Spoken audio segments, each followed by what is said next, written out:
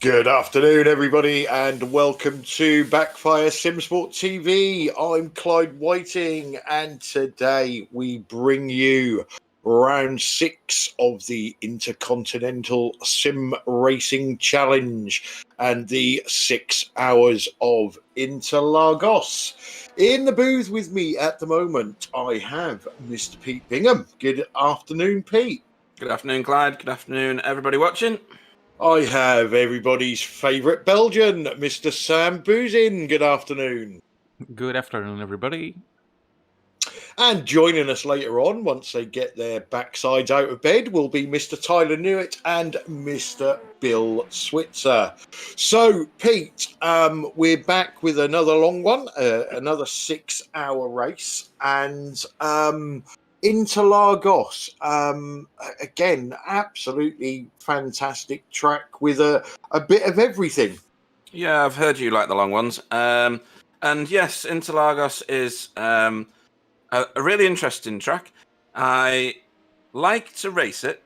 I used to be very crashy around it. Now I'm just not very quick around it. But I do like all the features on it. It's got some really heavy braking zones, some amazing acceleration zones. We'll see the P2s really show their form here, I think, coming out of that last turn. It's got one of the fastest start-finish straights I think there is, if you can call it a straight. It's got a massive bend in it. And it's very iconic as a track. Between the lakes, we shall race to see who can be on top of the pile today. Yeah, certainly. And we're currently in LMP qualifying, and looks like we've got 6 LMP1s this time, Pete. Yeah, I think that's a world record. That's just not that's not a league record. That's the most I've ever seen it turn up for a race. It's usually, well, we've had one before, haven't we? Which it was the Once Upon a Time Gold Racing team in another league, and they fantastically raced the whole race on their own. Got a massive bag full of points, but 6 is unheard of in any league, I think. Yeah, and just in let's look at the LMP1s first. Out of those 6, we've got 5 Audis and 1 Porsche. So it's going to be interesting to see how that Porsche stacks up against the Audi field. It is. Matthias Drozda is at the wheel of that car at the moment, and he's quite handy. But yeah, I think looking at that, it suggests that the Audi is the preferred car. I don't know whether it's the preferred car around Interlagos, and like you say, we'll find out when that Porsche gets on track and starts putting some proper laps on it. Yeah, so in the LMP1 standings, your top 5 are currently Backmarker Racing Blue on 98 points, Fuga Simsport LMP1 on 82, tied with Twisted LMP1 Blue, who are also on 82. We've got Manatee Racing ISRC LMP1 on 28 points, and a new team to this series last time out, but not a new team to us, Pete, is Mika Esports with 18 points. So we're looking to see, obviously we see Kevin Vermont racing last time out. Wondering if our very own Double R, Romain Ratu, will be in the car at all today. Yeah, I should think so. He'll turn up and put some good laps in, no doubt. I think they came either last or second last time. I'm not sure, but they still got loads of points because there wasn't many teams showing. Yeah, they ended up with no points, unfortunately, for their efforts there. So we'll see what happens this time out. Yeah, and that Fuga Simsport car had another paint job. I think they do a different paint job every day of the week. Ah, right, okay. So currently in LMP1, Fuga Simsport lead the way on provisional pole with Patrick Pelchat behind the wheel. Team Bushfink Racing Blue are currently second with Stephen Kimmins. And Backmarker Racing Blue with Sebastian Boscher Williams are currently in provisional third. Into the LMP2 field, Pete. Now I'm just running through this long entry list. I've seen 12 cars currently set a time, and there are at least another 1, 2, 3, 4, 5 LMP2s in the session. So that could be a 17 car grid in LMP2. Yeah, there's a few teams that are new as well. Polder Racing, I don't recognise them from any previous races. Kairos Competition Apollo. Hashtag, we once had those in another league, I think. I'm pretty Yeah, sure. I've heard of them, definitely. Yeah, and Stage 1 Racing Green, who we've seen before as well, I think. So some new teams joining this lot. That makes 20 teams in total. And who's on the top of the pile for P2s at the minute? Is that Team DRC? I think it is. No? So, well, in the standings, Yeah. top 5 in the standings. So, Team DRC Red lead the way with 87 points. Stage 1 Racing Junior are second with 69. Wablo Velocity Racing are third with 65. Quiver Motorsports Green are fourth with 58, and FTR Esports are fifth with 55 points. Currently, sorry, somebody trying to jump in? I was. I think Quiver have been handed a qualifying penalty for something or other. Because they are not even attempting to join this qualifying session. Yeah, currently in this qualifying session, we've got Chicane Online Racing LMP2 Red with Alex Gall on provisional pole. Now, that's a team that I can't remember seeing before, Pete. Yeah, they did show up once. I think it was the first race. And they did struggle, so let's see if they can get some points on the board today. Yeah, currently second is Wablo Velocity Racing with Arturo Melgar. And third, we have Kairos Competition Apollo with Emil Winbo. Yeah, that'll be their first time out. So if they manage to put that car on third, that'll be a result straight away. Yeah, just looked at the car in fourth as well, and it's Tom Voss, who we was commentating on last night. Yeah, they don't get too far away, do they? So that's Team DRC. They're top of the pile in the points. So he'll be wanting to get that car as high up that field as possible, like all of them are. But he's got a championship lead to lose if that has any effect on the overall standings at the end of the race. Yeah, so we had a little bit of a coming together there with a couple of LMP2s in qualifying. Afternoon to, well, it'll be morning still for Olivier over there in Guadeloupe.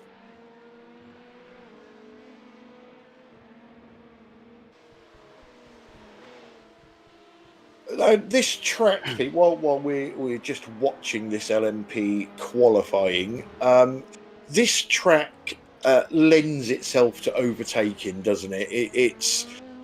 It's one of the old school classic tracks that Mr. Tilker has not got his hands on. It's got a bit of everything. It's got technical sections, quick sections. It's got uphill. It's got downhill. And don't forget also, it's an anti-clockwise circuit. But you can overtake round here. You can set cars up. You can... you can make them think that you're doing something that you're not and then take them by surprise.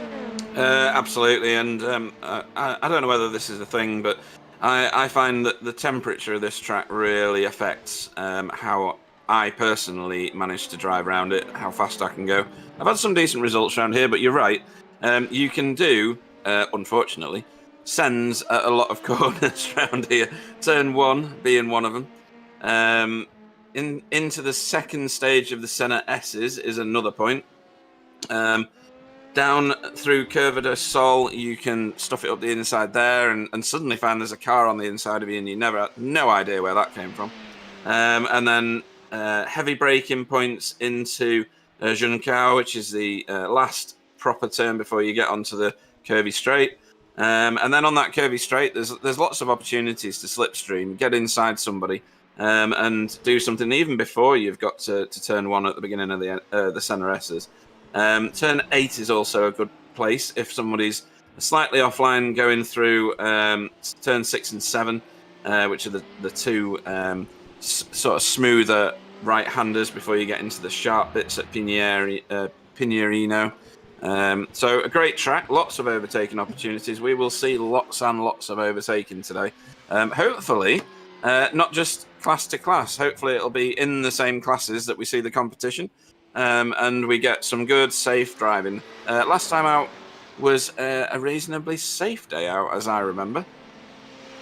Yeah, and obviously the field is bigger, so I think the track does help with that. There is plenty of room for everybody, plenty of places where the faster cars can get past the slower cars without being too impatient. And interestingly, I've just seen Olivier Ratou has connected. Now, I wonder if that's Romain Ratou's less angry brother.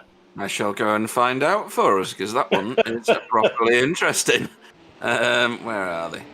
These are yellow cars, aren't they? In there we go. Where's Mika? He's not in. He's not in Mika's game.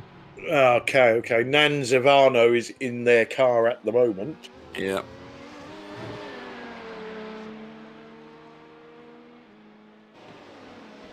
There's actually no changes in the top three in either of these classes at the moment. What sort of a track temperature have we got at the moment? Oh, lordy me, 116 degrees Fahrenheit. What? 47 degrees. It's tyre melting out there. That might have quite a dramatic effect. I know it's going to slow everybody down, but it'll also make lots of over rotation, because those tyres will spin up dead easy, and we'll end up with a lot of crashes. Good afternoon to Winston Eckel on the tracks. I don't know if that is he driving the 215 GTM car, or is he following the 215 GTM car? A little hard to tell from that. I'm still trying to find Mr. Ratto. No, we'll come back to you about 4 o'clock, Pete. Yeah, I might have found somebody by that surname in a phone book somewhere at that point. But yeah, failing miserably at the minute. So I'm going to abandon that. Absolutely. Well, okay. maybe Mr. Vimont or Mr. Ratto himself can let us know if they are actually related. Yep.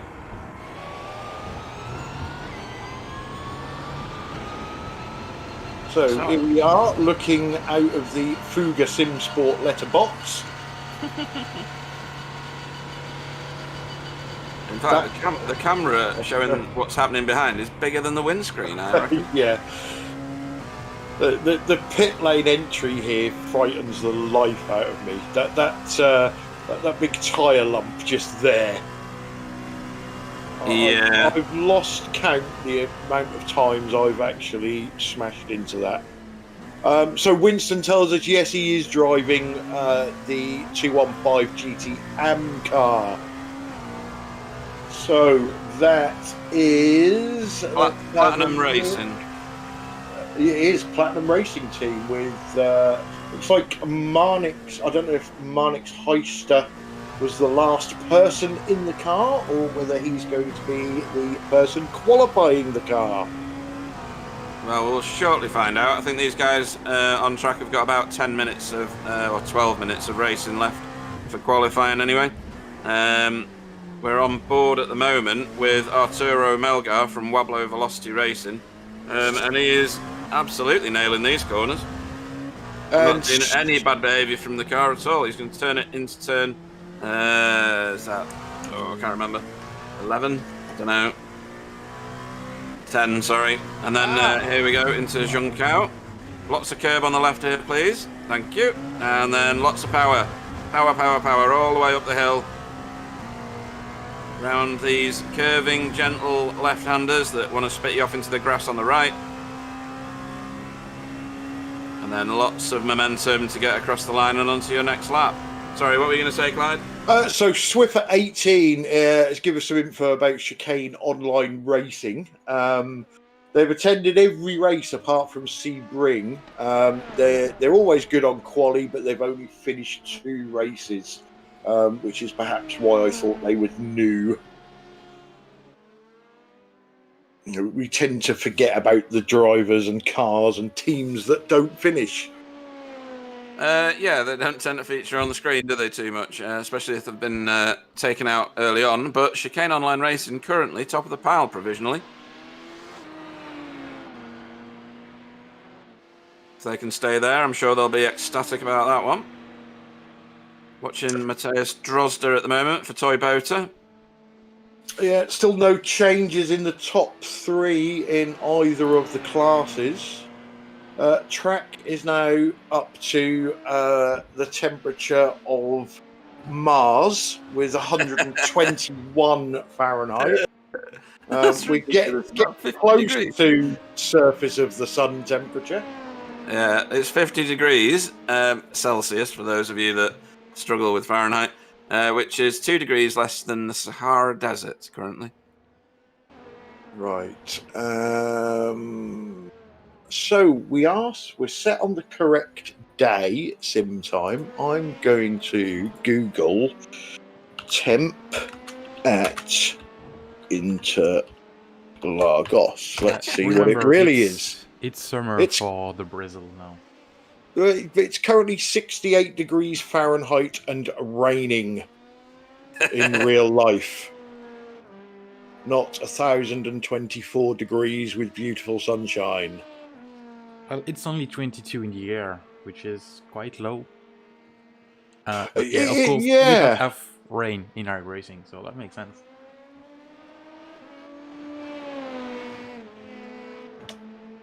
Yes, and the sooner iRacing implement rain, the quicker we get some short broadcasts. Yep. I might actually win a race if they do that. The speed that I go around tracks. I wouldn't go that far, if I'm honest. But I've always been all right in the rain on other sims.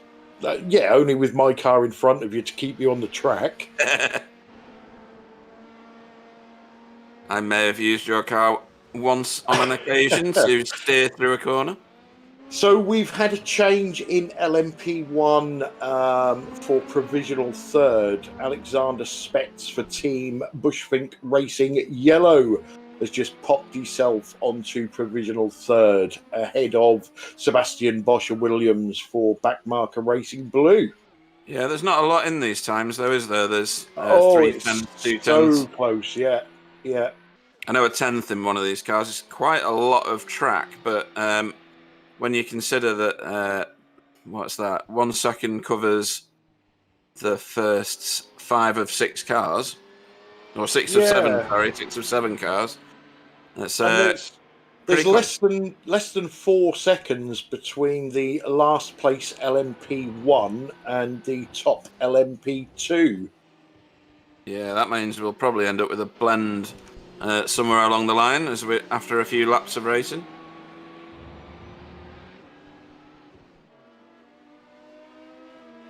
More P2s leave in the pits, hoping to improve. Trying to keep out of the way of the cars on laps, which is good form. We're following Tom Voss at the moment, Team DRC Red.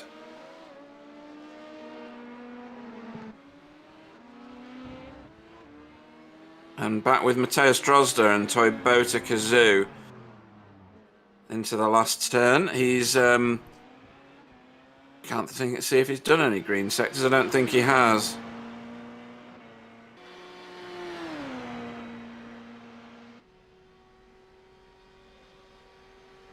Obviously, these cars have got all the driving assists.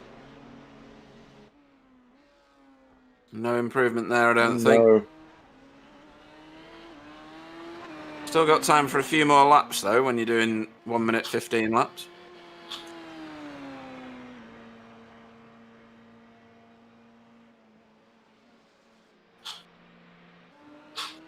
Obviously, these cars absolutely dependent on the downforce they generate. Kind of like having an upside-down aeroplane. It's trying to force all that air over the top of the car, push it into the tarmac, and get as much grip as possible, going through those tyres and holding the car down. And as Clyde was once told, and I've since learned from, the faster you go, the steadier the car. Yeah, he's bailed out of that one. Yeah, he was just sick of his lap, I think, and wanted to go again. That was the behaviour of someone who's just saying, oh, sod it, I'll just start again.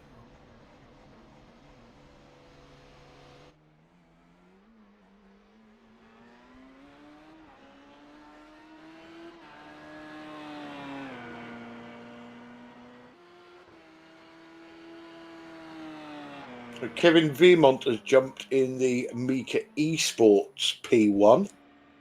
See if he can get that car a little bit further up the grid.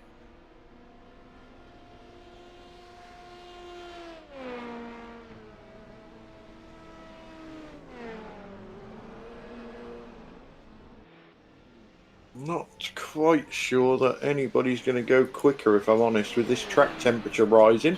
No. 23 degrees Fahrenheit. Oh, Kevin, sideways round turn 1.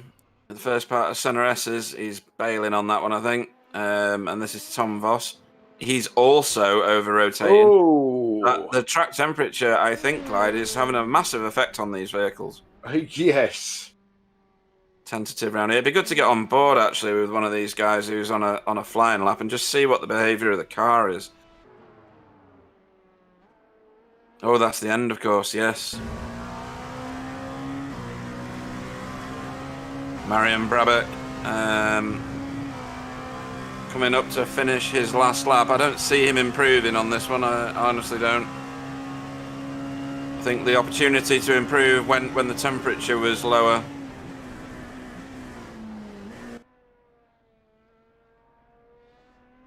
Very slidey at the back end of that car there.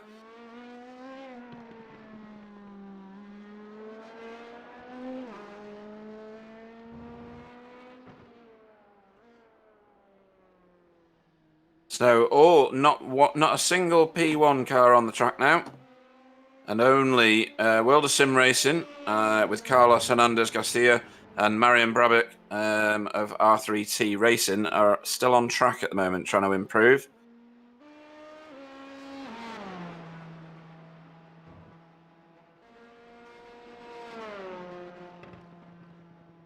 Bailed.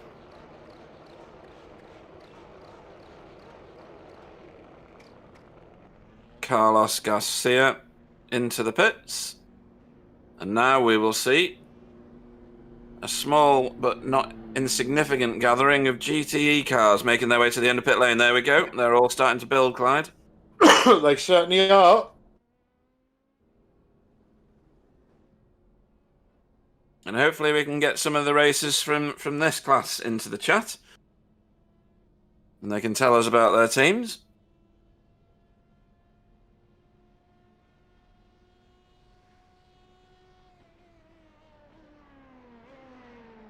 I do enjoy the GT classes because they are always so close, and some of the AM classifications can be quicker than the pro classifications, and it's usually an interesting qualifying session followed by an extremely interesting race. Yeah, it certainly is.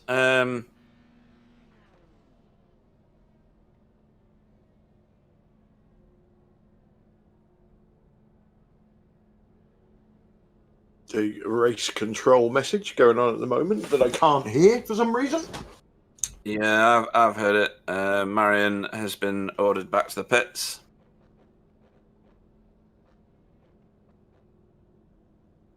Now, maybe you can help me out, Clyde. Martin Pearson appears to be on my timing screen in an Audi for Sapphire.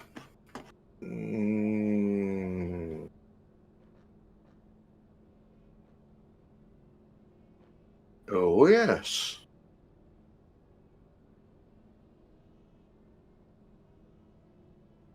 But didn't actually do any qualifying.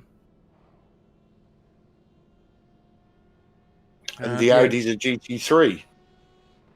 No, the Sapphire Simsport have joined with their incorrect number, if I'm not mistaken. So they got start from the back, or I think it's a start from the back. I think I read that. So yeah. Cheers. Don't know why, but I had it in my head that they were a LMP2 car. We've got a good spread of car manufacturers here for GTE. A few Ferraris, a few BMWs.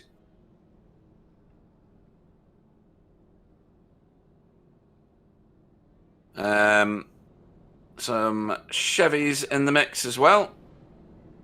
And GTEs are rolling.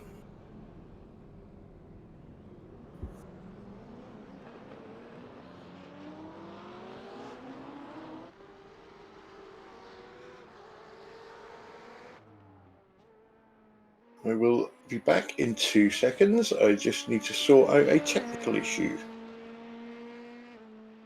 No problem. Oddly, Marian Brabich is still circulating. Unless he's going to pit the car on this lap. No, he appears to be going again, or is he pulling up just over the line or something? I don't know. Well, this is very strange.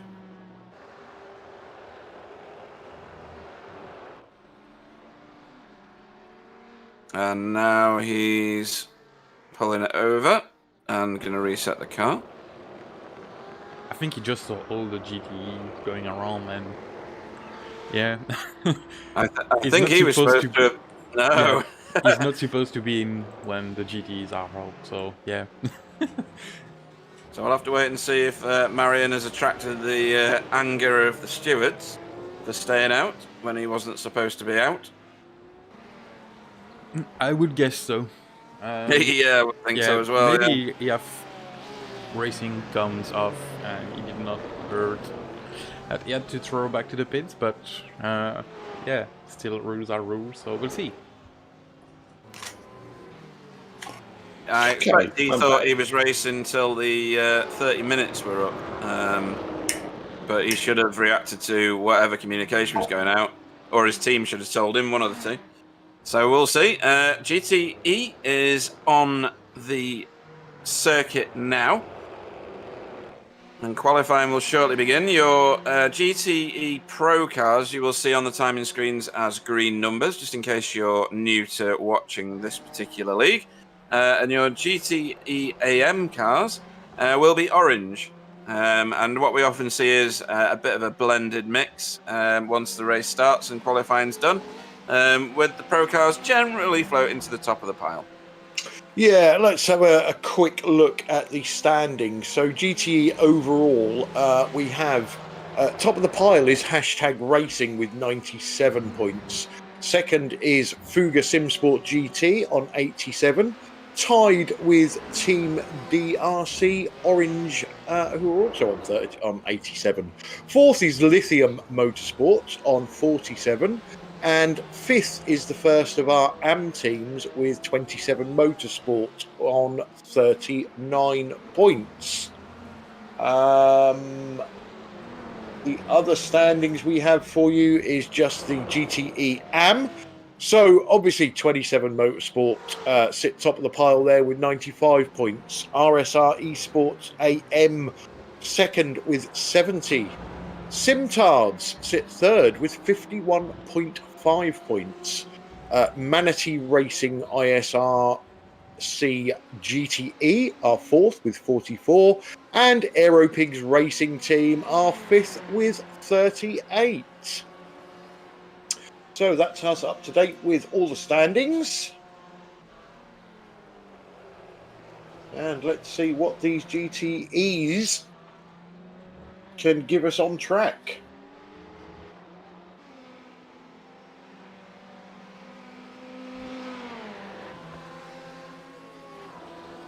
So, timing screen's lighting up green at the minute, obviously, with cars on their outlaps.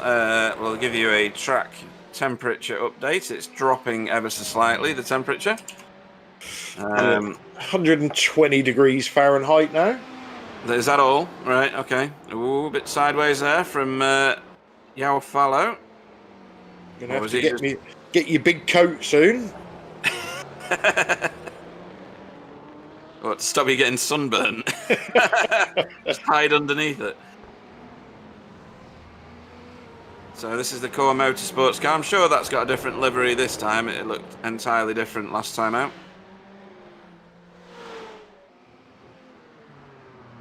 Quite stylish, to be honest. Whoa, that wasn't. No. I think these cars come out with out of tyre warmers, don't they? So they'll have some heat in the tyres already, but not enough to go racing, I don't think. Certainly not on these track temperatures.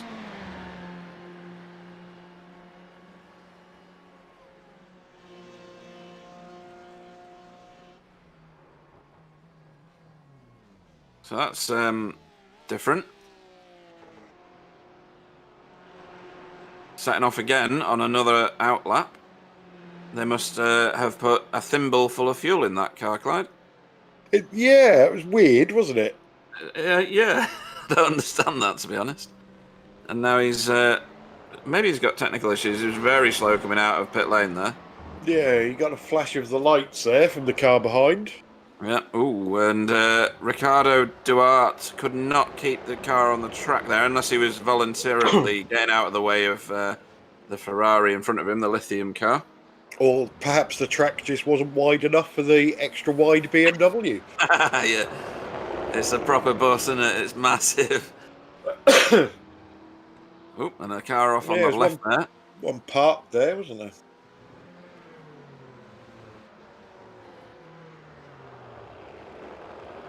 It's amazing the amount of curb that people take on the right there. Ooh, and that's a rather excessive amount there. I'm sure that's a 1x. So anybody watching this for the first time, if you exceed the track limits or what are the perceived track limits from iRacing, you'll attract yourself 1 incident point.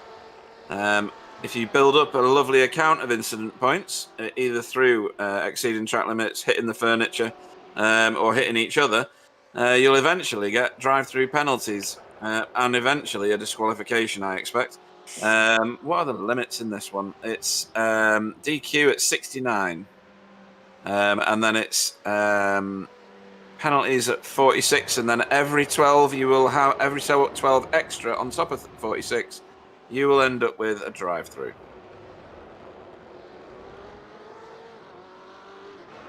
Okay, so the track has now dropped to a positively chilly 114 degrees. Volatile, isn't it? Crazy. Oh dear, that's lack of adhesion right there. Yeah.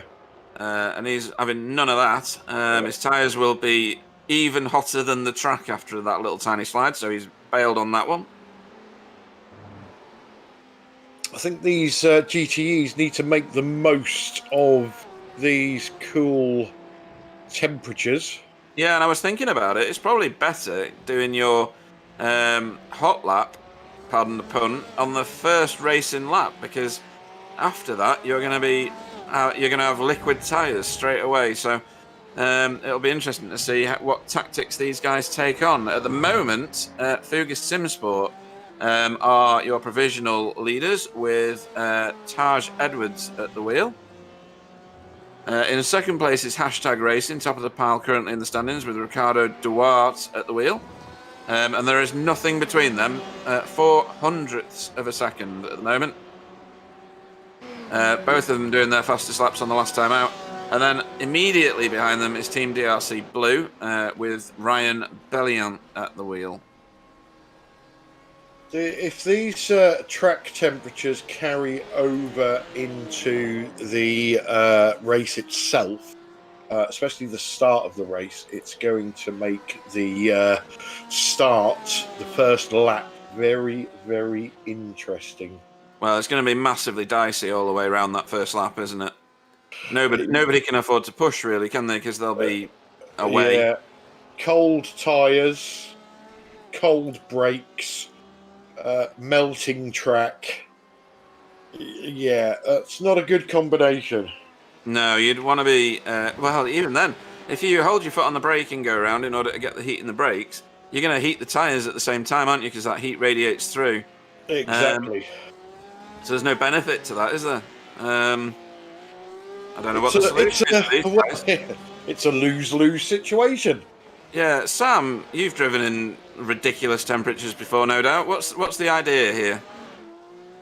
Sorry guys, I'm trying to sort out some technical stuff, so I did not hear at all your conversation. What's the point? No, we're talking about the ridiculously hot track temperature and getting a good qualifying time within it, because that happens. The Aeropigs cars just found the limit of their adhesion. What tactic would you be using, being the more experienced racer of the three of us, I would say, to get the most optimal lap? That's complicated. The way I see it is I just go out, do laps, and maybe at some point I will find better temperature laps, or maybe some cloud coverage. We got a few clouds. Maybe that could help drivers, but it's pretty hard to really get around these track temperatures because you don't really see the sky and things like that on iRacing. Yeah. Except some people may use external applications. Maybe they can find out when the track will be covered. I don't think so, but who knows? Some good team might have some more informations. But yeah, I think the best way is to just do laps and hope for the best. And maybe you get lucky and get a good time. Yeah, I suppose you're after tow at that point, aren't you, Clyde? To compensate for the lack of grip. Yeah, it's hot tracks. Some people that like loose cars tend to do well on hot tracks. I tend to prefer an understeering car. And for me, a hot track is like my worst nightmare. Because I'm understeering at the front and oversteering at the rear.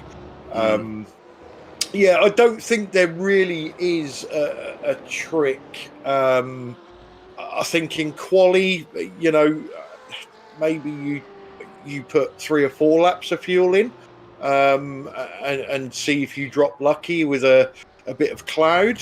The race, if these temperatures carry over, which then it's likely to be a hot start, but then cooling off as the race progresses. It's a case of just getting through the hottest part of the race, and maybe not trying to push the car to 105% every lap.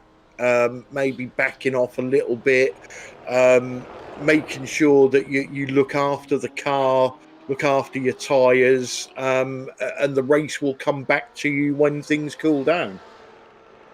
There's got to be a decent tactic in it somewhere, that's for sure. So at the moment, we have Team DRC Orange with Lucas De Vries being your provisional poleman, or pole car, I should say, for GT Pro or GT overall. Taj Edwards and Fuga Simsport GT in second, and Hashtag Racing with Ricardo Duarte, who we're chasing around the track now, in third. Yeah, and in AM, Petrovic Gomez, 27 Motorsport, is currently provisional pole for the AMS. Andre Geiger for German Sim Racing is currently in provisional second.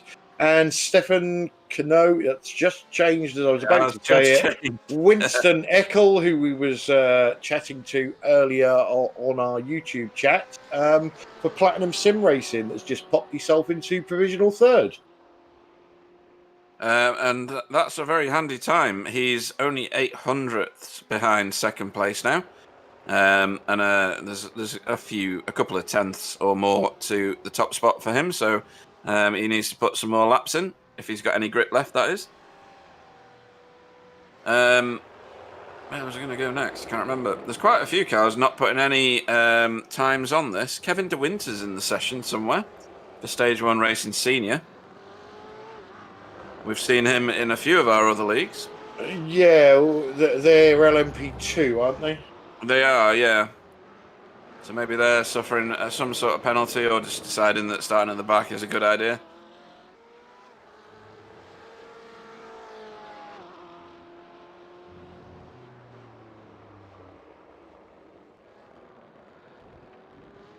top two cars are not on track at the moment, I don't think. So Team DRC Orange and Fuga Simsport GT seem to have the opinion that they've done enough. Oh no, as I say that, Team DRC Orange sets off on an outlap. So they're obviously thinking that that position is under threat. Yeah, not a great deal between the times, is there? 11 hundredths of a second. No, but the temperature of the track has just dropped significantly. It's down to 47 degrees centigrade now. I don't know what that is in Fahrenheit. It's 116. Still red hot, but less red hot than it was a minute ago. So maybe they're thinking we can get a decent time out of this as the temperature comes down. Yeah, I'm going to go and get me a hat, scarf and gloves shortly. Yeah, it's going to get chilly.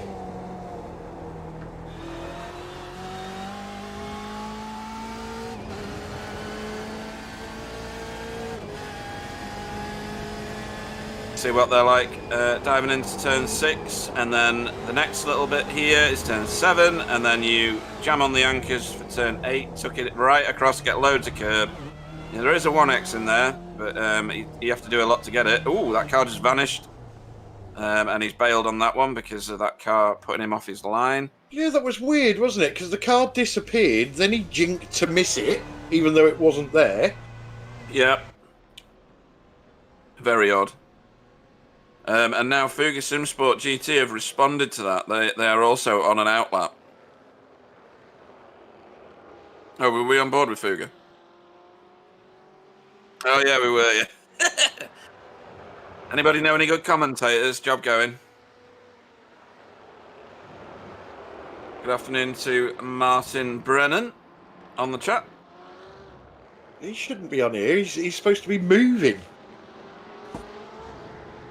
What, you mean like just doing exercises and stuff? No, moving house. I think Stacey had a particularly good night at the strip club, and yeah. they can afford a bigger house now. Oh, excellent.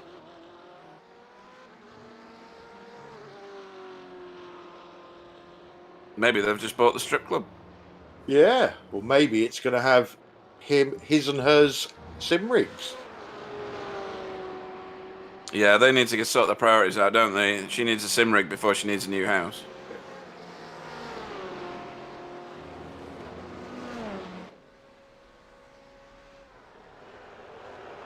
Is it even legal to move during a lockdown? I think that's one of the things they've let you do, haven't they? Right. So, afternoon as well to... I always want to call him Ewok for some reason. So that's what I'm going with. Yeah, and Jim Bob Rivet is with us as well. Jimmy Rivy, yeah. I wonder if Jim Bob's doing race control again today. I don't know. That's a good point. I did miss ripping his name to pieces last time out, though. Yeah, that just wasn't as fun, was it? No.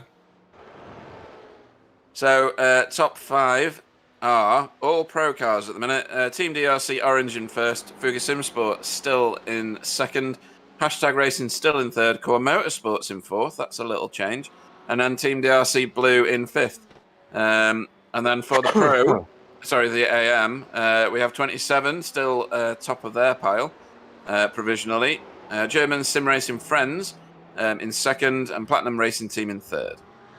Okay, so Emma Gould is in the Simtards car.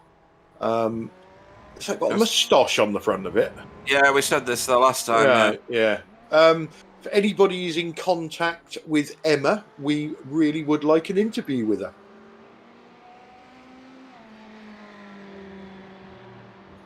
Oh, Stacey said that Martin won't even let her try his rig. You know what you want to do, Stacey? Get one better. Yeah.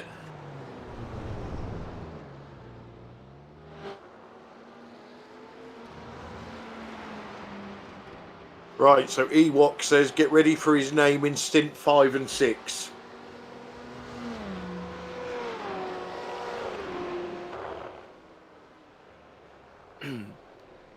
So Mikhail Matusek in Lithium Motorsport. We've seen a lot of this car over the last few months and years in terms of broadcasting. they used to drive the BMW in another league, and they've switched to the Vet. Now, I drive the Vet a lot, and it's good on very, very particular tracks, and I don't think that this is one of them, unfortunately. It's not a high-end speed car. It's good around the turns. It's not unsafe. It's quite a steady vehicle, or I find it is. I crash less in that than others. That's how I determine that. And I don't think it's going to feature at the top of the table particularly much. And actually, if you look at the qualifying, it's almost exclusively BMW, Clyde. Yeah, and I don't mean to keep banging on about the 115-degree track temperature. But again, if that carries over, I think that will be a bit of a leveler. All right, okay. So what you're saying is once we get a few laps on these tyres, the benefits to each car might be all levelled off.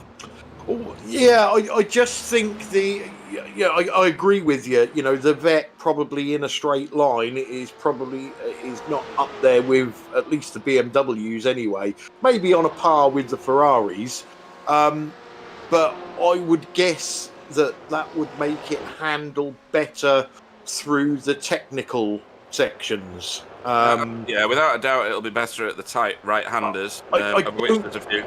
Yeah, I don't think that's going to help with overtaking because I think the BMW will pull away down the straights, but I don't think they'll lose the Vets. No. The Vets will pick it up in the infield, but you're right. Overtaking is going to be the biggest challenge. Overspeed here is the way to do the overtakes, and if you've not got that top end speed, you're not overtaking anybody, really, are you? No, and it's another one of those tracks where it's very, very easy to make a mistake around here. You know, turn one, for instance, there is a particular turning point to carry speed through turn one, and if you miss that, it can spit you out on the outside. Maybe not off the track, but allow somebody to get on your left-hand side.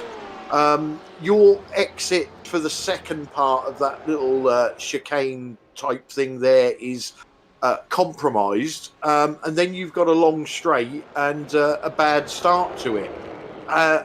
In the same breath, you know, you turn in too soon, and you can compromise your exit for the second part, and somebody can outdrag you down the straight. So there's a few places here that, you know, if you're not bang on your marks, it'll give any car behind the chance to get past.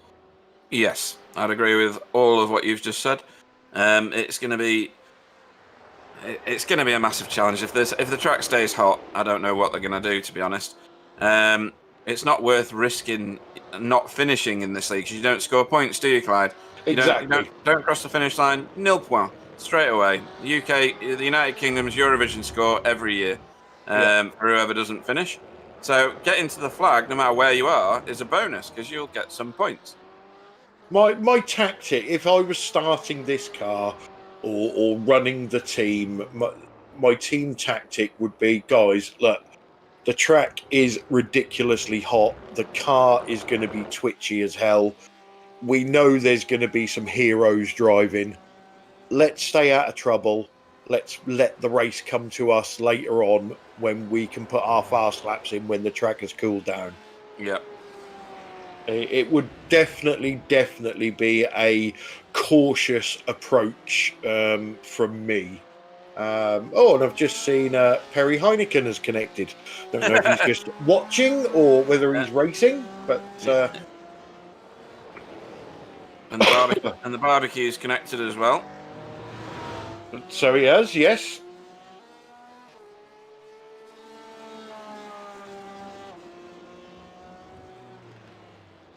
So we're coming towards the end of qualifying. There's a good battle going on for, I think it's third place in GT Pro between Team DRC Blue and Hashtag Racing. I keep seeing those two switching places. Yeah, no, neither of them. Oh, Ricardo Duarte might be coming out on track, and Ryan Bellion also. So hopefully soon we'll get them back on track and racing for us. Their last laps were both fastest of their individual cars, so this could be interesting. And that might bring out Fuga Simsport and Team DRC Orange for another lap, because they're not far away from those cars now. Yeah, that's very true. So we have got Isaac Barkley and Martin Pearson in the waiting room. Shall we drag them both in, Pete, and give them a grilling? Yeah, absolutely. So, Isaac and Martin, welcome to the booth. Hello, thank you for having us. First question has got to be for Martin. What happened? Okay.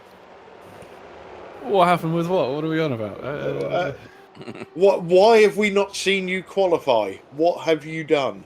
So Isaac owns. I'm going to put the blame all onto Isaac immediately. Thanks, He's going to throw it back at me. Yeah, that's what we like, an organiser argument right at the start of the race. This is what we want. We got to mid-season and it's all going to go down the can. No, so we switched classes and therefore needed to switch car number. I asked Isaac if he'd done it. He said no. I was like, right, okay, we need to make sure that we switch it to the 26 car. And he said he'd done it, and I logged into the session this morning, and it appears that it hasn't happened. If Isaac would like to explain the rest, I'm sure he'll be more than happy to do so. You see, the internet crashed and the world, it's still, yeah. No, I didn't do it. Peter's got a very, very good excuse book if you ever need to borrow it. Yeah, I've got all of them. It's fine. I'll need to have a look at it. So, guys, this race is shaping up to be extremely exciting. We've got big fields in all classes. We've talked quite in depth in the run up and qualifying about the track temperatures and what that's going to do to the racing. You must be really looking forward to this one. Yeah, I think this is going to be an awesome race, possibly one of the best ones yet. Like you said, we've got an absolutely stacked grid for this race, and a lot of new entries, and especially in the LMP1 category, we've now got 8 cars running, so I reckon it's going to be an absolutely awesome race to watch. And I think Martin worked out that there's going to be 1 car every 3 seconds. I think what Martin said, if you're going to spread them all out equally, so I think it's going to be battle of the fittest, and yeah, an awesome one to watch.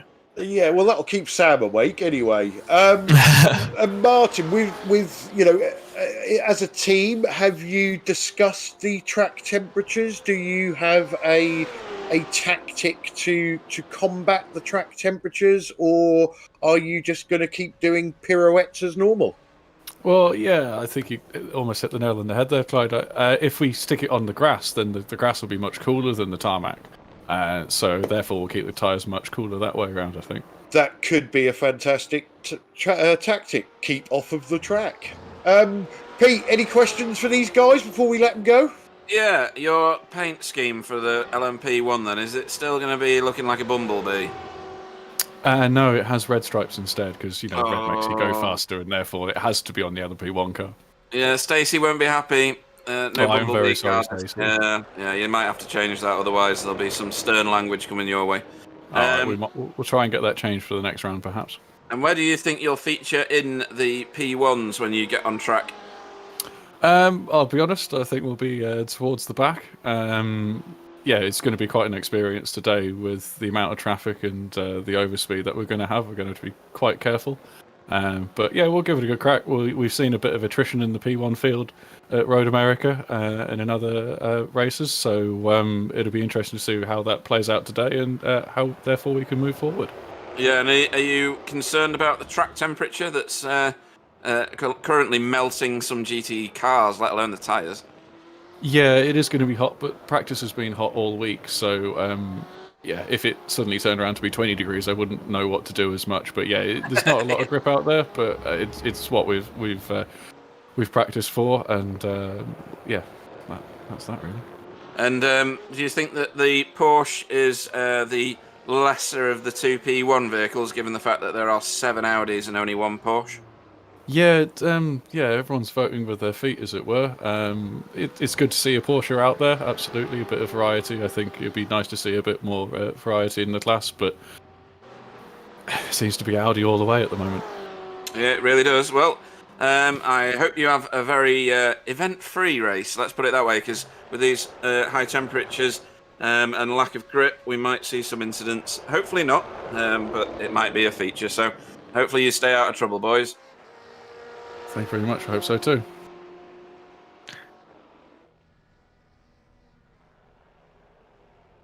Okay, so that was our organisers, and we also welcome Mr. Bill Switzer to the booth. Good morning from the colonies, gentlemen. Morning, Bill. Are we alive and with it? Well, I would have been here 20 minutes ago, but we got a thunderstorm going on, knocked out the internet and the power. I wasn't sure it was going to come back on, but fortunately it came back on, so it's going to be a little dicey for a while. But I'm here. Okie dokie. So I'm just... glad I missed the chat with the organizers. No, not really. Good blokes. Those guys are good guys. So we've just finished the qualifying session. We are getting ready for this 6-hour race.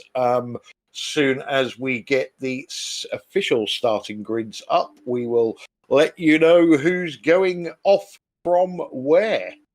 We got a full boat of cars today, don't we? Wow. We certainly have. I can't remember where they form up. I think it's before turn 6. Yeah, but this isn't. I don't know. I thought this was an older track. I'm not sure, Pete. I think it's probably at the hot part of the track. You mean all of it, right? Okay. Yeah, it looks a little warm in San Paulo here today. Well, I just checked and it's down to 111 degrees, which is the coolest that we've seen so far. Have to get the space heaters going. Wow. Yeah, we've had it up to 124, I think it was. Wow. Jeez. So, anybody joining the track yet? I haven't seen anything. No, we're starting to join now, so we should end up with our starting grid fairly soon. There it is. Okay, so in P1 we have Fuga Simsport LMP1 going off on pole. Team Bushfink Racing, I don't know which colour that one is, but they are second. And another Team Bushfink Racing in third. Benchmarker Racing Blue in fourth. Toyota Kazoo Racing in fifth. Manatee Racing in sixth. Mika Esport in seventh. And organiser Martin Pearson with his little bit of a fumble with the car number wasn't allowed to qualify, so he goes off in eighth in P1 for Sapphire Simsport Alpha.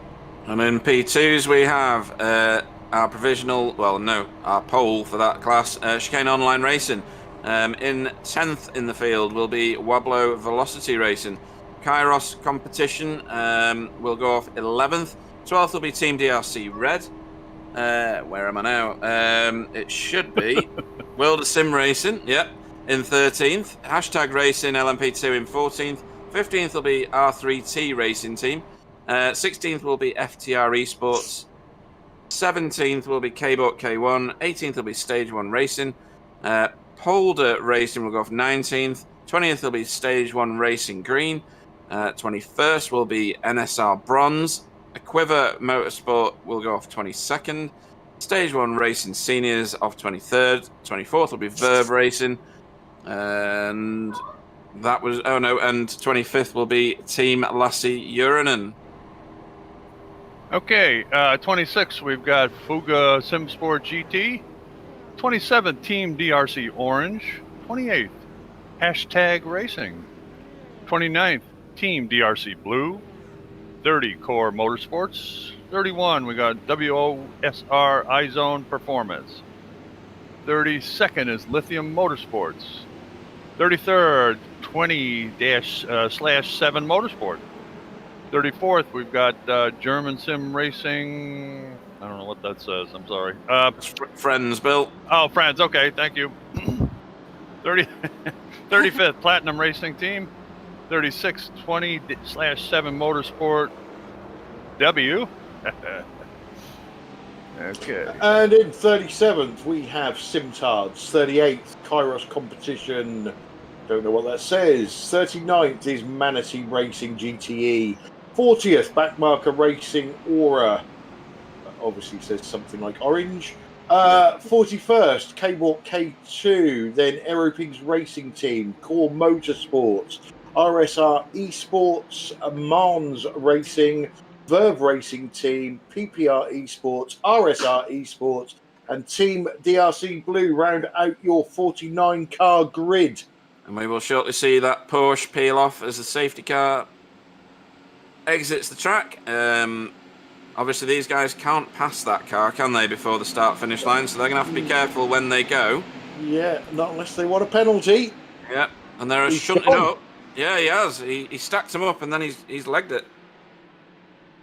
He couldn't go any sooner because that pace car hadn't crossed the pit lane line. P2's a lot. Yeah. 16 of those. That's the class of the 17 of those, in fact, I think. And then the Wasps. And there you go, the Wasps. The Wasps, I like that. Cool. That Ferrari is in there hot, and he's made it work.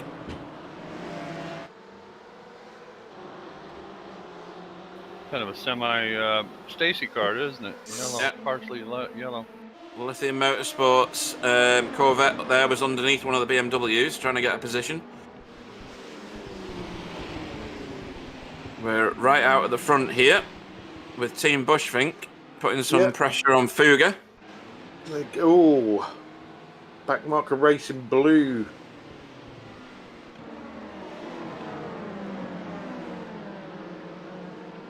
Team DRC Red putting some pressure on Kairos Competition Apollo, which was Emil Wimbo's car. Oh, that's that looks a lot like Sapphire, doesn't it? Oh no. No. An SR Bronze. It's the wrong class. Ignore me. You usually do anyway. Oh, he got massive problems there. I don't know. They're very much limping. That car doesn't seem to be working very well, does it? No, that looks like something snapped in the rear axle. Whoa. Oh, and it might well be too. Yeah. That's what happened. Oh, yeah. Oh, look at the right side of the rear of that car. It's really high in the air.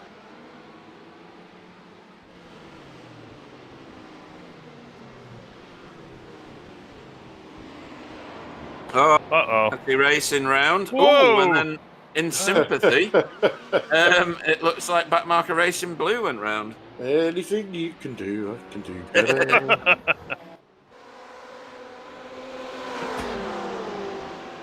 So we got a black flag for Radek Sakura. Okay, I'll try and find out who that is.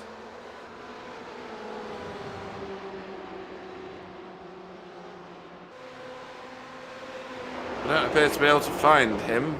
No. Nope. No Radek Sakura here.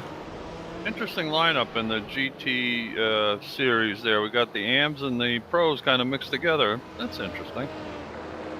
Yeah, we see that quite a lot, don't we, in this this series? Yeah. Obviously, they're not that much different. Nope. And this is, again, Team Bushfink. They dropped back.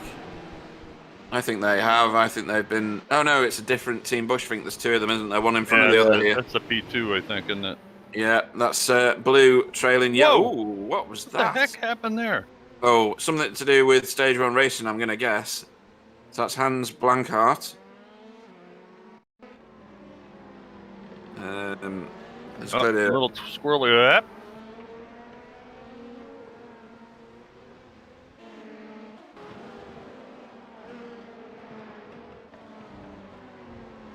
Looks like the P-Series cars are finding the hot track pretty twitchy. Yeah, they will do. It's dead easy to fire heat into these tyres, isn't it? So if they're already going to be hot on the track, then it's going to be a little bit too much to cope with. Indeed.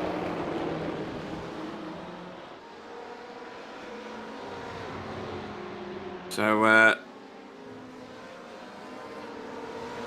this is a real gaggle of cars just here. So that's Manatee Racing that we're following at the moment in the green car. Trying to go around the outside at turn 6. I don't know whether that'll work. On turn 7. It's hanging in there pretty good. Yeah, into Pinheiro next. He's now back in line. And that Corvette's about to get shuffled back by the Porsche, I think. Oh, that's too bad. That's Mons Racing. And K2 car has to shuffle backwards. Daniel Merchant in there, or Merchant. Might not be French. He is now. He is now. And will be every time.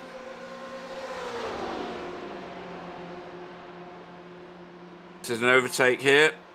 Wilderson Racing Jr. Jesus Montiel. Well, made it stick.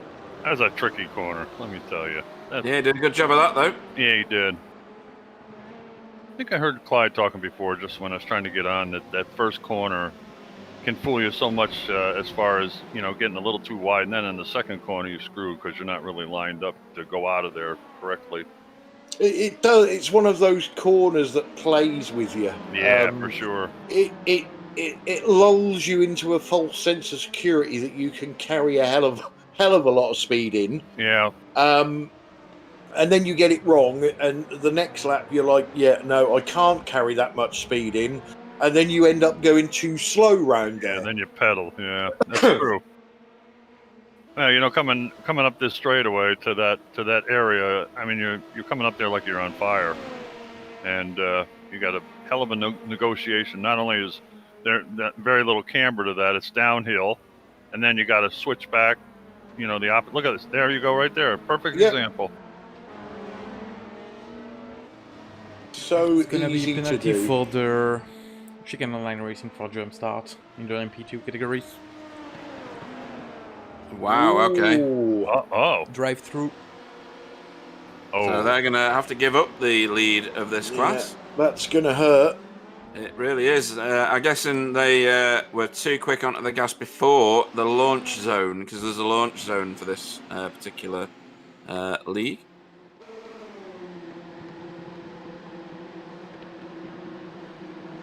On the plus side, if you're going to get a penalty, get it at the start of the race. True. Yeah.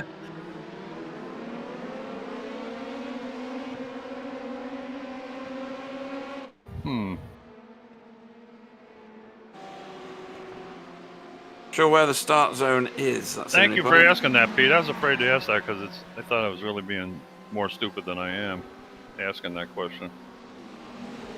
They'll have agreed it before the start of the... Whoa, hang on a minute.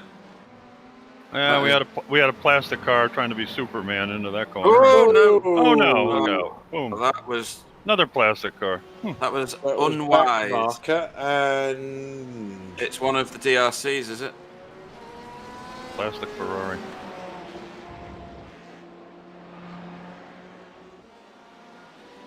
Who was that Ferrari? Yeah, gonna back to the incident just after another penalty for the team Bushwings Racing Yellow for jump start again in the GT this time.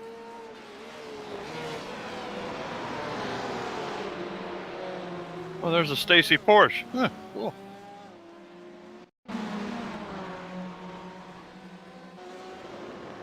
okay, so There's this the is what replay. happened. Wow, he is coming in there like he's bleeding, for God's sake. Look at that. Yeah. So that was the RSR car, and then the Ferrari, Yeah. of course, is the next incident, just around the corner here, with a rejoin. Oh, it's backmarker, sorry, not Team DRC. Comes around, rejoins, and Boom. Yeah, should not have been doing that. That wasn't very good. That is heck of an awful rejoin, man. Jeez. Yeah, that's one of the worst ones I've seen, to be fair. Right He on the didn't even racing follow line. the edge of the track, so odd. Well, he did it with his foot in it all the way. Good for him. Nah, that was a tough re-entry. It's not gonna be tough to judge for the race inspection, though. You think That they'll one's a figure done that one deal. out pretty quick, huh, Sam? Yeah, definitely. These two have been side by side for quite a number of turns, and it doesn't look like it's going away for either of them. So stick with this. The Muntz car getting the better of the BMW there.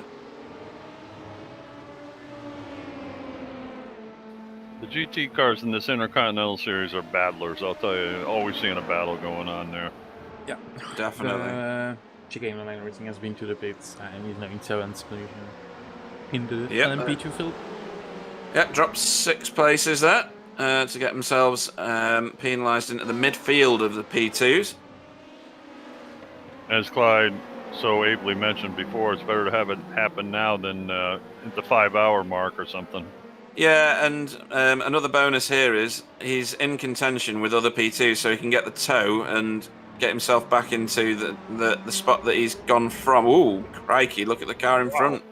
A Quiver, I think that is it? Yeah, Yannick van der Zande losing the back end there, and now going to be prey to that Chicane Online Racing car. He lost some speed too because of that. Yeah, he's on the outside for this turn, but on the inside for the second half of the Senna S's. Oh, was that a little hip check to send that car out? I think so. Be interesting to see. Ooh, a bit of flashy light. Get out the wire cutters. Yeah. Yannick not happy about what happened here. Let's have a look. So side by side, yep, a little hip check. Enough to put him off and rub the wall. Kind of a tough call coming down that hill and that second part of that corner. That's a real tight area, you know. He appeared to not give the guy on the outside much room, or on the inside of the second half of the corner. So tough call. Absolutely. So this is Dennis Pickbrenner for German Sim Racing Friends being chased down by Rhys Atkin in the Simtards car. Ooh, everybody getting stacked up there. And all the messing about there. Let's let the 27 car of Louis Barbosa close in on this group, which is the one last in line.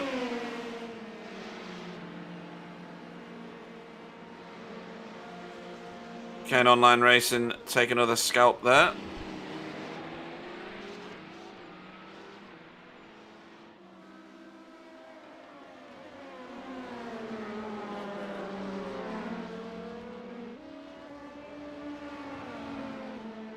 In all due respect to the other P1 drivers, no surprise Fuga Simsport's out front. Class act, aren't they, Bill? Oh, yeah. And they race all the time, whether they got 1 car or 29 cars, and they're a terrific team. And as I said, no disrespect to the rest of the teams. Glad you showed up, really.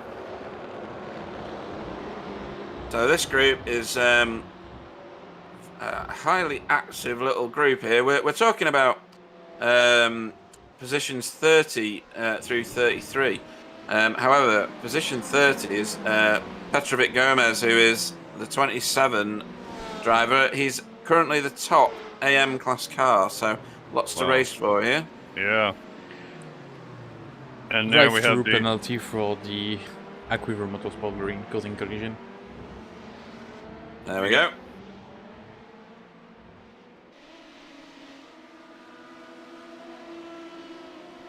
It's nice that it's on the bottom of the screen. That's helpful. Quiver got that penalty for causing... Whoa! Ooh, that might be a second penalty if he was speeding into pit lane there. And making too much smoke doing it. If he was speeding. Oh dear. So that was the car that ended up in the wall. So that's interesting. The Chicane car didn't get a penalty. Yeah, but I thought I read that was because of a re-entry, wasn't it? Wasn't that for a prior? No, that was the Ferrari was the crazy re-entry car. I thought that said it was a Quiver too. I don't know. Maybe not. Sorry, it's still It's early here in the not colony. for Sorry, the man. incident between them and the Chicane line. It's another incident. I see. Right. Okay. It was with the NSR Bronze Sim Performance. Yep, exactly. Okay. Let's make corrected.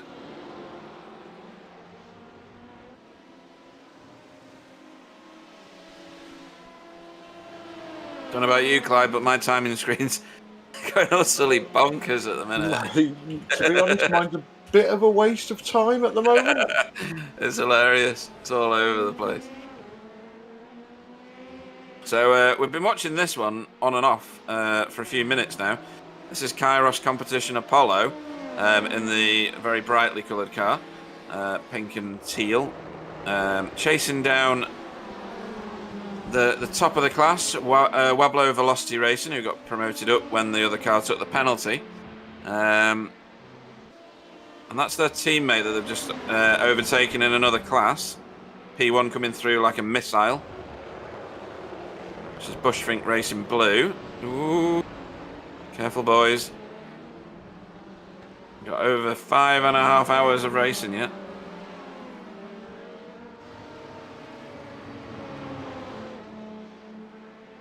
There's Marion Brabach. Currently in 18th overall, 10th in class. That was the car that was out for quite a long time at the end of qualifying when they shouldn't have been.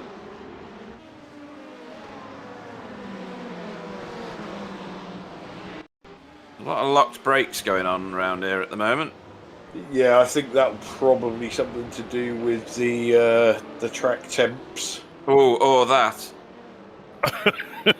Yeah, that was Whoops. a proper nudge off the racing line there. Gets Paulo back, gets it Pacinko is back probably safely. not too happy. No.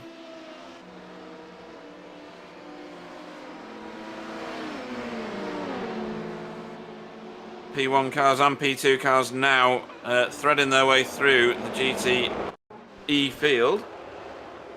Oh, what's happened to Simtard's hot into the corner, but made it stick, actually. Saying that. Yeah, I did not show only replays of crash. That was just a pass for position. Second Yeah, it was a good position one. in the GTM class. Yep. Brilliant. Resacked in. Yeah, he's not a heathen. He shows everything, right, Sam? Yeah, good and bad. Quality overtake there, made it stick, nice and safe. The other car was complicit with it. Compliant with it, rather. We've got Nicholas Crittenden being chased by Mr. Van Der, sorry. Yeah, it's Yannick van der Zande. With Verve Racing Team right in front.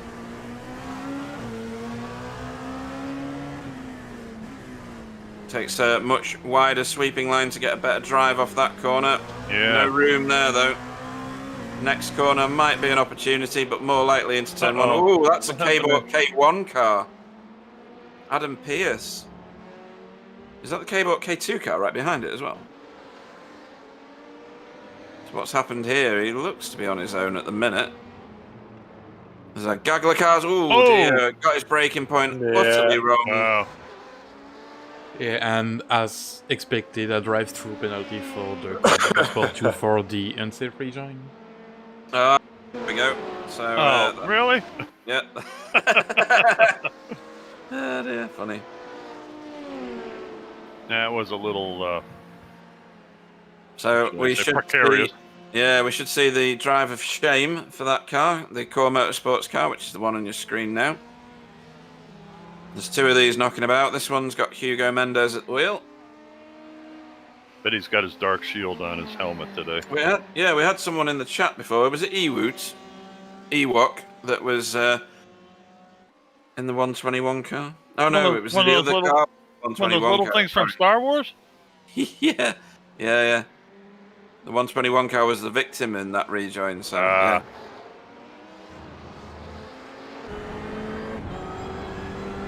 You know, the track is so hot. It's the first time I've seen P1s and P2s sliding. Really. Incredible. Yeah, crazy.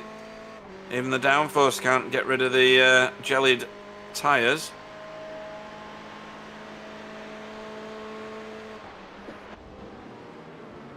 Wow, he's off again. Wow. He doesn't like that corner. That's 2 times now. And the car is now crabbing, so that quiver car needs servicing, I think.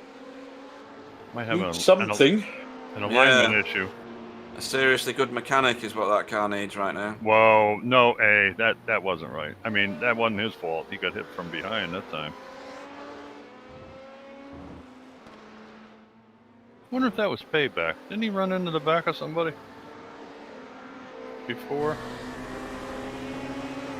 Yeah, but I don't know which car it was Well, now. yeah, hard to say.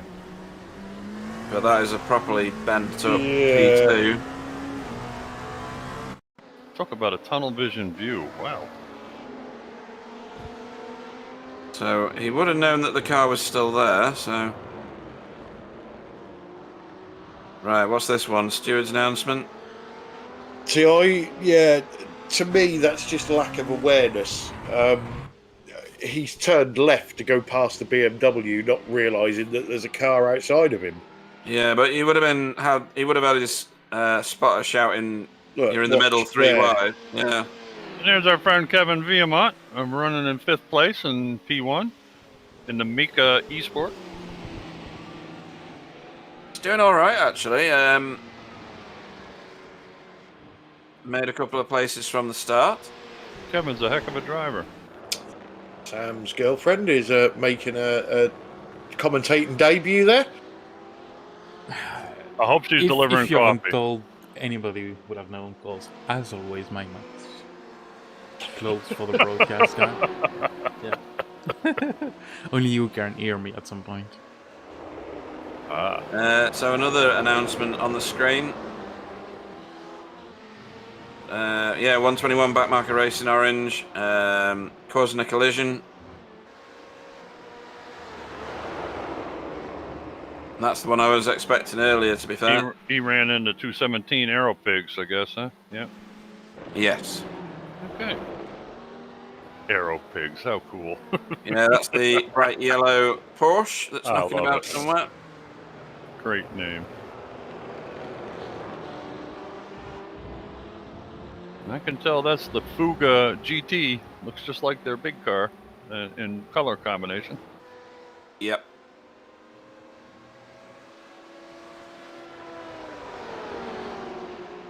Where are they currently? They're, let's see. Well, they're second at the moment. Fuga. Second in AM. We're watching hashtag closing in on the back of them, actually. I mean pro, sorry. Yeah, they are a pro car. Team DRC Orange are about 5 seconds ahead of these guys. So these guys need to get a move on here. Team DRC Orange is not unfamiliar with being in the front of their class. They do really well. They do.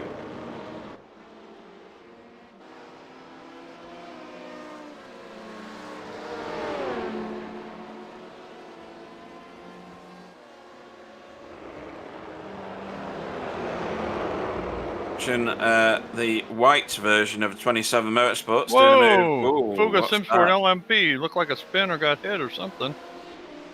That's rare. It is. And they're now in second place. See what happened here? Here's our replay. Whoa, they just overcooked it. Yep, on their own. No grip. Patrick Pelchat at the... Patrick Pelchat. Yeah, Patrick Pelchat at the controls. I don't know whether the P2 in front contributed to the lack of downforce. Well, it could be, or maybe he did a little brake check or something. I don't know. Kind of weird. But Patrick, a little bit caught out there. Did a safe rejoin though, reversed off the track, and then yes, he did. bided his time to get back on. It'll come back to him, no doubt. But that does mean that Team Bushfink Racing Blue now take over the lead of LMP1 overall.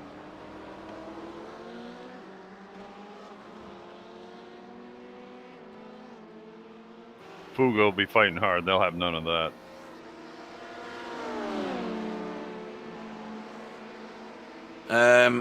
Yeah, they've got a little bit to make up on that car, though. Yeah. So this is the lithium Corvette. with Mikhail Matusek chasing down the World of Sim Racing iZone Performance Junior team, with a load of P2s threading their way through while they're trying to sort themselves out.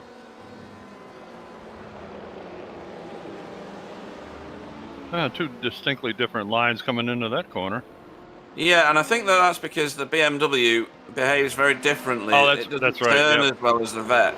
That's true. But Mikhail's going to have his a problem on his hands in 2 turns' time, because that BMW is just going to naff off down the road under that extra power and speed. So he'll reel him in onto this corner, but then there'll be a gap unless he can get right tucked into that slipstream. So the Corvette just does not have the legs on the BMW.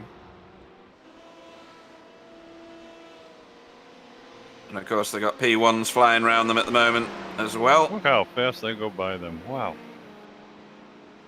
Trying to stay in the slipstream as much as Yeah, he can, and he's he'll doing get him on the great. brakes. He's done well there. He Yep. sure did. And Fuga's in a bit of a hurry trying to catch up. Yep. But that BMW's got quite a lot of grunt, so again, if he stays in the slipstream, he'll get ever so slightly closer by the time he gets to the end of the end of the straight. He's gonna popped get- out yeah. for some reason, don't know why. Giving him a look, I think. Empty threats, those, aren't they, Bill? Well, gets my attention every time. I don't know.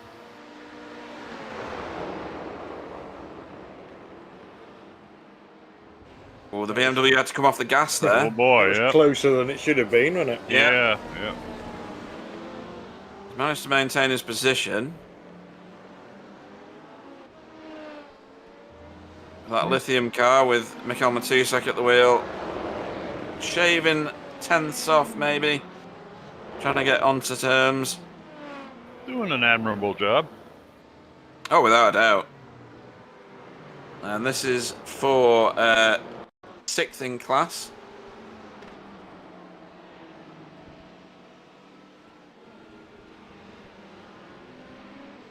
Whoa! Uh-oh. Brake lock getting hit behind by a P2 car, I believe that was. Uh-oh. Yeah, I don't think there's much the prototype could do about it. Well, the Corvette was basically stopped on the apex. Yeah, they just locked the wheels, and yeah, Yeah. I don't think it's on the P2. Or I think it was a P1, but Yeah. and we also got a drive-through penalty for the cable to K1 for causing collision. Yeah, that was expected. Yeah. Yeah, with the 66 FTR Sport. Yeah, and while we was watching that, Fuga Simsport gone back into the lead in P1. Wow. So they have.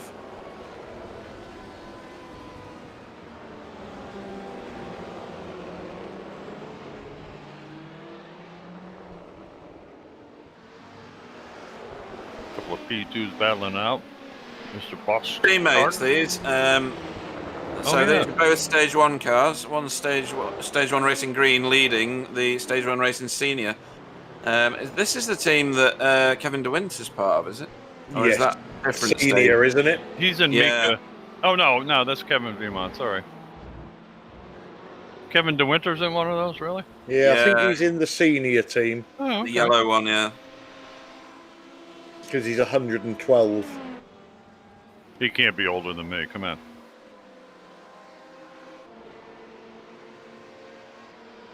This is Fuga again, still being chased by a hashtag. This might go on for a good number of laps, this. Boy, the stewards have been busy so far when there's not even a half hour gone yet. Wow.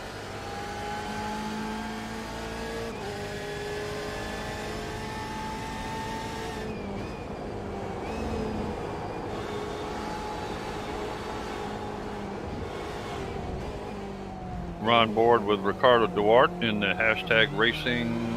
What's he in? What are we driving? Gotta be a GT car. Yeah, he's in the BMW. Okay, thank you. And I can see in his mirror some impatient P1 or 2 behind him there too. Also, he's got a couple of them coming up behind him. Yeah, P1 coming through first. Whoosh. See you later. Yeah.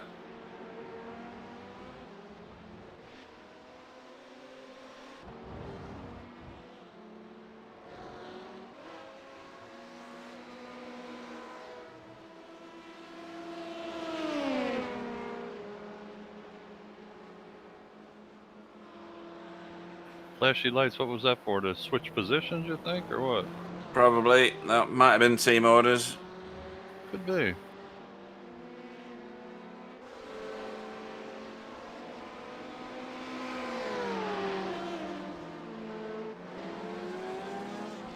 Ooh. Busy area Going of on. Yeah. Adam. A lot going on here. All three classes on the same bit of track.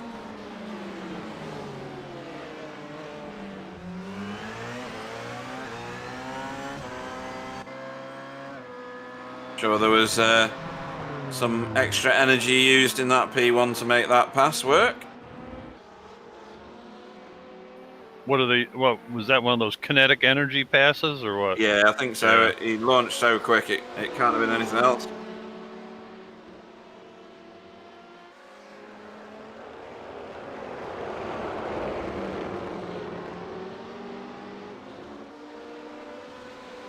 Picture of Tim Perry. Inset picture. Yeah, I think he's lying because it says 4.99, 4.99, and he's not. He's 4.11. So he's lying to us. I can show the license, the iRacing license. I don't have the. Oh jeez, shame.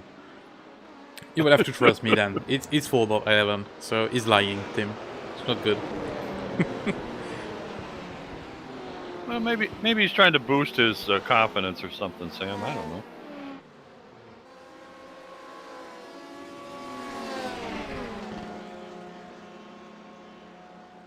Could be his IQ. Or number of friends. It's still higher than yours, Clyde, so it's okay. Oh, shots fired. Shots fired on the Whoa. broadcast. Sam. Okay, so Kevin the Winter is driving for the junior team. Oh, he's on junior. So he's a young blood then. Why do we guess so? Young blood. There you go.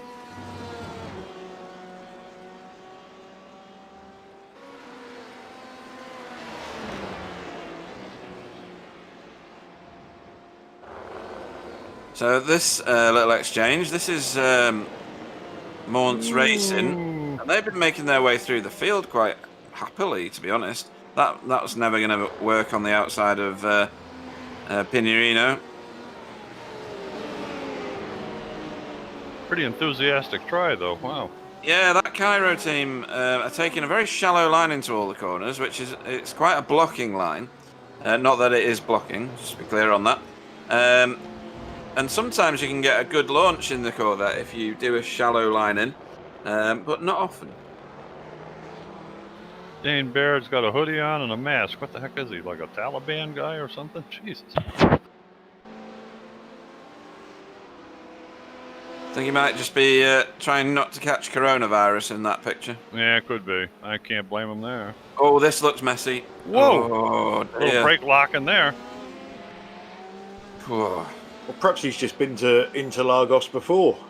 Yeah, I knew how could be. cold it was. Yeah. That could be. He wants to look like a native. Yeah, there you go. The track's down to 106 now. Oh, Wow. cold front. We'll have to get some chains on the tyres soon. Whoa! Okay, that scared me. And I'm just watching. Coming through. There's Dane Baird again.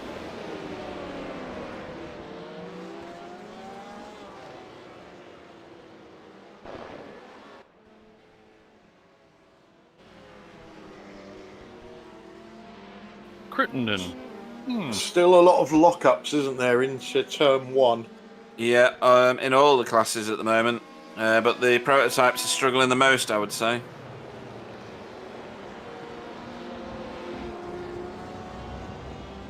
So that's the Cairo P2 car. putting a move on that BMW. And that BMW is the German Sim Racing Friends car, which is in second in the AM class at the minute and 32nd overall. But they're getting caught by Dane Baird in the Kairos car behind and Mons Racing, who was trying to put a move on him before. And they're catching him quite quick. I'm not entirely sure why at this point.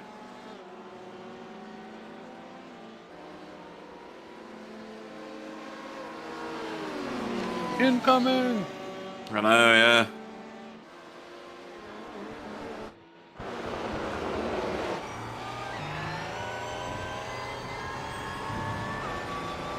So on board with Alexander Spetz in the Bushfink Racing yellow P1 car.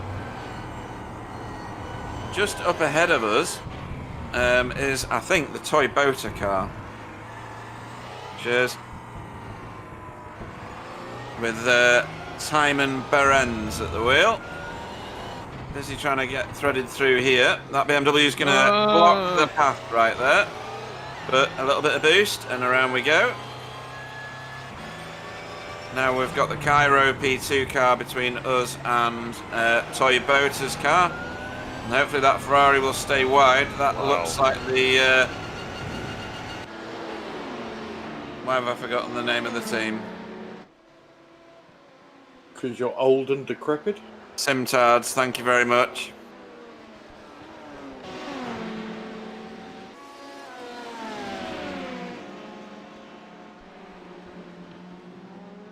There's just action everywhere on this track at the minute. So this is Nicholas Crittenden. We were watching him earlier in the Verve Racing team car. I do like that paint scheme, but they're under some pressure now from the K1 car. Like a little contact between Spetz and Behrens there. Slightly. They're having at each other. Yeah, there's been a pass for position between these two. Yes. I was wondering why I was seeing them the wrong way around. So the Bushfink Racing yellow car takes third place back. That's where this is started. And in my life, to deal with the traffic, the Toyota Gazoo. Oh, and that might be a bit of damage to the rear of this P1. Yeah, the Toyota Gazoo has been very sensible with traffic and stayed behind everyone, where the Team Bushfink has been just blasting his way through. Yeah, they've been trying to get back to where they started, and they've managed it now, but like you say, if they've got damage, that'll make them sitting ducks, really. Doesn't take much to reduce the effectiveness of a P1 car, does it? No. All about the downforce.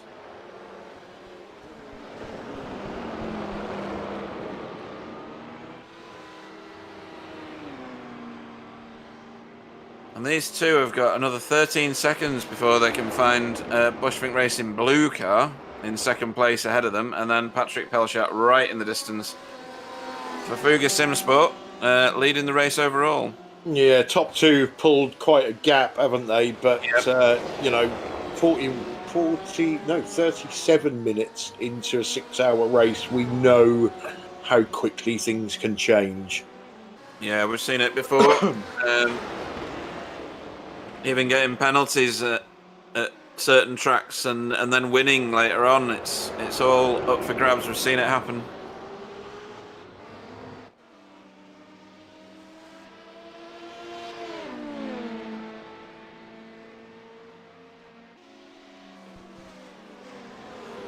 So we're back with the K1 car of Adam Pearce, trying to get a number done on Nicholas Crittenden in the Verve Racing Team black car. Yeah, he appears to be pushing pretty hard to try to get back up in the standings a little bit at the moment. Well, that Verve Racing car is up a number of positions from the start. We've got Kevin Vermont in the pit. Oh, goodness. So that's a driver change for Mika Esport, is it? I wonder if he's the one that got whacked in the side. No, I think Kevin started, didn't he? Did he? Right, sorry. Yeah. However, this is how many minutes in And is that their first stop? So that's 30, Yeah. about likely to 38 be- minutes. That's likely to be scheduled. I think we'll see a lot more P1s dropping in soon. Because their fuel won't go that far, will it? They get through it very quick. And speaking of which, Adam Pierce is looking to the inside there. Make a pass. He's done it. Done it. Yep. Clean. Good move. Yep.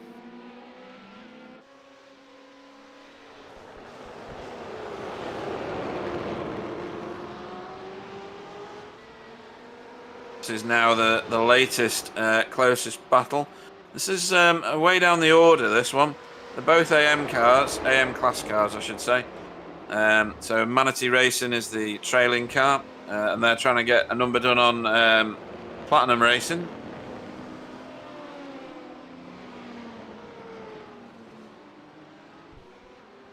I'll tell you what, that K-Boat K2 car in the background is closing. Yep. So we may have a three-way battle here for 4th in class, and what would that be? 31st place overall. It's the Kairos competition Poseidon car. Wow. Dove it in there underneath that BMW. That looks like a German sim racing car. He's handed it back, I think, or he's cooked his tyres and can't keep up. Well, he had a tough time wallowing it up because he was way on the outside coming in there. Almost went off the road. Yeah, that was here's a replay. Yeah, he really. Yeah. Ben Cullen would have been proud of that one. He would, yeah. That's probably they probably got all the tips from him for that one. I think he's the driver coach for the team. And that's what I was saying. This track does lend itself to doing that because you've got, as Sam pointed out before, big wide track, the room to do it, and some people will try and take that opportunity. These guys are still together here, aren't they?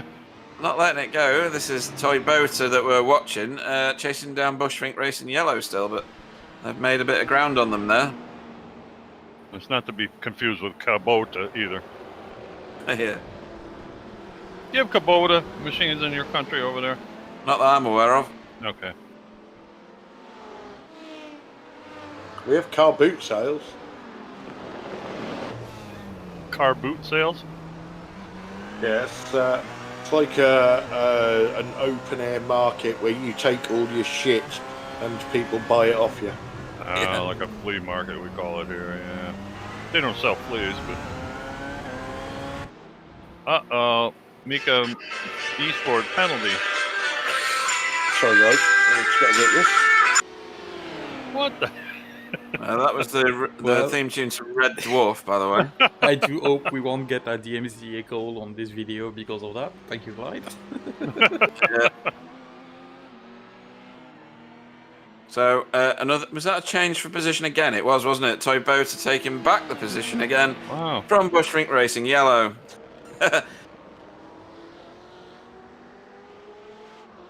Now, Manatee are on their own. They weren't on their own earlier. So why? I'm back. What has Stefan done? Over-rotated. That might be the reason. Young Cow. Yeah. Yeah, it looks like Mika Esports was penalized for unsafe overtake.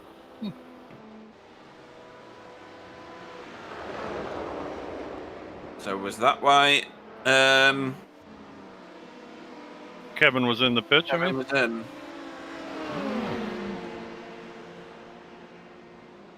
So, yeah, here we go. There's a whole load of cars entering pit lane now. They all look like P2s. Yeah. And this must be the limit of the range. But does that mean that we're going to get all the P1s in as well? We got one It now. certainly looks Toy like Bota's in there. Yeah. Yeah, and a drive-through again for Mika Esports. Unsafe rejoin. Oof. Oh, boy. They're So, not having a good day. not yet, but as you said before, 5.5 hours to go. Or to that tune, anyway.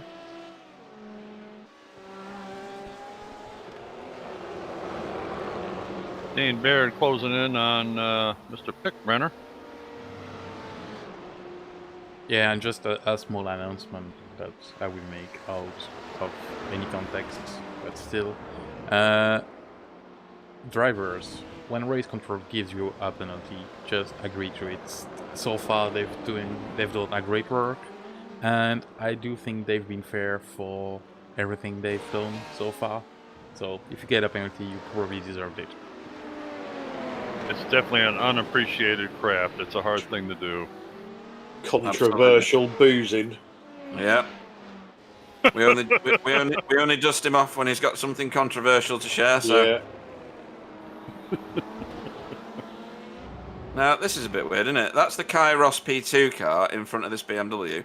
I don't know, but it looked to me like he slowed it up in order that the K2 Corvette could, the Kairos Corvette. Sure did. Maybe I'm just being cynical. Maybe it's just teamwork.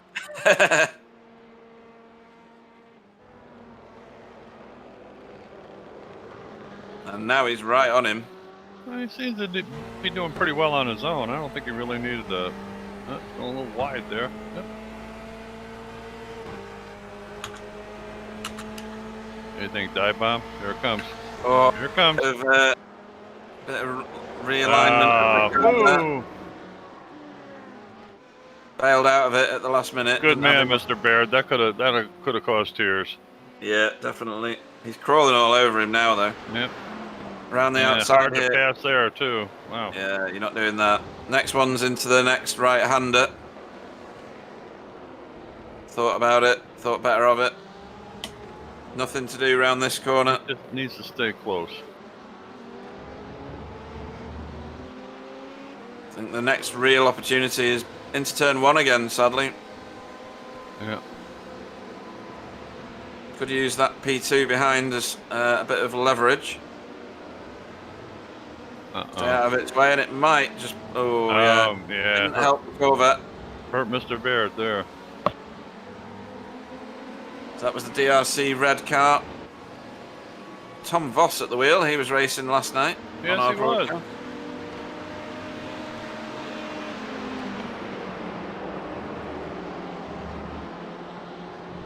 Whoa. Yep, the RSR AM car stayed well out of the way of the K-Bot K1 P2 car.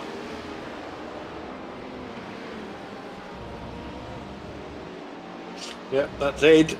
Ed Cookstus at the wheel of the back marker. I always want to call them benchmarker. Why do I want to do that? Anybody know? No? Okay. As a matter of fact, when we were reading the grid, Clyde called them benchmarker too, by mistake. Oh, did he? Yeah. Yep. I didn't want to correct him because he chastised me for 6 months after. Yeah. No.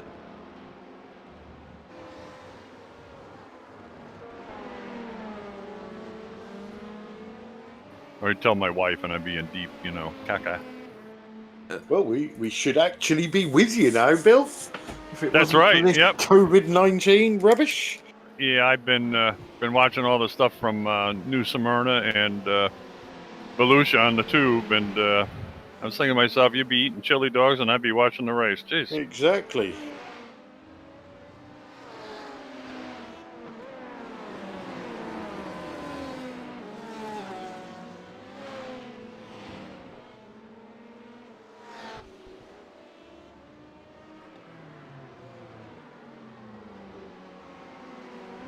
So it won't be long before the GTEs start their pit stops.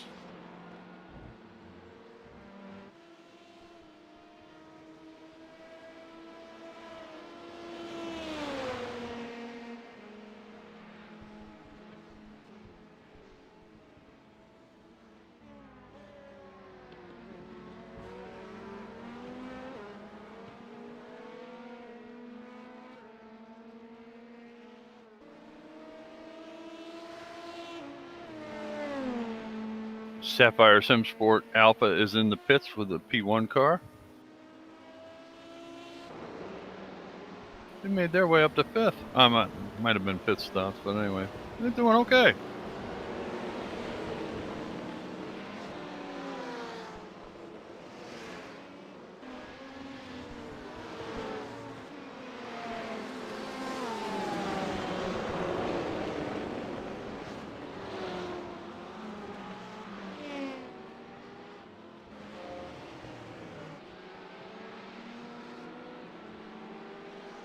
And Martin Pearson coming out of the pits in the Sapphire Simsport. Sapphire Simsport Alpha.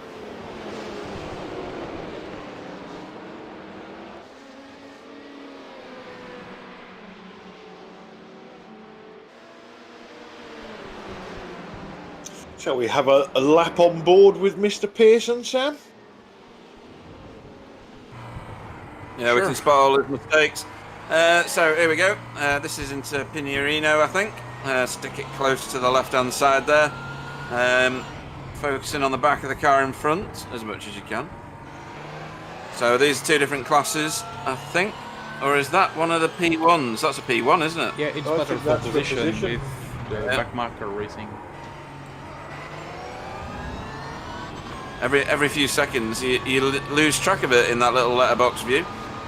So lots of power and speed going through this left-hand kink here on the start-finish straight. He's lost a lot of ground there. And then heavy braking into turn 1, the start of the centre S's. Took it in left, flick it back over to the right. And around the outside of that P2. No problem in a P1 car. Foot to the floor. Into turn 4. Don't run too wide there. There's a sneaky little 1X on the outside of that turn. Yeah, for sure. And then turn 6. Turn 7, you want to be closer to that rumble strip, really. And then flick it into turn 8, which is very sharp. Take a lot more curb than that, but I'm not sure how these cars react to going over the rumble strips. Staying clear of them, probably to be safe, if nothing else. This car's currently in 5th place. A little wide. It was. Yeah, Martin's doing a good job. Yeah, it doesn't take long to get around a lap in these things, does it? Good Lord.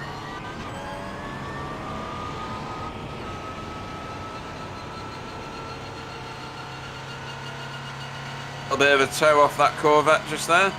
How they fly by a GT car, I can't believe it. And then we are already back round into turn 1, and that was... Trying to see what Martin's time was there. His last time out was a 1:18.13, so got a bit of work to do to catch up with some of the others in that class in terms of lap time.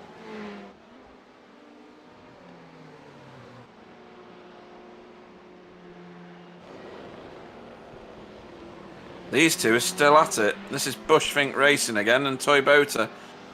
Still swapping positions on a regular basis. I mean, hopefully they're loving it because that's what you turn up for, right? Is to race like this.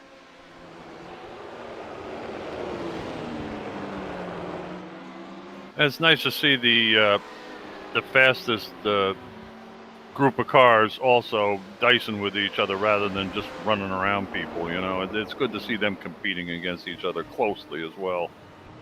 You can see it in the P1s, do we? Because usually Not only very 3 often. turn up. Yeah, you don't have that many. That's right. But we've got 8 here today, which is fantastic. Great turnout. Yep.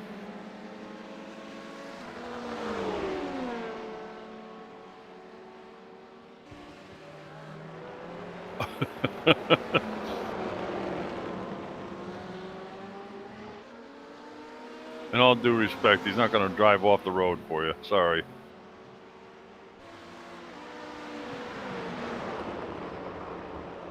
Some do. Yeah. yeah, it's true. So, is that Dennis Pickrunner? Yep. Still in touch with that Kairos Corvette in front. Which is damn bad. No driver changes up to this point for this class because they haven't pitted yet, have they? Yeah, they should be due fairly soon, huh? Yeah, they.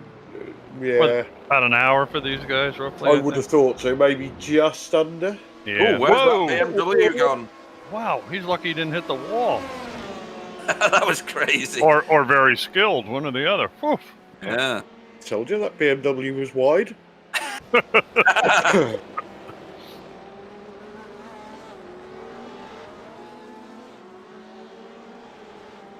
Nice little grouping of cars there going through turn 1 and 2.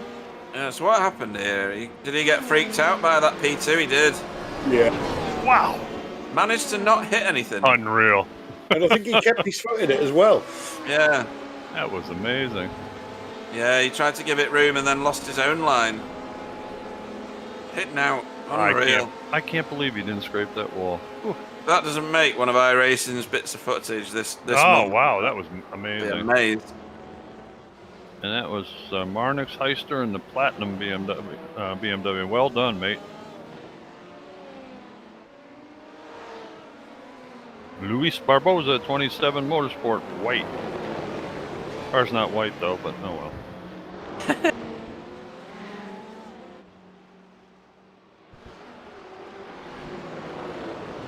These two still going.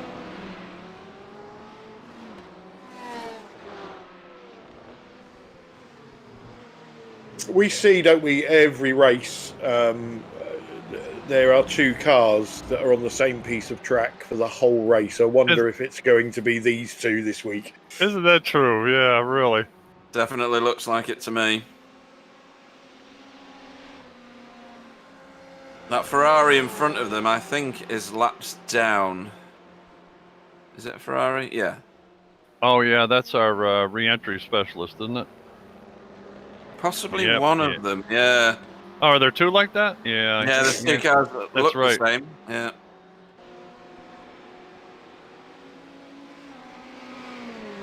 That's the re-entry master. Yeah. Oh, the Anybody who rejoin wants to- master. Yeah. Core Motorsports 2 car.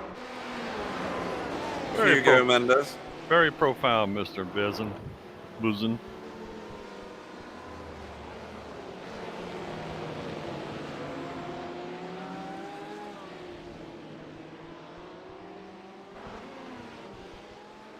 Mr. Pearson going around the outside there. Look at him, wow. Yep. Isn't he getting snazzy, huh? He hit the boost button there. I think he must have done, yeah. That was Full afterburner, boy. some acceleration, that. That's the Simtards Ferrari just in front, isn't it? Which means that these two battling is 27 Motorsport White and Mons Racing. So that Mons car has been picking people up and putting them behind them all day.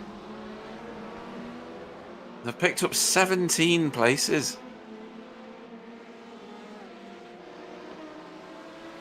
Who's that, Pete? Who are you talking about?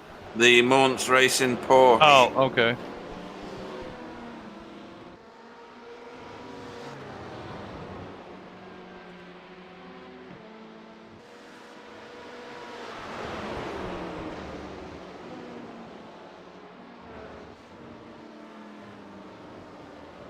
Blimey.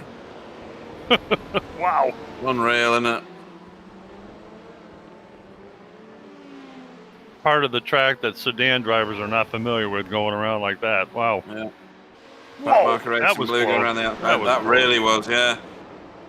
And that's put Dennis Pickbrenner right on the back boot lid of the Corvette now.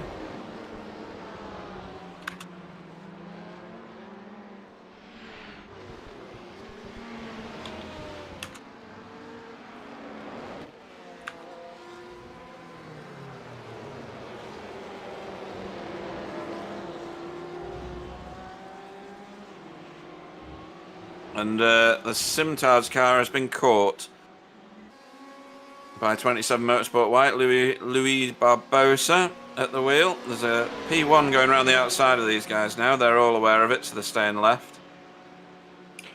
Stacey's currently sending me filthy pictures. Is that like pictures of mud? It's an M&S triple chocolate cookie pudding. It does sound nasty.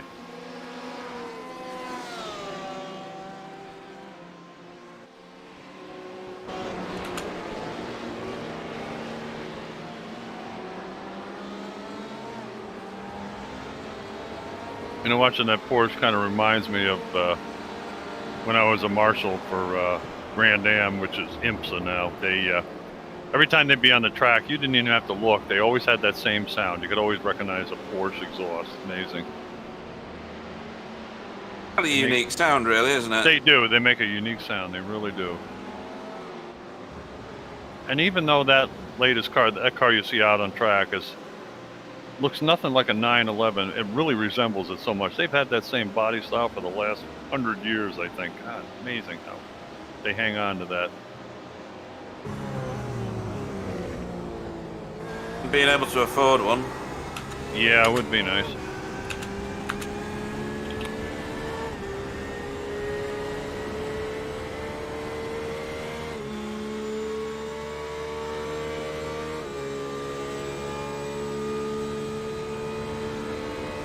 They made some attempts over the years. Class flight at 7.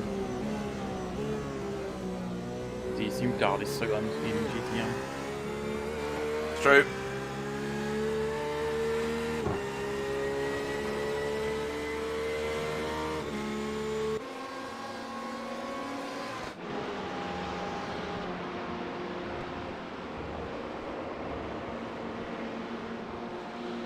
This is Mikhail Matusak chasing down World of Sim Racing iZone Performance Junior team.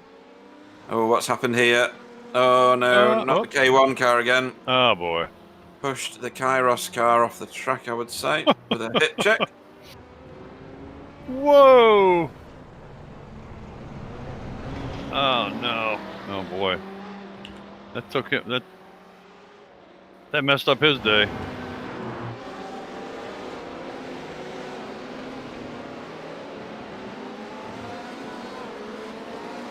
Sorry, I'm having to watch the replay on the broadcast because I've not got it on the screen, and Dennis Pickbrunner taking about an hour to get round that corner. Man, it slow up so much to miss hitting that guardrail there too. Yeah, so this is an interesting little exchange going on at the moment because this is 8th, 9th and 10th.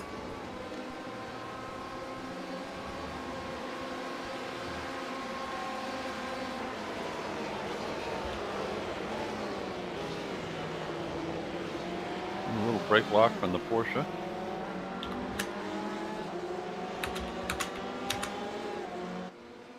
He doesn't seem to have the straightaway speed to stay with those BMWs, though. The BMW and that's not a BMW. What is that? Is that a Corvette there? Or a Ferrari? Ferrari. It's a Ferrari, yeah. Yeah. Good to see all three manufacturers represented in a battle. Absolutely. 3 or 4, rather.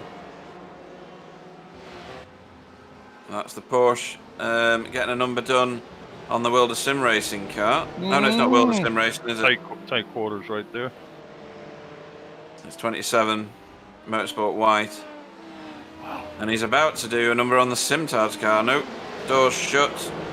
That Corvette stays out of the way. Laps down.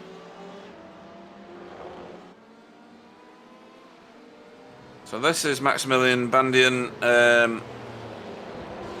about to do his 21st pass. He's 20 positions up from where he started. Wow.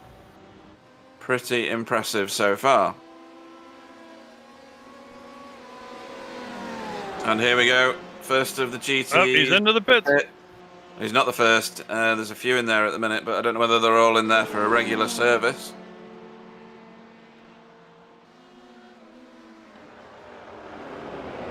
So I should think there'll be a flood of GTE cars into the pit lanes shortly. Lithium and WOSR iZone Performance still going at each other. Sorry, Pete, go ahead. No, that's okay. I always like to pit the car early in a race like this so that I can find my pit dude, because when there's loads of cars in the pits, I can never find my pit stall and I go sailing past it. You pit your car early because it's always got damage. I didn't the other day. I just got busted speeding on the way in. 40 seconds.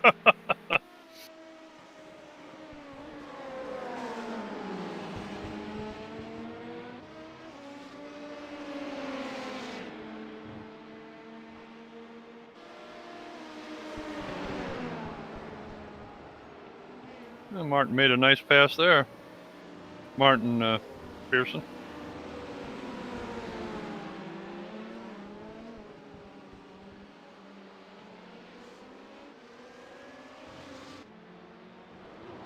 So this is Simtards again, still being chased by the 27 Motorsport White. Surely these guys are going to pit. Nope, they're going around again. There's quite a few cars in pit lane though. Yeah, we do have quite a few. Nobody coming out at the same time as these guys going through though, so they've got clear track. Oh, the GTMs too, as well.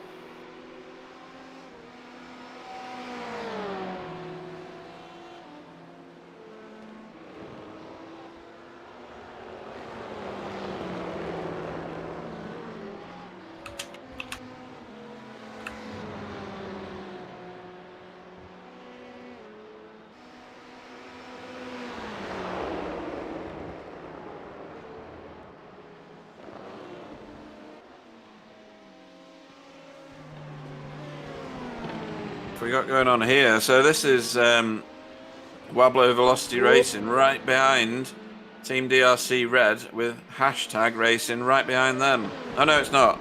That's a P1 going through. Scything through that.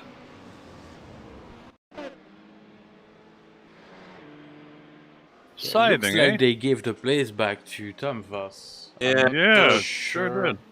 I'm gonna try to find the past the lap before and try and find if there's something.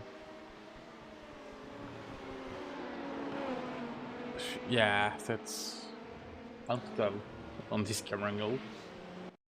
It's alright. Yeah. Little nudge, Yeah, little nudge. just a nudge, yeah. But redress the position a bit further on.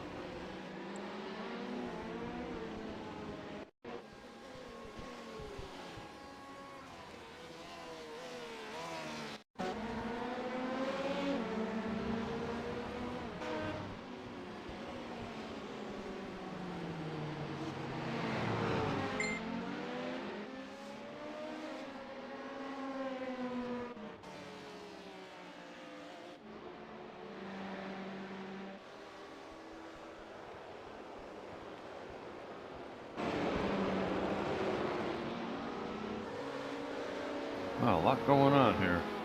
Yeah, there's all sorts going. Whoa, dear. Thread the needle. KY jelly to slip through there. Holy mackerel, Andy.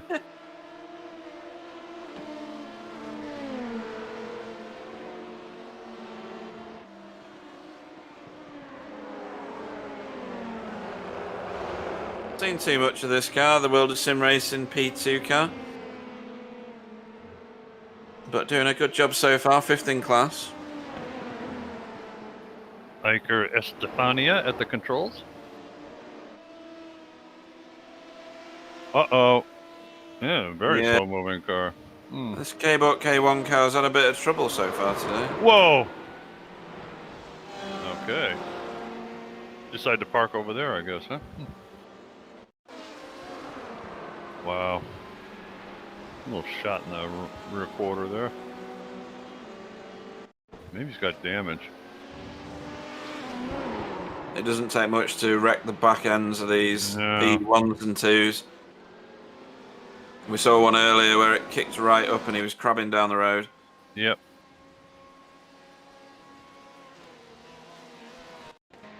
And you know, the uprights are so thin and they look so flimsy, it's amazing they don't bend over more. Hugo Mendes, Core Motorsports, off the track. Yeah, let's have a look at his a rejoin this time. Yep.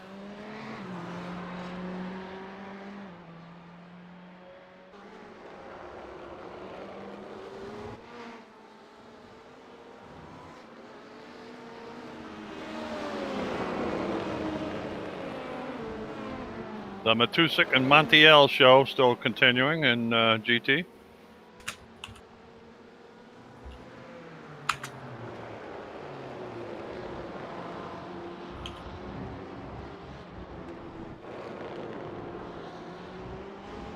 Whoops.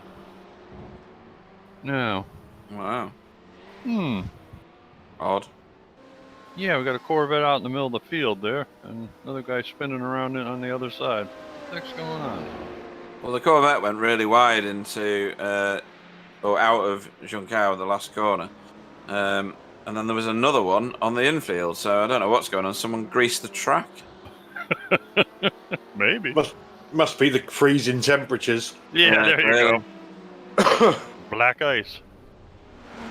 Oh, there he is. Let's take a little spin. It's Keys Eiserman, back marker racing orange.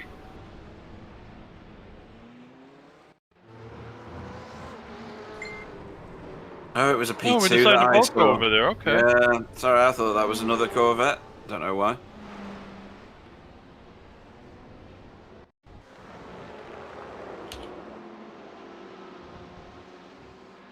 Another replay Mannix Heister, the Platinum Racing team.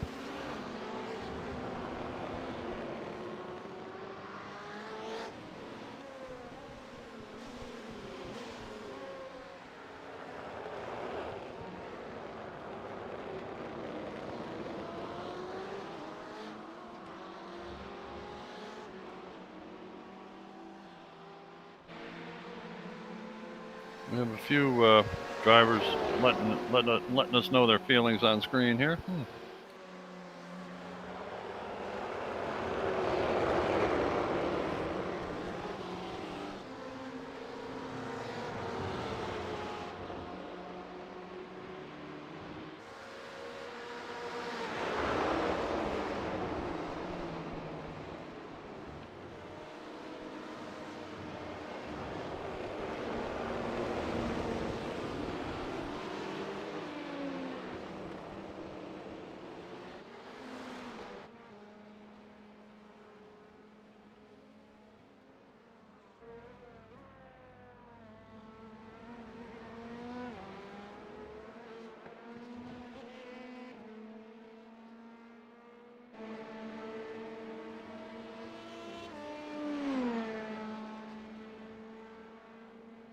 I do think it's a huge responsibility that Vincent Evers has taken on the team for the whole of Belgium, the Netherlands, and Luxembourg. Yeah, really. Very impressive. Very impressive.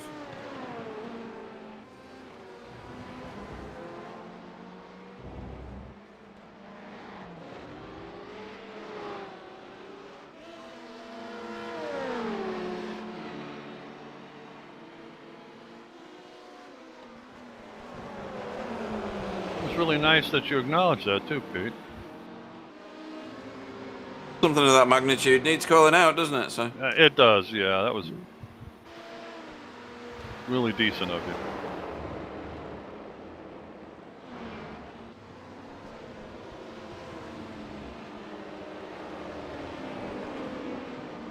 I would think Jesus Montiel is getting tired of looking at the back of that Lithium Motorsports car. again, you'd hope that they were enjoying it. Yeah, really. They just can't quite get on terms unless they're fuel saving there. I mean, that might be an option, but you never know. it's a high fuel usage circuit, this, so I doubt you're going to get... Well, I suppose you can fuel save just like you can on any track. Lift off early and coast. Yeah, even though this front straightaway is long, it's uphill all the way, which makes it a hell of a climb when you think about it. Yep.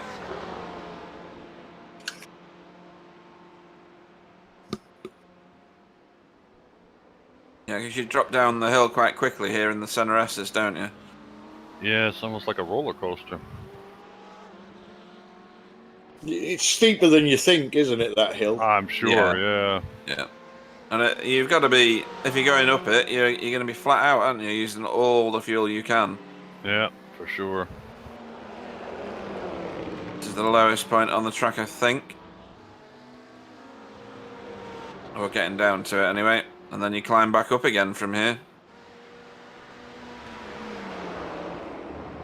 So not too many places to save fuel. I suppose you could be off the gas a bit in the tow of cars in front.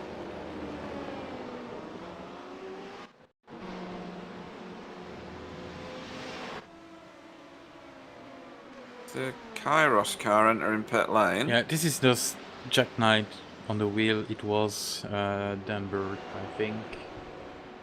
Oh, he missed his pit box, didn't he? Yep. It was the first in pit lane, so he's just gonna do a drive-through, I think. I don't know, he reset the car. Okay, he had not enough fuel to make, I don't know, Yeah. Oh goodness. well done. He was the very first pit box, was he? Yeah, according to the chat on Discord, it was, yeah. Oops. Thanks for letting us know. It's appreciated. Yep. If that was me doing that, he'd have done it in slow motion. Been there, done that. I may have done that. Do you remember my one at Spa? Yeah. Where I was in the first lot of pit stalls and I just drove past it and then couldn't find my pit stall and then ran out of fuel.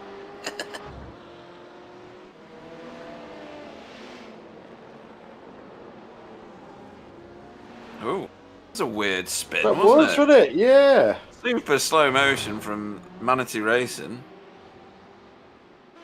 Stefan Kurzman, you'll be glad to know that that was on camera.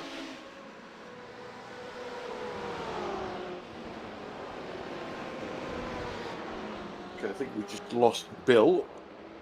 Oh no, he's disappeared into the waiting room for some reason. And he's back. Good lord. Sorry. Had a little problem there for a minute.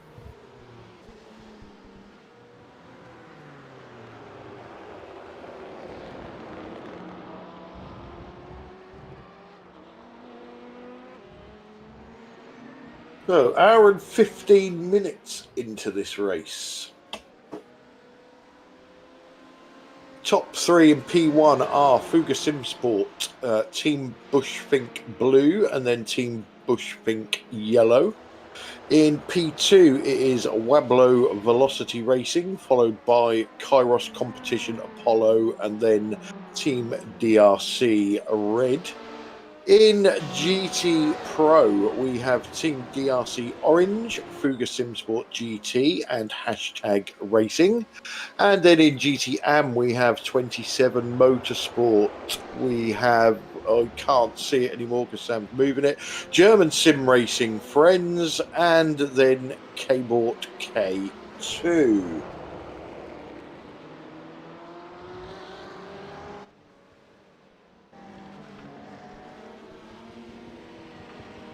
Definitely a... Ooh, was that Martin getting that wrong? On a number of ways.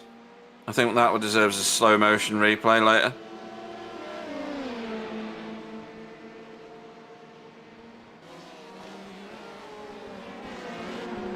And I think that was an overtake for position there. Or is he giving that back? I don't know. I can't work that out.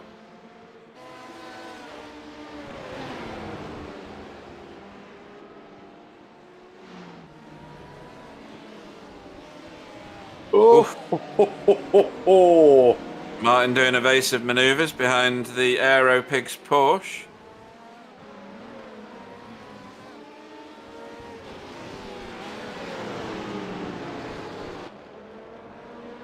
And here's the other stage one car in with Hans Blankwert.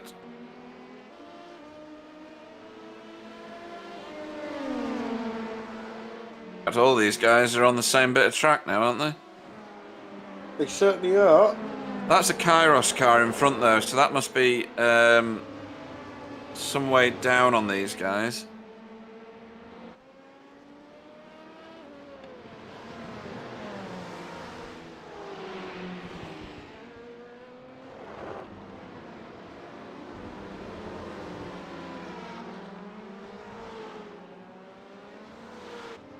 Yeah, up on these guys. They are one Up ahead. on those guys. Oh, of course, because they're in second, aren't they? Yeah.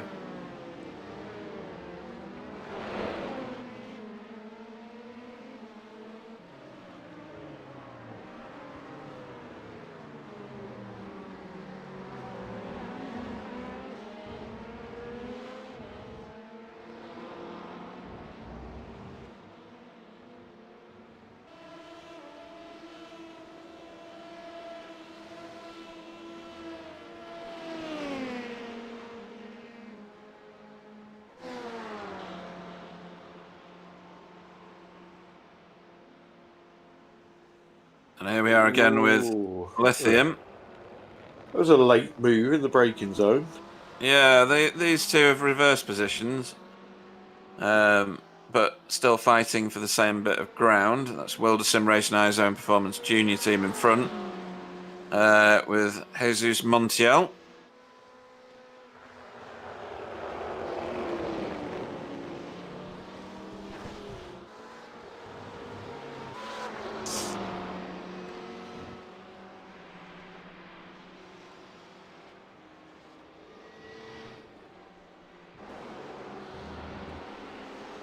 Now, Clyde, I'm going to step away from the broadcasting booth for the day. I have Not a problem. other commitments, but I would rather be doing this, I have to say. So I shall see you next time round. Most definitely. Use your best mask today, Pete. I will. Absolutely right. All right, and be careful. Sorry to see you go. That's okay. Cheers, guys. See you later, Pete. Okay. 1 hour 20 into the 6-hour race.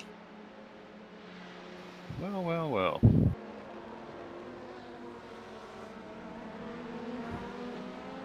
Hans Blankart and Mr. Crittenden going at it for 6th position. Pretty darn close, too.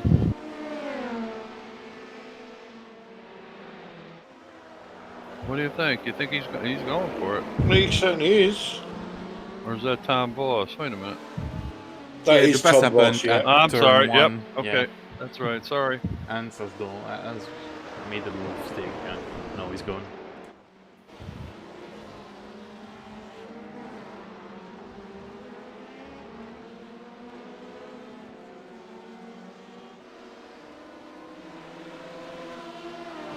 It's a busy piece of track. Certainly is. All makes and models too. Oh, Oh goodness. you can see that coming a mile off. Oh, Wow. and that was one of them. Here, have some extra damage.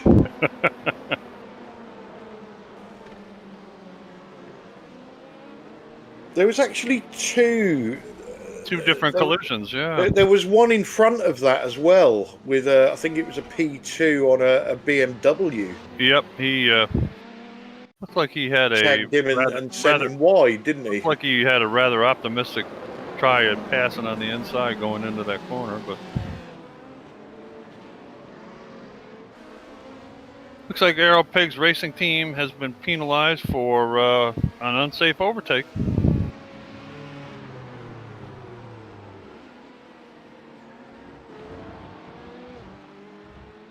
On Core Motorsports 217, number 217.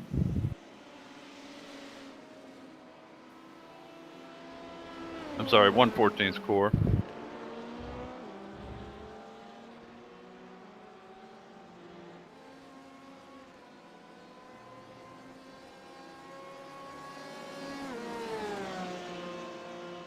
They're not serving it this time. It says a penalty, but it didn't say a drive-through. I guess it is a drive-through, huh? It says drive-through, yeah. It did? I didn't see Yeah. that. Okay. I would assume, like in other situations, got a couple laps to come in. Yep.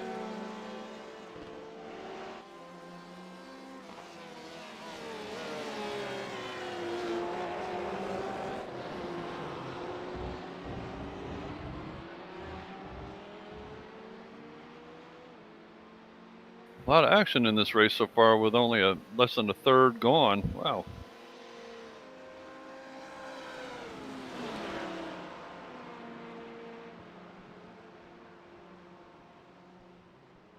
Maybe the second third will be cruise control, and then they'll come out in the last stint and go like crazy. Yeah, we do tend to get a lull every now and again, don't Yeah. we? In these races. Yeah, we do. Michael Matusek, Lithium Motorsports, still trying to get Jesus Montiel.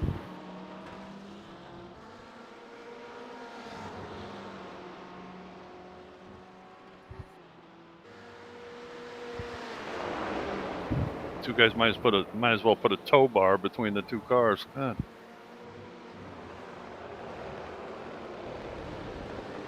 The track is extremely busy at the moment. All of the cars are in the technical section. Yeah. It's really not a great place to be too crowded either.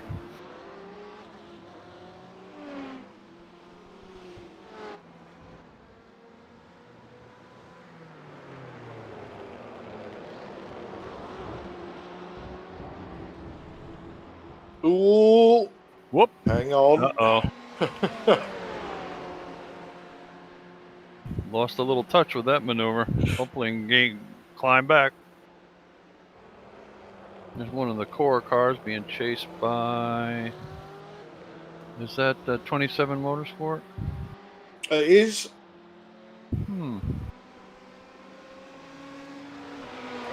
Chodrick Gomez chasing him down there. Not quite close enough to attempt anything yet. 27 being an AM car is really up there in the... He's about not quite halfway into the pro ranks there at the moment in standings.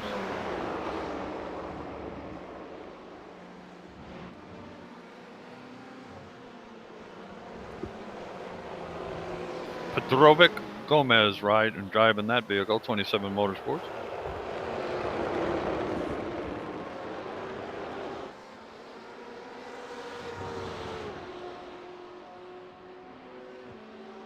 Okay, just having a look a bit further down the field, see what's going on.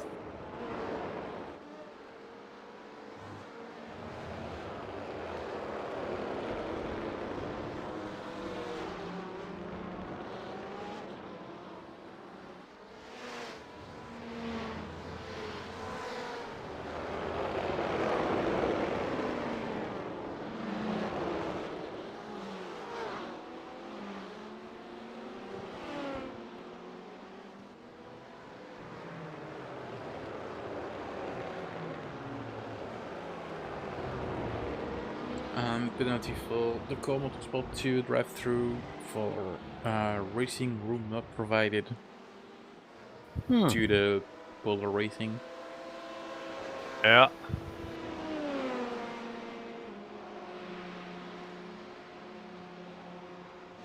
Yeah, Hugo Mendes in the car at the moment.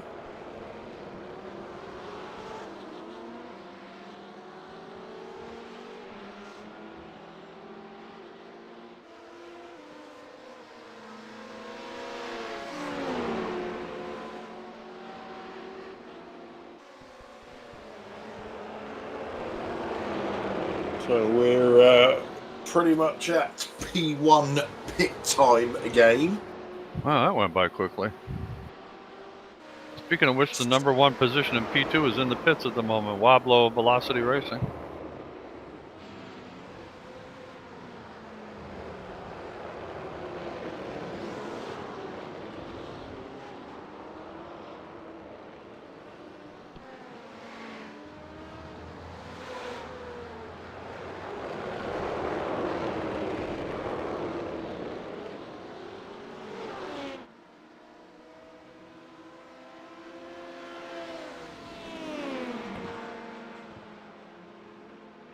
Okay, here comes Iker Estefania in the World of Sim Racing Team P2 into the pits.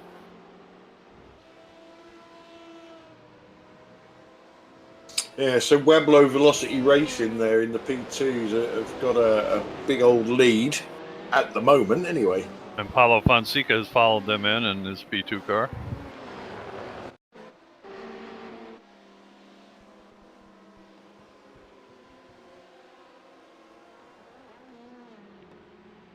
Oh, David Van Slambrook. Little self-spin.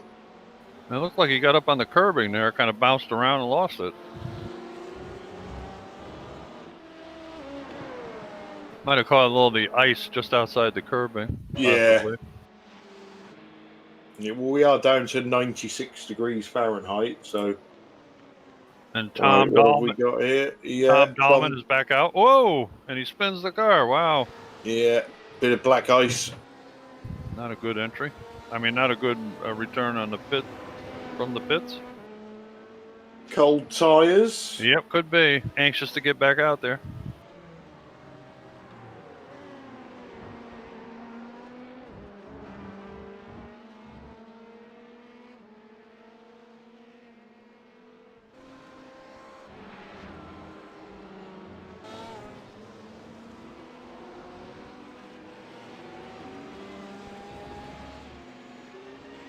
And Patrick Pelchat still wailing away in the Fuga Simsport LMP1 in first place. He's coming up on his team car. Well, not his team car, but yeah, I guess it is a team car in GT. Yeah, unfortunately, when you're this far out in front, you don't get a lot of footage. Yep. A bit of a flash from the vet there. I guess he thought that the P1 was a little too close to the front of his vehicle.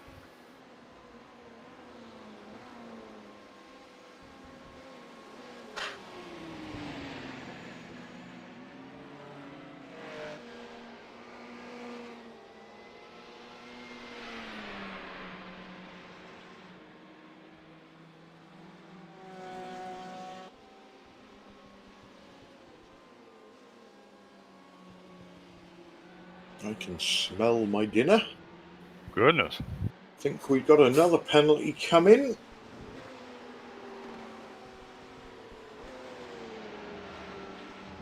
Stage 1 Racing Senior is in the pits with their P2 car.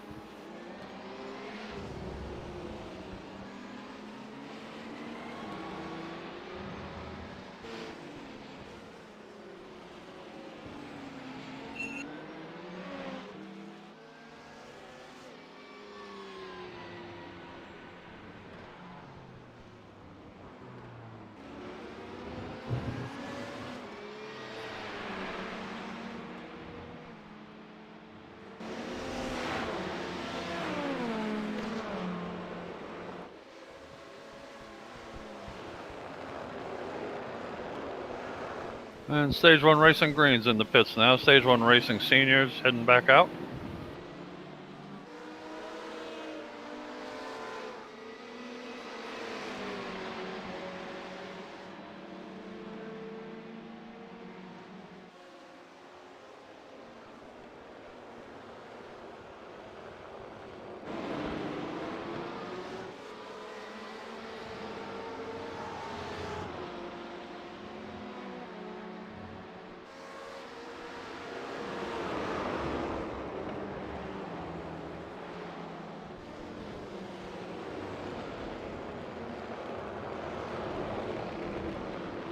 Again, another busy piece of track.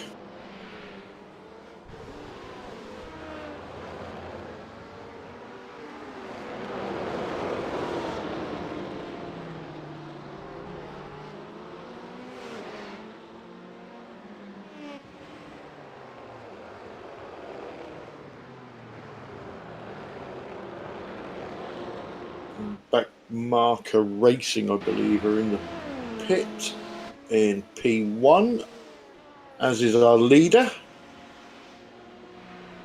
Yep, here he is coming now, you're right. Good catch, Clyde.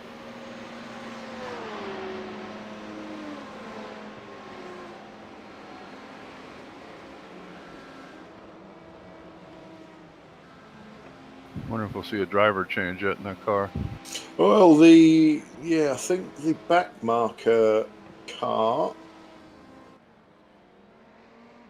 I think they were definitely taking tyres. Doesn't look like Fuga are.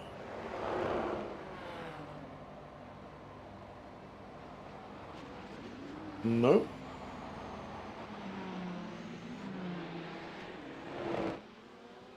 So Patrick Pelchat carries on in that car.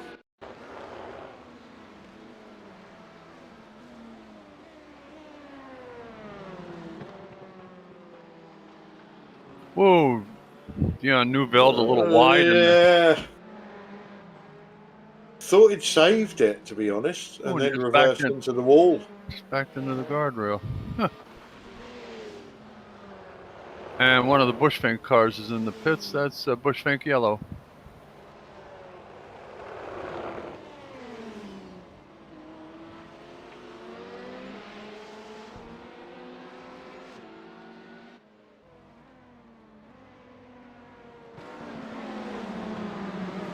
Ryan Chevalier was just on the screen. Lyden Lee in the Verve Racing Team Black P2 car.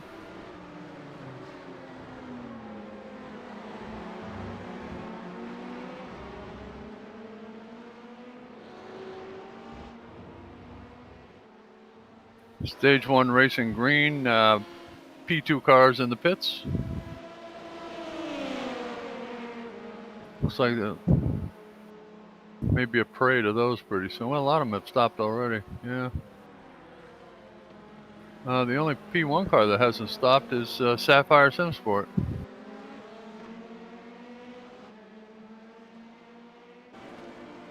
Yeah, Martin Pearson's still in that car. I hope Martin's not using the Scott Maxwell fuel calculator.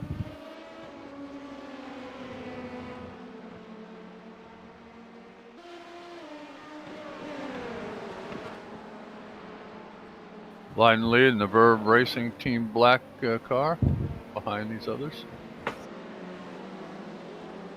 Behind the 83 of Neubild, which is Stage 1 Racing Senior.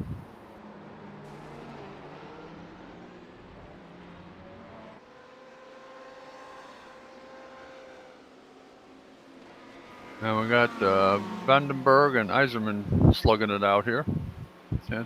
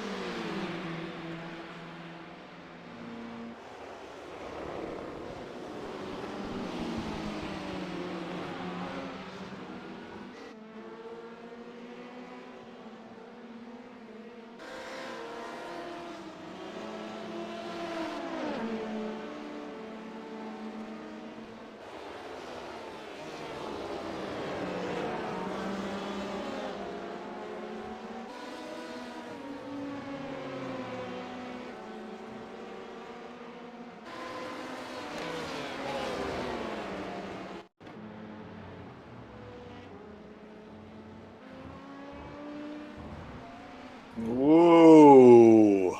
Uh-oh.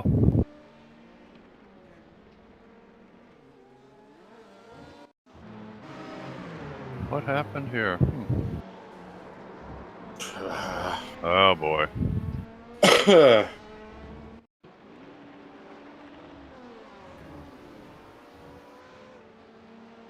How the heck did he get over in there?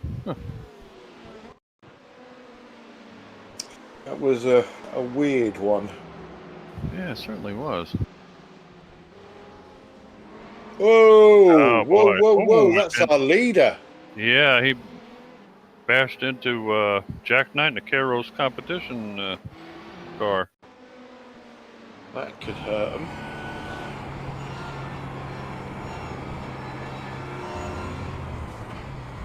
Wow. Yeah. I will not feel good if I was the leader now, because No. it might be a penalty. Yeah, that definitely should be a penalty. That looked definitely avoidable, but I'm not driving the thing, so... Yeah, I don't know if the car in front broke earlier than usual, or... I'm not... Whoa! Uh-oh.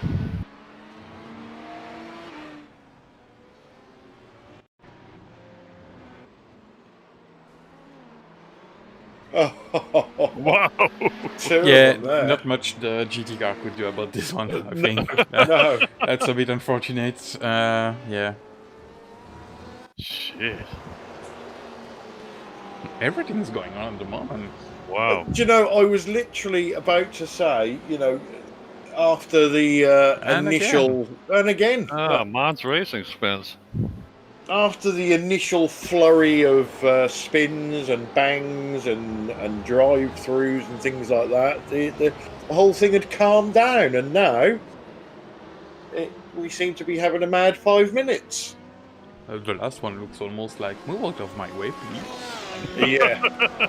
See you next time around. As our departed colleague Pete would say, looks like they greased the track.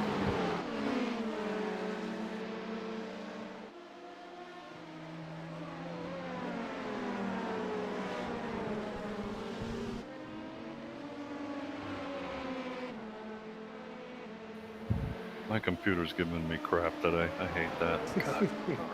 Yeah, I had issues this morning with my screens, but seem to be all sorted out now. Yeah, I'm gonna leave 2 minutes on this battle, guys. I need to Okay. grab Okay. some water. Go for it, man. No, my screen is like freezing again, like it did in SDK, and then it comes back. Ridiculous.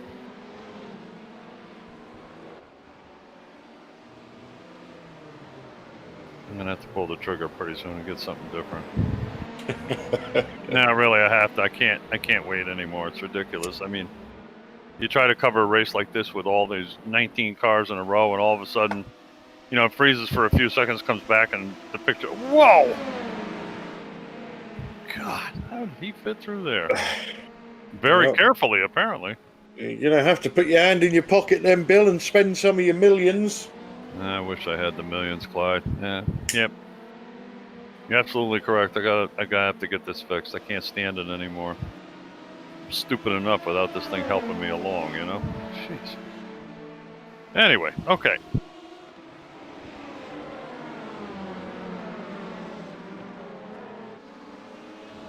I'll tell you, we got some pretty intense battles of P1s and P2s. Like, unbelievable right now. Yeah, we have. Yeah, I'm just keeping one of my 11 eyes on the screen just to see if Fuga do get pinged by the stewards for that. I don't know. It looked like it was avoidable, but again, we're not in the car. We don't know.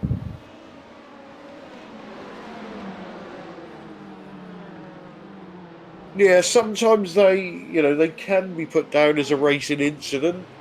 Yep. If it's proved that the car in front, was braking a lot earlier than they usually do or supposed to do, or for sure.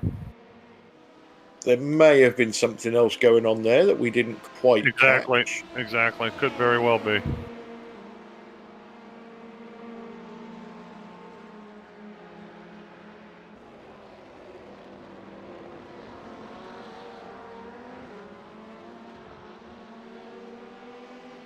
I'm back, guys. I just see a red thing in my SDK. Oh, it worked. What happened?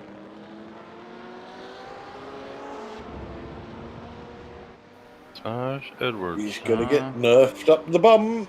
Again, I think it's not the first time we saw this 64 car just punting peoples.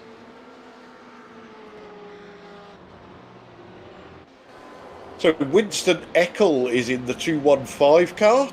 We having a little bit of banter with him earlier on the chat. There he is, flashing his lights. And going for it. Oh, he's in the Platinum Racing Team car. Okay. And he's got Fuga Simsport LMP1 breathing down his hind end there right now.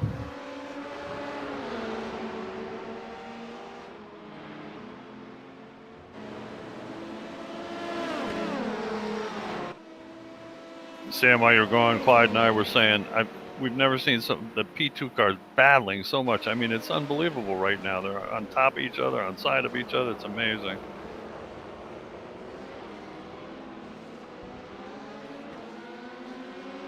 Yeah, with these new cars, the battles are very close now.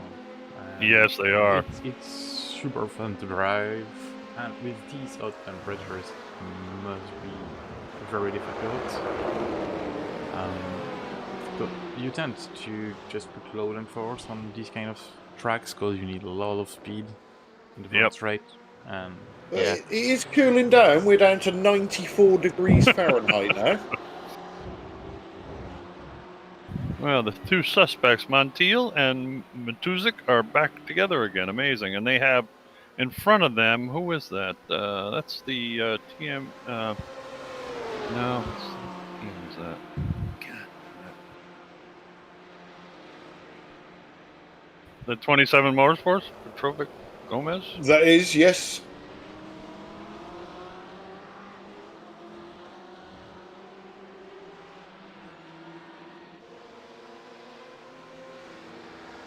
So Kevin De Winter's in the car for stage 1 racing. I've got him in senior. I don't know why.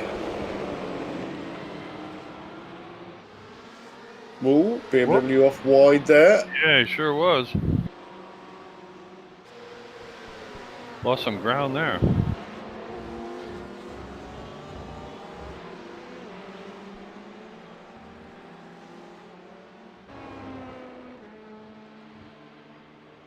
Yeah, for us, Kevin is sure in the senior team, so I don't know who told us that. I'm actually showing. I'm showing 2 senior teams. Stage 1 senior. That's true. That is true. There's 2 teams with the same name. Yeah. Oh, stage 1 racing senior 83. Yeah. Oh, they're both the same. Yeah. 2 different car numbers, though. I'll be darned. Huh. Yeah, and he has Although no teams in the sheet. I've got from the organizer, so yeah, can tell.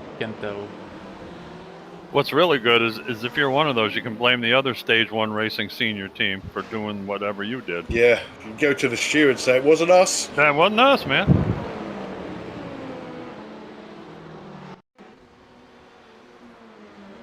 Thomas Jensen, I believe he's taken over. Oh, reset can. Oh, Little love tap. Yeah, it was only a gentle lump, wasn't it? Did he hurt the front of that car? Yeah, the mustache looks okay, so should be fine. Yeah. Yeah, provided he doesn't go roaring across those bumps. Thomas Jensen, K-Bort, K1. I don't think he was out in that car before. Oh no! Oh! Wow! We've got sex on the track. All right, what do we do now? They're gonna make a baby car. Enjoy it or what? Jeez, that was too bad. There wasn't much that Platinum could have done there. He was at the wrong place at the wrong time. Yeah, it's hard to see what happened in the original incident. And that's your friend Winston Eckel in there too.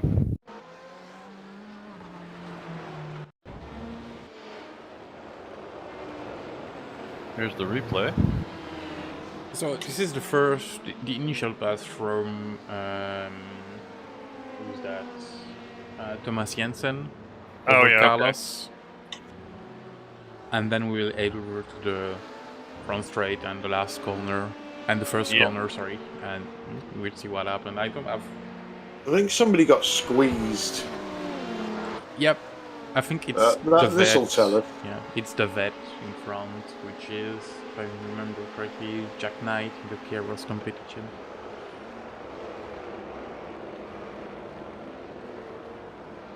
There is on the inside. Yeah, he's almost on the grass. Nothing he can do about it. I think it's like racing. That's on the P2 for me.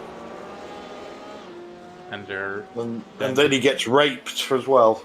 Yeah, and the Platinum, nothing really could do about it either. Bad deal for Platinum, really.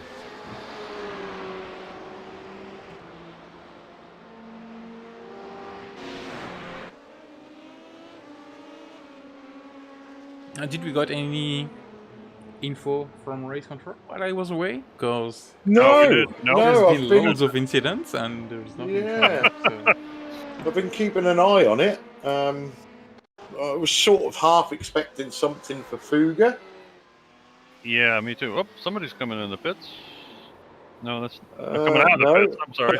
Oh, and he spins. Oh, That's now, bad now. for the. I'm the the only one that can do tires. that. Come on. Yeah, What are you gonna do now? and that's gonna be hard because you just have to reverse out of the pit lane. I think you cannot just move.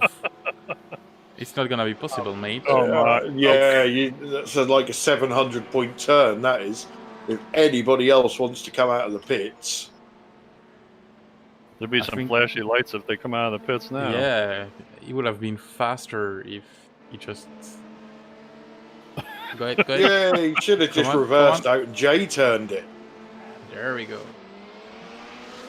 Kevin Burrell, you're a patient man. I would have never done that. I have crashed on pit lane here, though. I hate to admit it, but I have.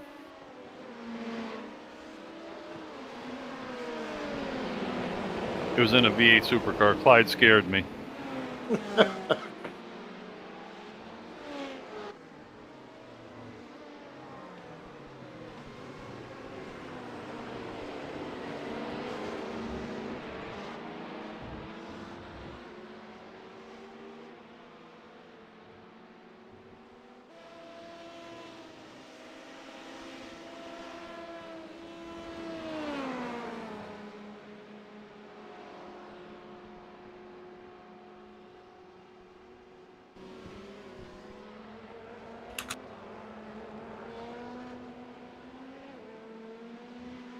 Still pretty active.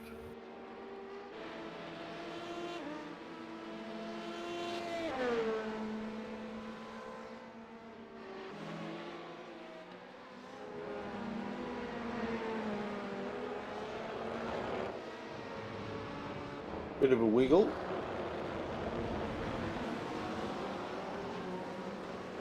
Look where all the cars are on the track.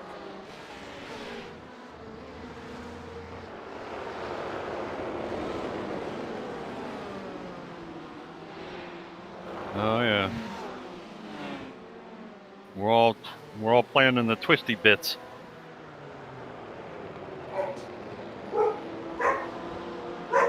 Shelby, behave.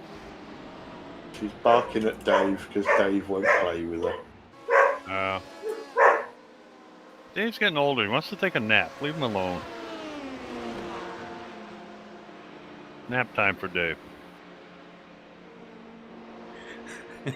I'm just watching the chat, looking in the chat on the Discord. It's going wild out there. I'm glad I'm not organizer of the league right now because Yeah. have you just seen that GIF about the turning in the pit yes, lane? it's exactly Yeah. what I was about It's to brilliant, isn't it? tell you about. Someone clicked our Twitch channel with the great move by Kevin out of the pits. I wonder if it's gonna make its way to the iRacing top 10 or something.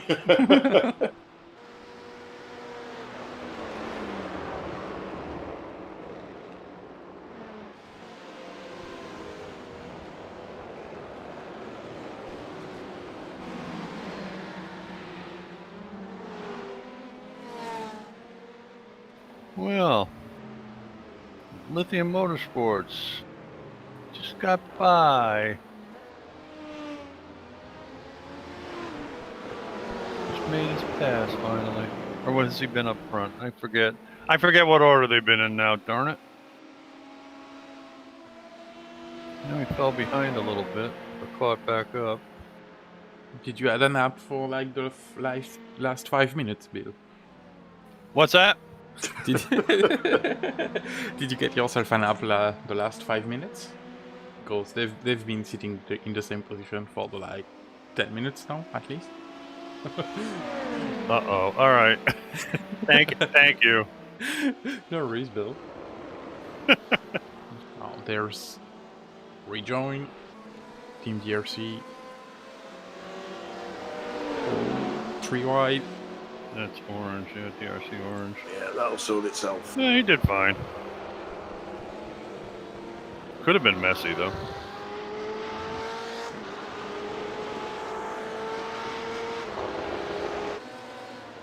Well, that's ominous watching that P2 come up behind you like that. Oof. Thing it wasn't a shark, it'd be bait. Ah. This is again a know busy if- piece of track now. Yeah, I don't know if DRC Orange took tyres, but they seem to have a lot of grip all of a sudden. Look at that giggle of cars. Yeah, if you look on the track map, Sam, everybody's in the same part of the track. There we go. Oh yeah, look at that! Wow. Oh, M&Ms.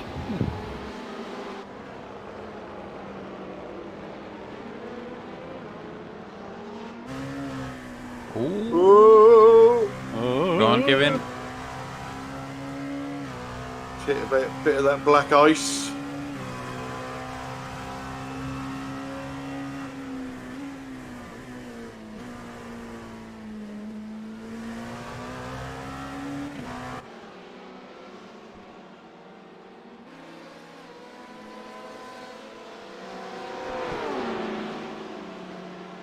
Whoa.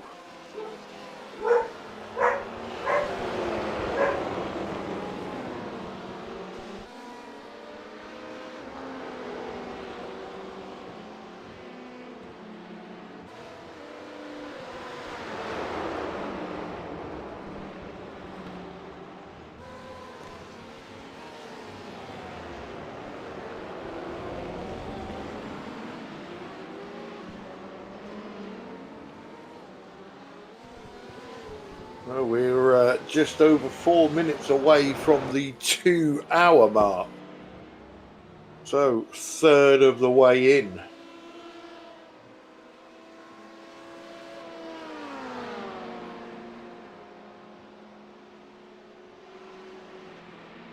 Flavio Saturnino in the hashtag racing in the second position in GT Pro.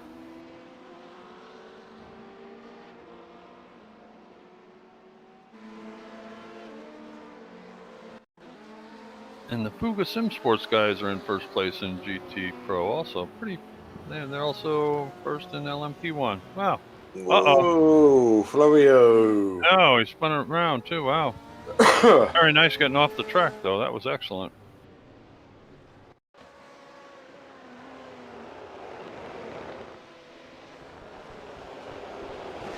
Some damage on the front of that car. Wow. Whoop, up, Martin. No, that was Thomas Johnson. Oh, is it? Okay. Oh, so Martin's out. They've had a driver change.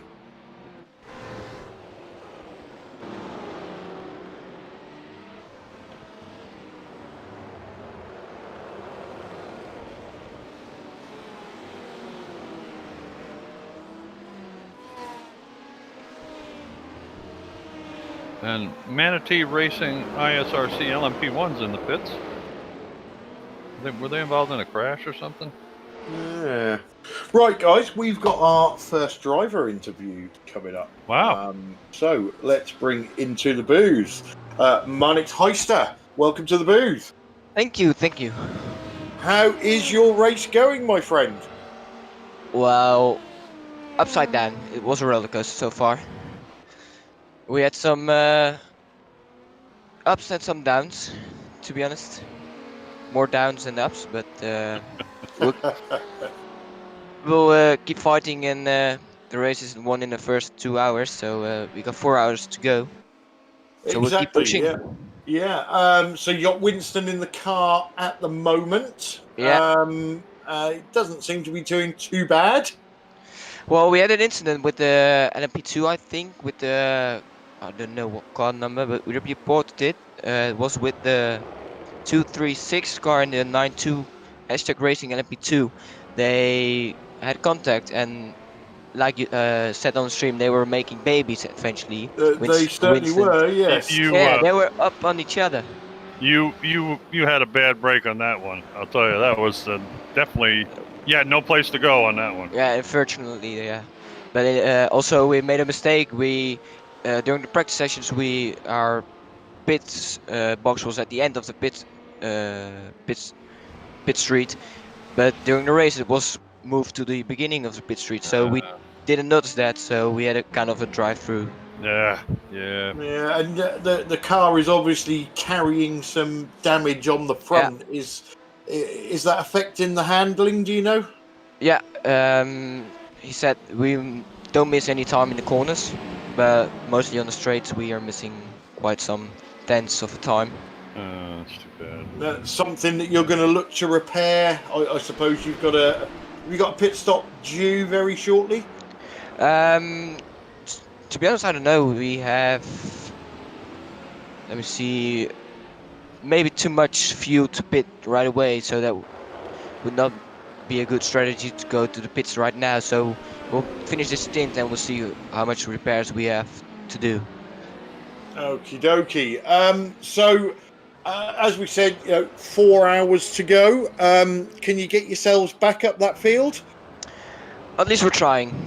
We'll see, we'll keep pushing and we'll make the best out of it. Excellent. Well, before we let you go, any shout outs you want to give at this point in the race? Shout out to you guys. The stream, man, it's amazing. Thanks.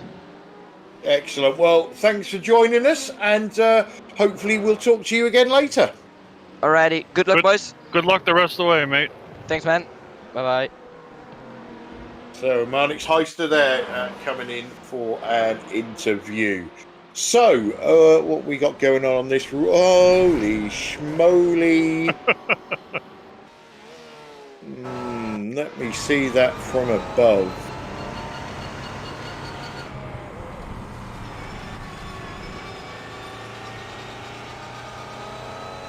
Yeah, that didn't really help what was going on, but that is the leader. Yeah. Here we go. Here we go. So,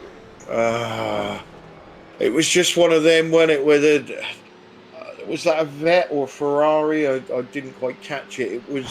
It looked like it was staying left, and then at the last minute ducked over to the right. I think it's a Ferrari, isn't it?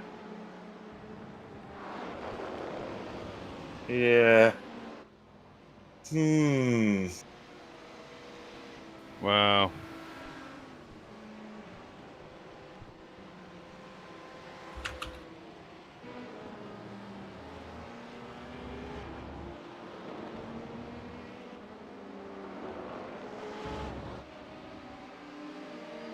I wonder how much it hurt the Fuga Simsport car.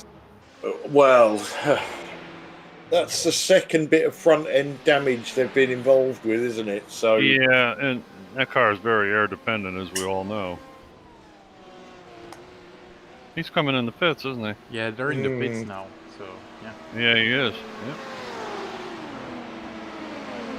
Yep. That could be a scheduled. Yeah, and I wouldn't be a bit surprised they got damaged. They're pretty fast. They could probably take the time to fix it as well at this point.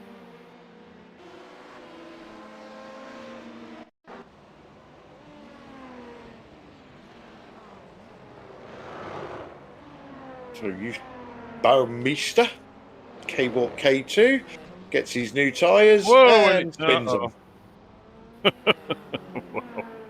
Oh, well, he's got a little wider area to turn around, fortunately.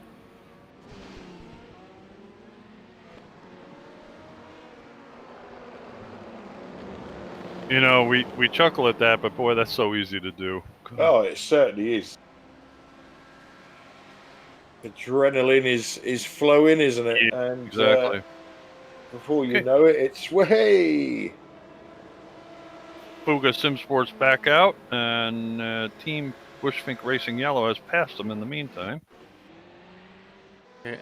I don't know what happened to Kevin Burrell, but he's still in the pits, and I've no real incident showing that he's in the pits since like 9 minutes almost now.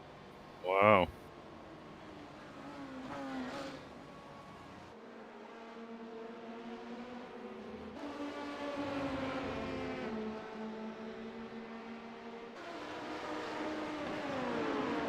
Okay, so you know what they say, these drivers are like buses. As soon as you see one, you see them all. So Oh my goodness. Let's welcome Lucas De Vries to the booth. Thank you. Hello. Hello, my friend. How is your race going? pretty well, I have to say. We now we're in P4, but we pitted earlier. So I think when everyone in front, like the top 3, make their pit stops, we are P1 Ooh. again. So Sorry, we just had a flying Wow. BMW there. That was a barrel roll. Did you see that? That's a hardware issue because we just saw Oh, is the it? wheels going to the left. Yeah, that's Yeah. that's a Oh, shame. he's really screwed that car up too. Wow. So, Lucas, obviously, still 4 hours to go in this race. You think you've got something to get up the front? yeah, for sure. I guess our strategy is better, so that will work out, and then we're P1. If Okay. everything, I mean, it's a really long one, still 3 hours and 55 minutes. So Yeah, still a the lot can traffic happen, is isn't there? hard. Yeah, exactly. Especially in the traffic, like we have, I think, 48 cars. So the LMP1s and the LMP2s, we have to really take care with them. And with the hot temperatures on the track, I presume that was affecting the handling of the car. Yeah, quite a bit. I mean, we practice a lot in the 50-degree track temp, but right now in this session we only got, I think now 32. Yeah, track it's temp. dropping, isn't it? Yeah. Yeah. So it's a little bit better for the tires. They last a lot longer now. So if we manage them well, we can find some of the strategy, I guess. Okie dokie. So before we let you go, any shout outs you want to give? I think a shout out to the team. I think the prep we have had for this one was pretty good. Drove quite a few laps and we made a good setup together. So a shout out to the whole team and also to the LMP team and as well as the other GT team. They're doing fine. So excellent. Well, good luck for the rest of the race, and thanks for coming in and having a chat. No worries. See you later. Good luck, See mate. you later. Thank you. Okay, so Lucas De Vries there.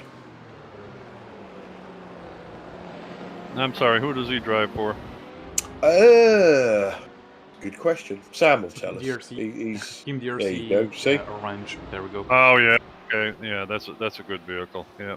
Oh, just for fuck of cars. I remember nothing. Kind of a close call there. A few seconds ago.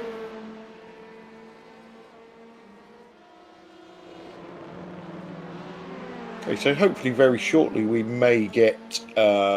I'm going to murder this name, so I will ask him when he comes in. Timon Berens may be joining us. Okay. Nice to have a few of the drivers come in and chat what's going on out there. It's kind of good to hear. It's good. It's good mid-race, and there he is. So let's drag him in. First of all, apologies. I'm about to murder your name, and then you're going to put me right. Is it Timon? Yes, that's actually correct.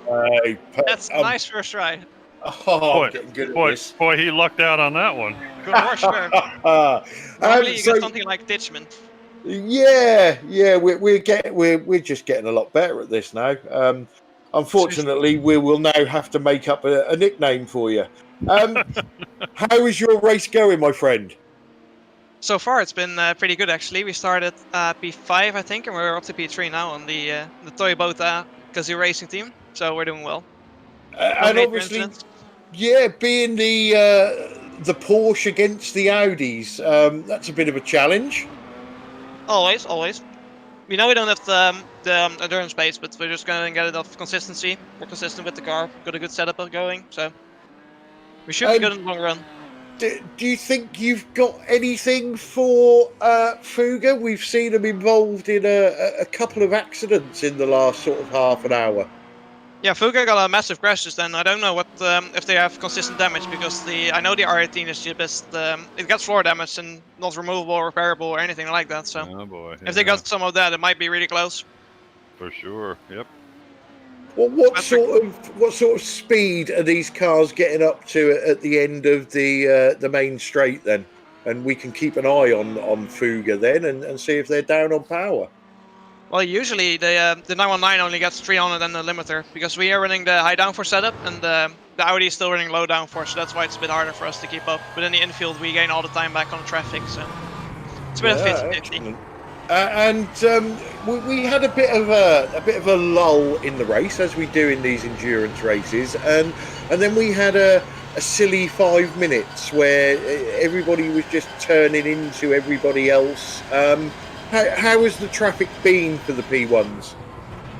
Well, for our team, it's been pretty good. While I was in the car, I've got no major incidents. It was a couple of close calls, that was, but no massive accidents. We had one LMP2 spinning in front of us. That happened, but they are P8 now, I think. I'm not sure if they out of the race or not, but no major incidents, and would like to keep it that way. We had just a minor spin while we got on the grass while with the rear tires, because they spin really easily, these LMP1 cars, but no major. Okay, and have you witnessed the 147-point turn in the pit lane yet? The what? You obviously haven't. Make sure you watch the broadcast back and just get ready for some shenanigans at the end of the pit lane. I sure will, and I would like to see the 150-point turn. It is good fun. Any shout-outs you'd like to give before we let you go? Nah, just to my teammate Matos. He's been grinding absolutely insane lap times out there. He's doing it a bit faster than I was, but we're going to keep it clean. And we'll see what happens. I'll tell you, that's a unique name for a team. Toyota Kazoo Racing. Pretty interesting. And it's for the memes. Excellent. Well, thanks for joining us. Thanks for having a chat. Good luck for the rest of the race, and hopefully we'll get to talk to you again later on. Yeah, thanks for the broadcast, guys. Broadcast has been good to watch so far, so we might speak to you later. Good luck, mate. Thanks a lot. Bye, guys. So, Timon Berens there from Toyota Kazoo Racing. Whoa! Almost a little accident there. Yeah, nearly, wasn't it? Whoa! So, yeah, track temperature's down at 88 degrees Fahrenheit now.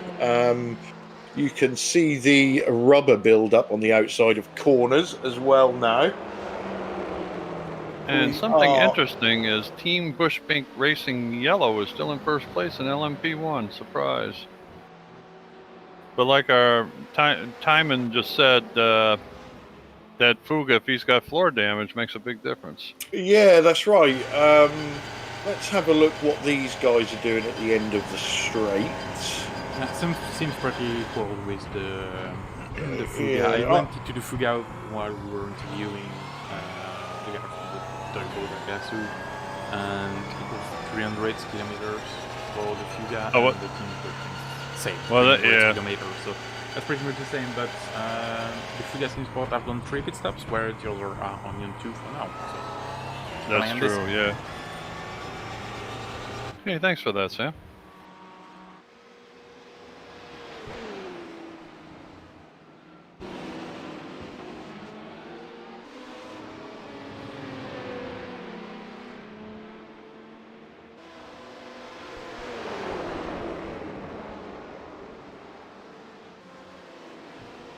They got Rick Verbison in the car now. He's behind Mika, I guess to put him a lap down or something. I'm not sure what's going on there.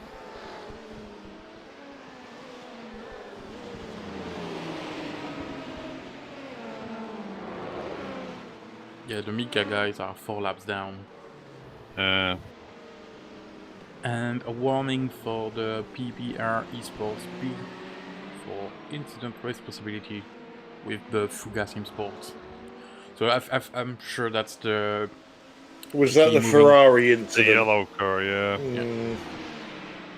Yeah, I think that would have been harsh if they was penalised. It was one of those split-second decisions, wasn't it? And that's a Corvette.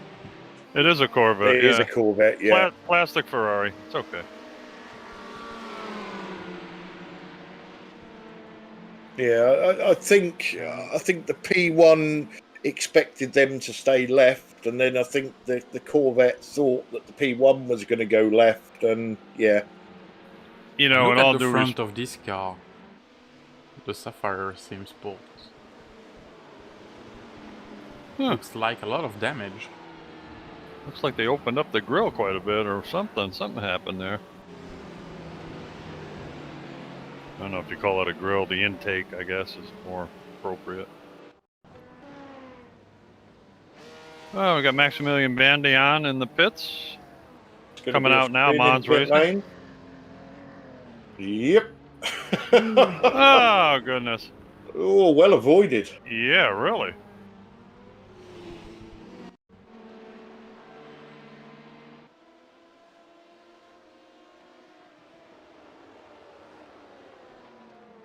Whoa! I guess we're going to take a different road into the guardrail. Boom, into the wall. Who was that? Lyndon Lee, yeah. That's a weird one. Sam, it looked like all of a sudden he lost, network or internet or something. He just went straight. No, he's still going down through the gears. He was trying to turn right also. I don't know why, but... Francis Fernandez and the Aero Pigs Racing Team. Number 27 up. Well, that was interesting. Yeah, a bit too hot on the brake pedal, I think.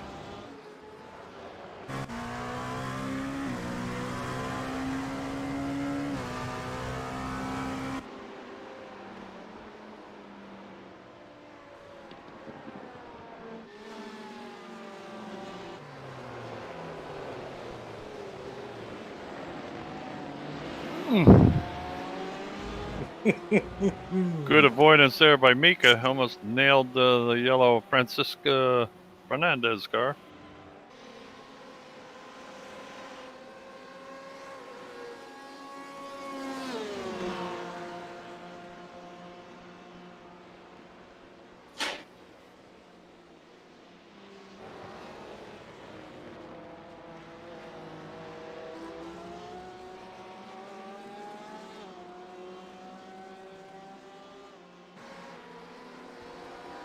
And it looks like we're beginning to get some of the GT cars into the pits as well.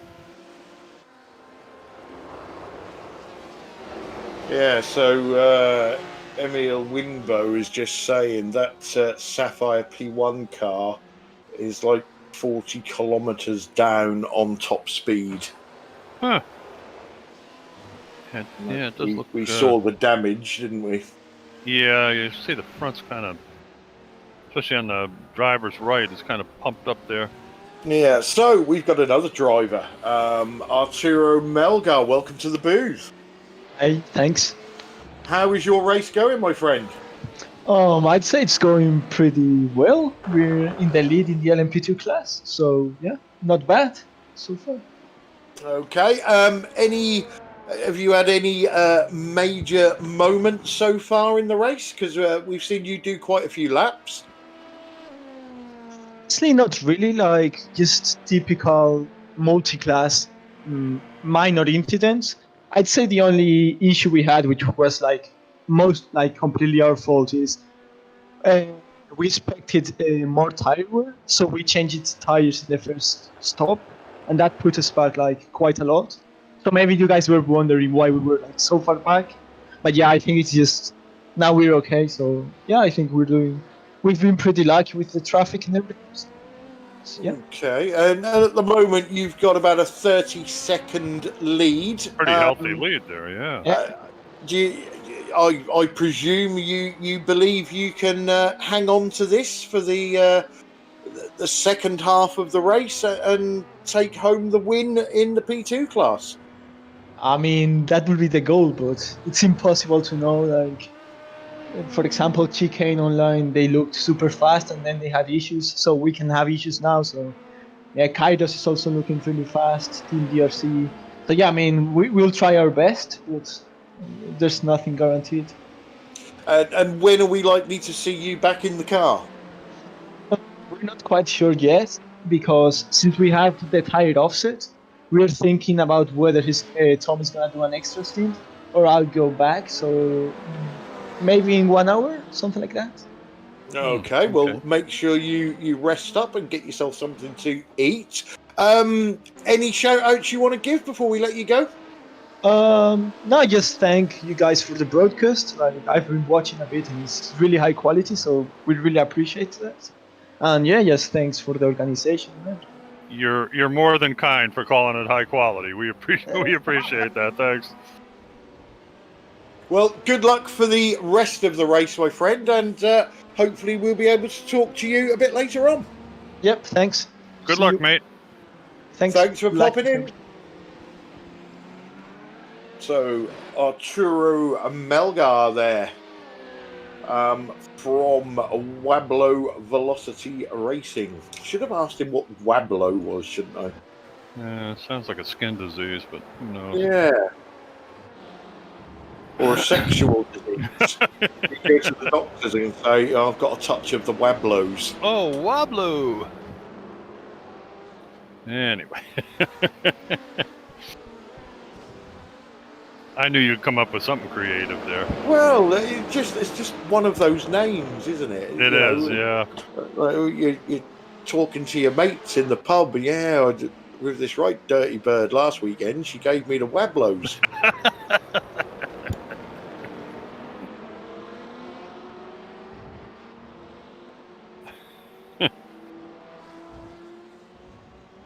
Oh, so, boy. 2 hours 20 in.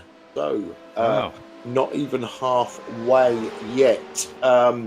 Let's have a look at the standings as they are now. So, Team Bushfink Racing Blue currently lead the way in P1, with Team Bushfink Racing Yellow in second, and Fuga Simsport in... Sorry, I'm lying. Fuga Simsport are in second, and Team Bushfink Blue are in third, with Team Bushfink Racing Yellow just pitted, but they did pit from the lead.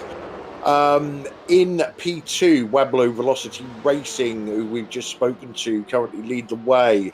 Kairos Competition Apollo in second, and Team DRC Red in third. Into GT Pro, if Sam wouldn't mind just moving the standings, thank you. Team DRC Orange lead the way, with Fuga Simsport GT in second and Hashtag Racing in third. And in GT Am, we have Simtards leading the way, with German Sim Racing Friends in second and K-Bort K2 in third. Yeah, pretty amazing in GT Pro. 41-second lead. That's pretty healthy. I'll tell you. I don't know how he got out so far, but he done an excellent job. And of course, Fuga Simsport in LMP1, 47-second lead. And looks like LMP2 is a little bit closer, though, isn't it? Only a couple seconds. Yeah, a lot of factors come into it, don't Yeah, they? oh yeah. You know, how and where you get traffic, how and where traffic gets you. You know, you're in first place, second and third are close, fighting side by side. They lose a ton of time to you. And also, you know, skill of the driver. Absolutely. You know, these drivers are not all exactly the same. They're all at different skill levels. And sometimes we see it where one team has got their best driver, another team has got their slowest driver, and that's a true. big gap forms, and then eventually it switches around and the time comes back again. Very true. Very true. I'll tell you something, my dinner is smelling awesome. What's on the menu for today? Do you have any idea? So we are having a Sunday roast on a Saturday because it's our wedding anniversary tomorrow. And okay. We're having a curry tomorrow. Ah, nice. But because my Sunday roast is my favourite dinner of the week, I didn't want to miss out for a wedding anniversary. So we're having it a day early. And I'm sure I experienced the Sunday roast while I was over there with you guys, and I know it's all meat and nothing green, so that's why you like it. Yes.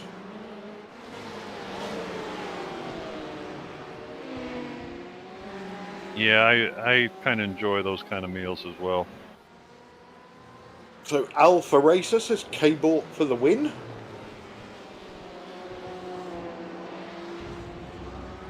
Not quite sure that's going to happen, but we'll see. Perhaps he's got some inside information. Platinum Racing team is in the pits in number 215.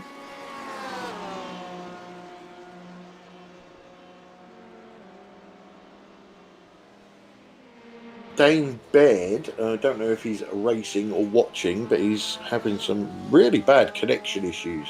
Oh, that's too bad.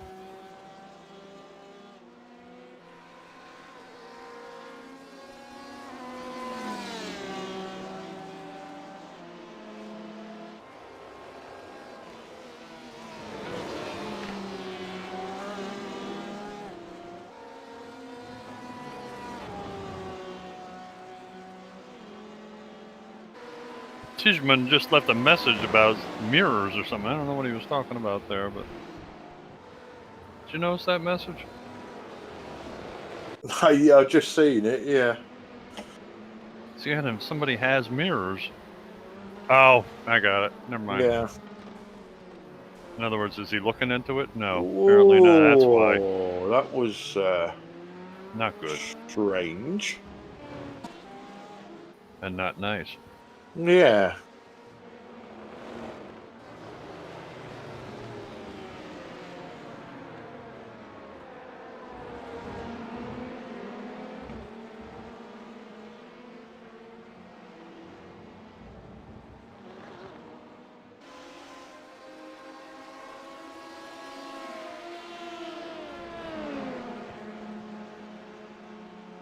Carlos Barboza in the hashtag Racing LMP2. Currently in 9th position in his class.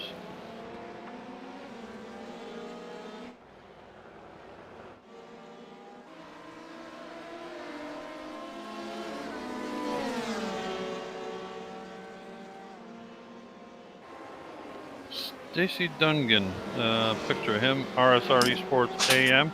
It appears Stacy spent some time in the gym. He looks like I'm not messing with him. Reminds me of the English, your English weightlifter. I forget his name. World's Strongest Guy or something. I can't think of the guy's name. Kind of looks like him a little bit.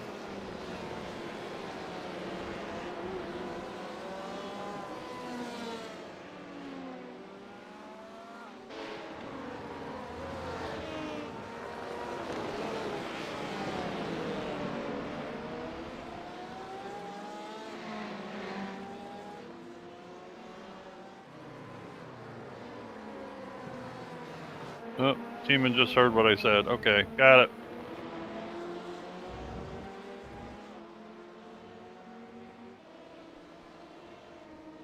it.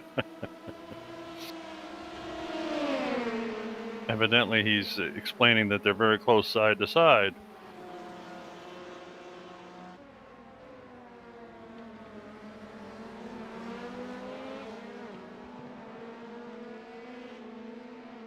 Friend Kevin DeWinter, Stage 1 Racing Senior. Which one we don't know, but oh well. Senior, junior? Senior 1 or Senior 2?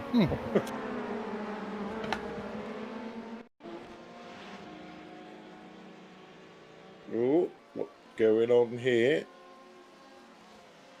That's the... Oh, whoa! That was a snatch of the brakes. Maybe dial that forward a little bit, chap. Too much rear brake bias, huh? Looked like it. Or too much pressure.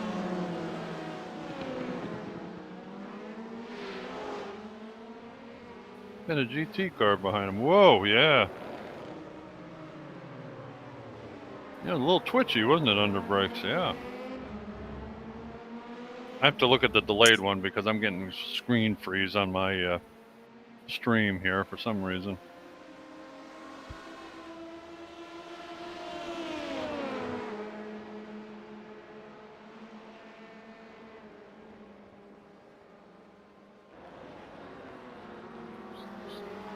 Our director just rebooted it. Hopefully that'll help it.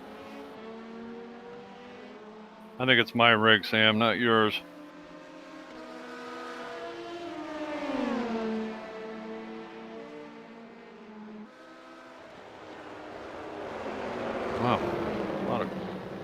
lot of cars on the same piece of tarmac right there. Boy, oh boy. Sure, that K-Bort car just threaded the needle. Ah, Tyler lives. Does he? He says morning, but it's almost the evening in Europe. Yeah. Yeah, he's 2 hours earlier than me, so it's about 8:35 in the morning over there, out in the western part.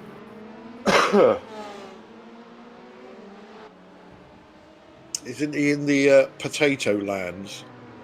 No, he's in. Let's see, he's in Colorado, but I'm not sure where he is in Colorado. He doesn't want to tell me because he knows that I'll visit him or something. He's Idaho, isn't he? No, Colorado. Is he? Yeah. I'm sure he said Idaho. Really? Yeah. Because I can remember having an Idaho jacket potato with an extremely large steak.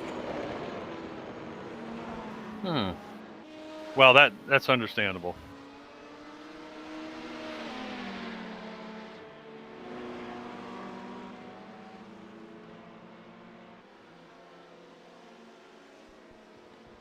Yeah, Clyde's I'll be back had in me. 2 minutes, guy, before Tyler joins, and you leave, Clyde. Okie dokie. Do my thing. Whoa. Don't even want to know what that is. Sounds exciting. Yeah. I think we've had enough sex on the track today.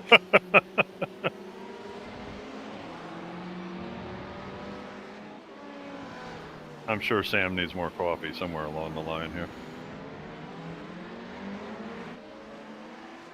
I think Sam actually drinks more coffee than me, and that's saying something. He definitely drinks more than me. I'd feel like electricity if I drank as much coffee as he does. Ah, so Tyler is in Idaho. Yes, no idea where that is, but I know they do potatoes. It's kind of a northern western state, not quite out to the coast, but kind of up north a little bit. It's above Colorado, I know that. North of Colorado. It's next to Wyoming and Montana, but I won't hold them guilty for that. Right, gotta Google it now.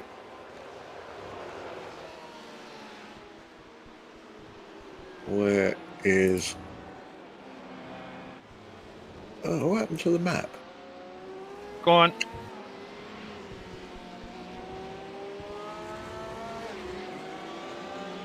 Aha.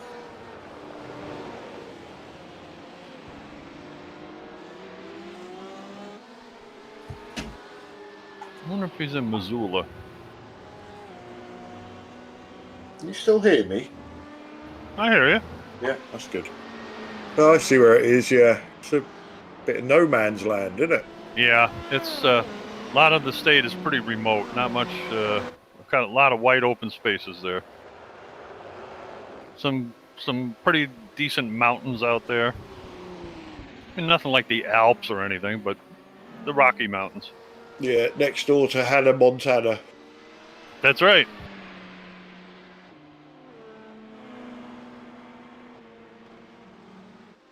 Talk about desolate areas. Oof.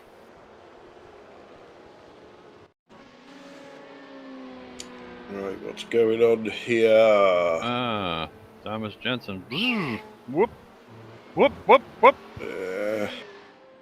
I think wow, nice avoidance. Oh. Yeah, unfortunately, he's only got himself to blame with that one. Yeah, for sure. I think he turned in there, got the front end tangled up. Great avoidance by whoever that was behind him. Boy.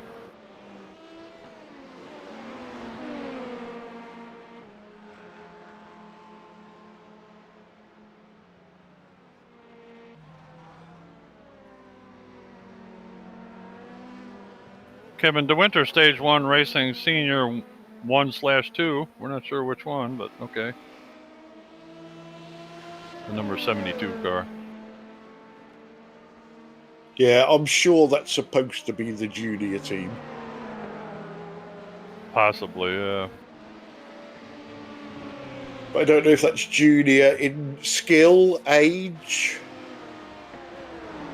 Jockey short size. Who knows? Yeah, you don't know, do you? Stage 1 Racing Green also they have. Wow. Yeah, see, that could have been stage 1 racing middle-aged.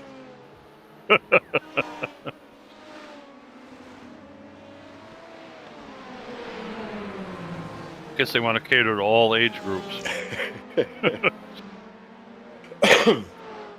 They are an anti-ageist team.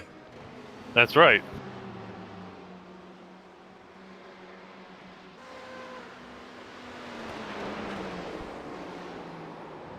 Whoa! Big slide. That's Ed. Gets it off the track. What'd you call him, Ed? Ed, yeah. You didn't want to pronounce that name, huh? No, I think we spoke to him last time, didn't we? And he's got one of those unpronounceable names that everybody calls him Ed.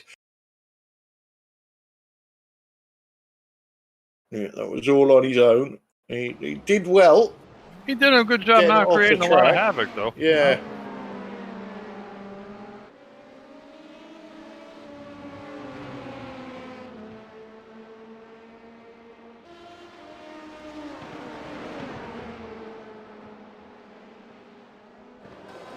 I wonder if this Barbosa is related to Joao Barbosa, who was a prototype driver, ran in a lot of the IMSA races.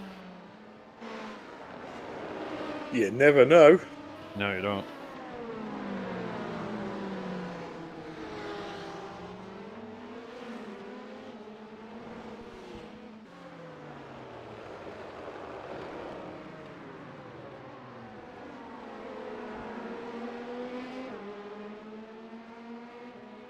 Just so you know, the driver currently in the Team Bushfink Racing yellow car, who are second, I believe, are they? That third in P1 is just going to be called Dan. Wow. Not even having a go at that one. Wow. Yeah, I wouldn't either. You going to have a go, Sam?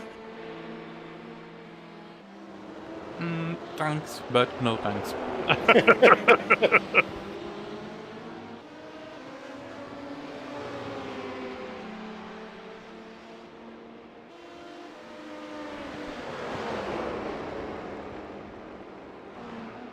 Got to be a silent N or a silent T at the start.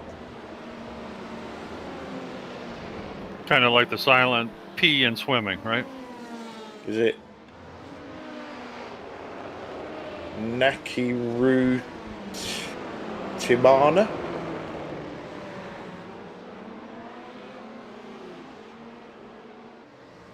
Or is it Takiru Timana? I don't know. I think he did pretty well. He got it out in one phrase. It would take me like several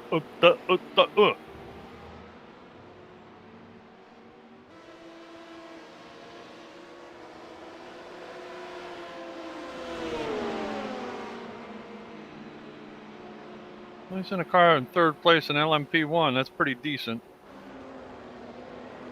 Even though we're trying to really slaughter the poor man's name.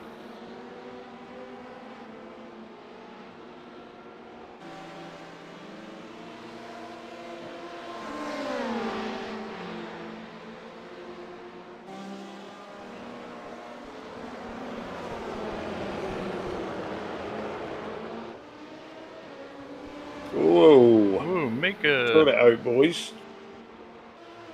Oh, pushed his way through that time. Wow. It's amazing how much that Maka and the Team Bush now Team Bush thing.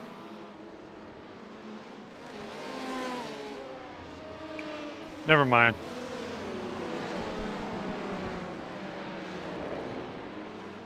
Right, well, I will have a quick run through of our running order with 2 minutes 39 gone in this race.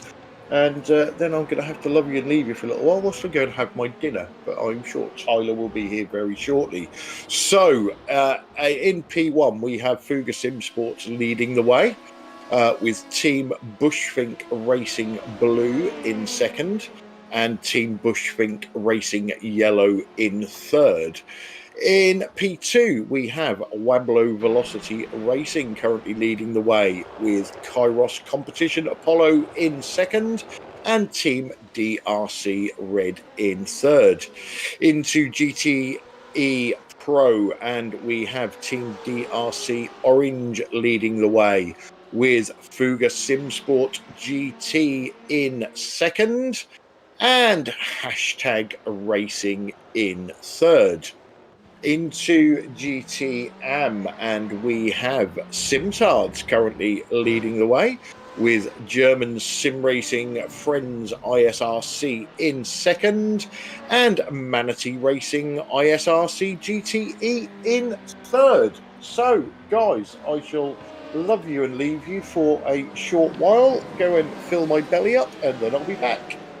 Bon appetit, matey. It's probably gonna be a long while if he has to fill all of his belly, but hey. Yeah, I'm afraid you're right. I'm afraid you're right. Got a little battle going here with the 8th, 9th, and 10th position in P2, Barboza, Lee, and Winter. Is that D Winter? Yeah, it is, isn't it? Yeah, it's Kevin De Winter. Yeah, Kevin De Winter. And he just passed. He just passed. But he almost lost it on the brakes, and yeah, again, he did. Got Barry inside coming off that corner.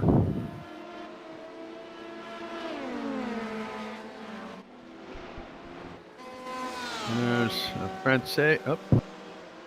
There's our weightlifter Stacy Dunnigan in the RSR Esport EM in 6th place. And he just he's tussling with Bandian, Maximilian Bandian in Mons Racing.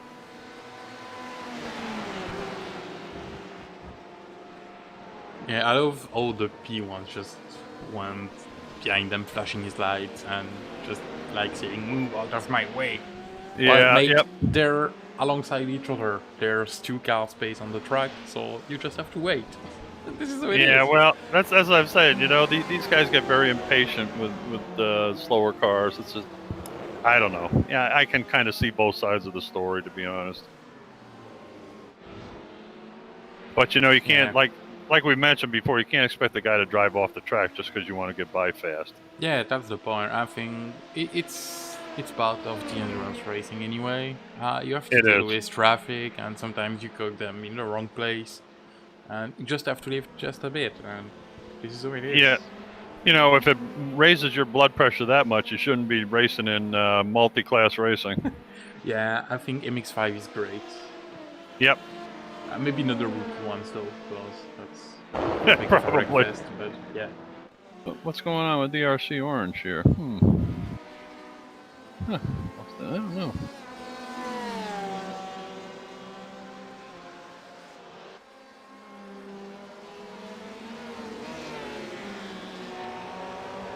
Nice little battle right there.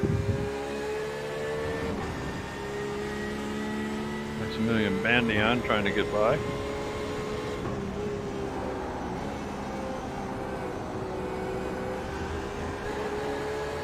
Of course, whoa!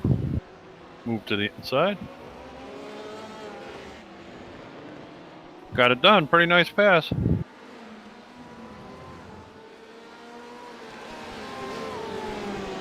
Here comes a couple, those are P1s, I believe, coming up behind him. That's one of the Bushfink cars. Probably Bushfink yellow because it's got yellow fins on it, maybe, huh? And Dan's driving that one, Daniel. Thomas Johnson, Sapphire Simsport Alpha. Yeah, they've had their share of problems today, but they're still plugging along in 7th place. Kevin DeWinter's 9th. Stage 1 Racing Senior. We think it's Senior. Number 83. No, 72. Sorry, 72.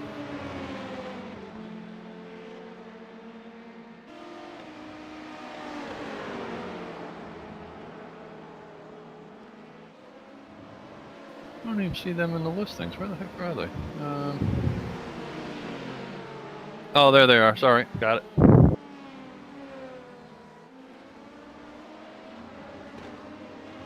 I used to having so many LMP cars at once. Wow.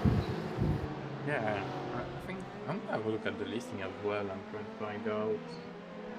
Yeah, this one should be the junior team according to the entry lists. Which one? 72? Yeah, the 72 is effectively the junior team, but I think they gave the wrong name. Yeah. When they joined, basically. Yeah. It happens. We'll let them slip by this time. Yes, no at least they got no the correct penalty. number. That's most important thing. That's right.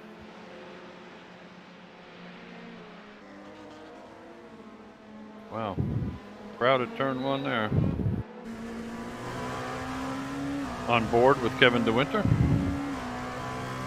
He's got Barboza in front of him.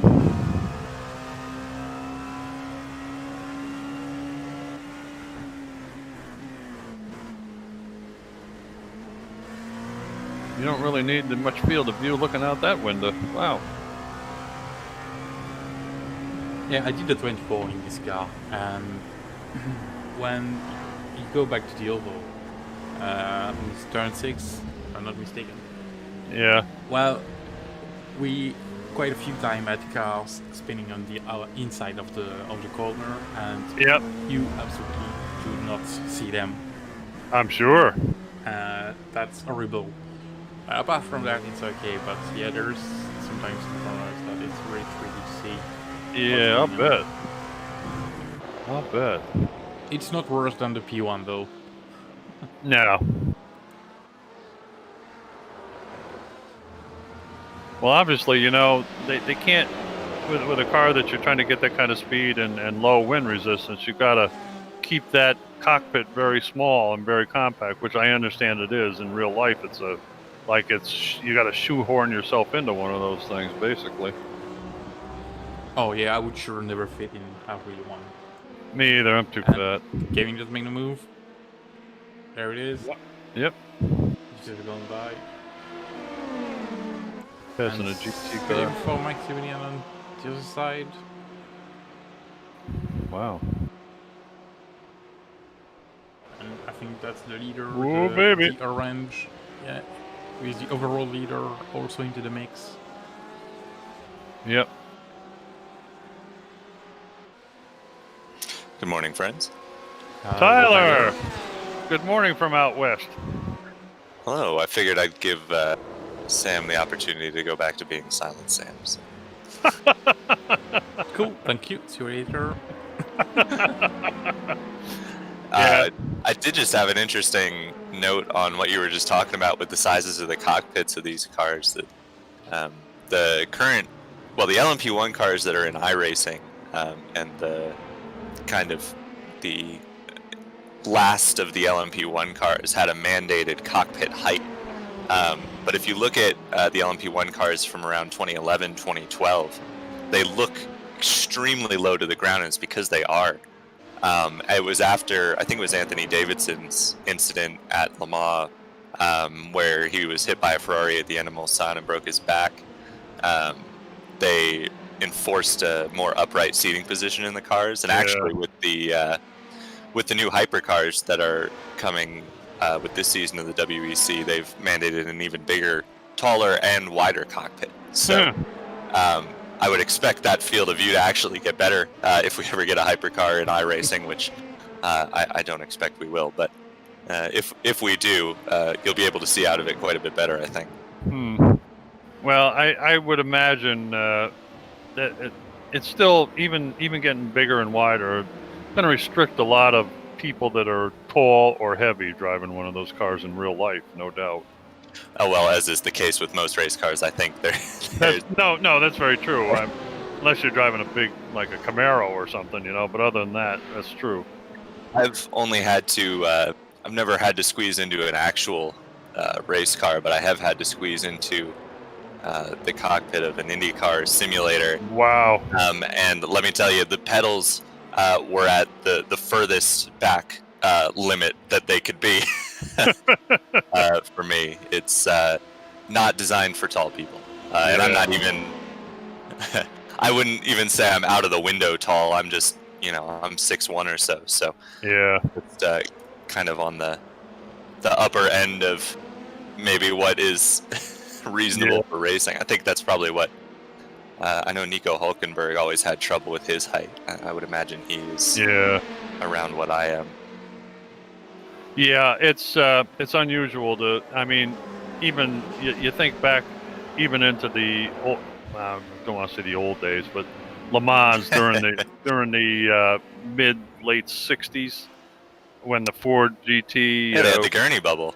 Exactly, that's the point I was going to make, because Dan Gurney was a tall man. He was 6'4", 6'5", or something like that, and that's unusual for a and. Of course, he drove Formula One cars back in the day too. He drove and built them. That's right, exactly. Yep, he drove and built the Eagle and designed and built it. Actually, yeah, pretty creative guy. Yeah, the Gurney Bubble is one of my favorite racing stories. Just the idea that the car was so. It gives you a sense of how loose the designs were back then, that they could take a race car and literally put a bubble onto the roof, and it affected it so little that it was worth having a driver of Dan Gurney's caliber in the car just to that is funny. Have the top bubbled out. I mean, look some of the cars they have today, and they'd all have a heart attack. We'd say, just cut a hole in the top here and put a little thing on top, to extend the headroom. They go, what? Or just find somebody shorter. Yeah, exactly. Even most races, sprint cars, which I'm sure you're familiar with too. I mean, you take a look at guys like Brad Sweet and Donnie Schatz and all those really good drivers. Those guys are little guys. I mean, they look rugged and big, which they are. They're strong, but they're not very tall. Nope. No, I gotcha. Yeah, they it's a squeeze. Yep. Well, anyway, we've had quite a bit of action this morning, Tyler. A lot of fender benders early.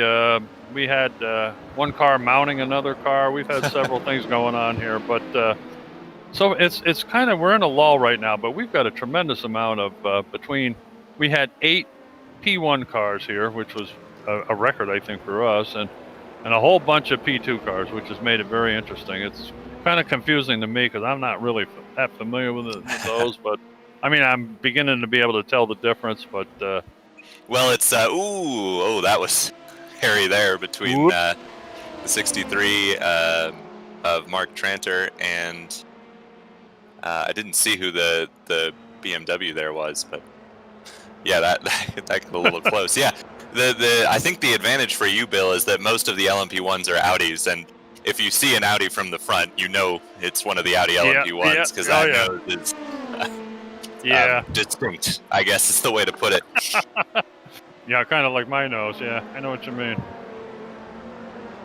No, it's been a pretty good battle so far. Some of the guys we're very familiar with are so far kind of holding the torch, though. Team DRC Orange and GT Pro are at the helm at the moment. But Fuga Simsport GT is trying to close in on them, and it's been pretty interesting so far. Yeah, I'm just happy to sign on and there to still be more than one LMP1 car in contention. Honestly, Bill, it's yeah, it has a tendency to happen. You're right.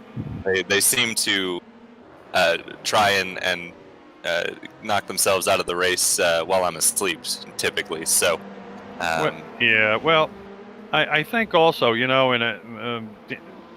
Sam and I were talking about multi-class racing before, and as you're well aware, having driven a lot of these, the closing rate on some of these P1. Oh, who we got in the pits? Lyndon Lee and the Verve Racing team. It's a P2 car.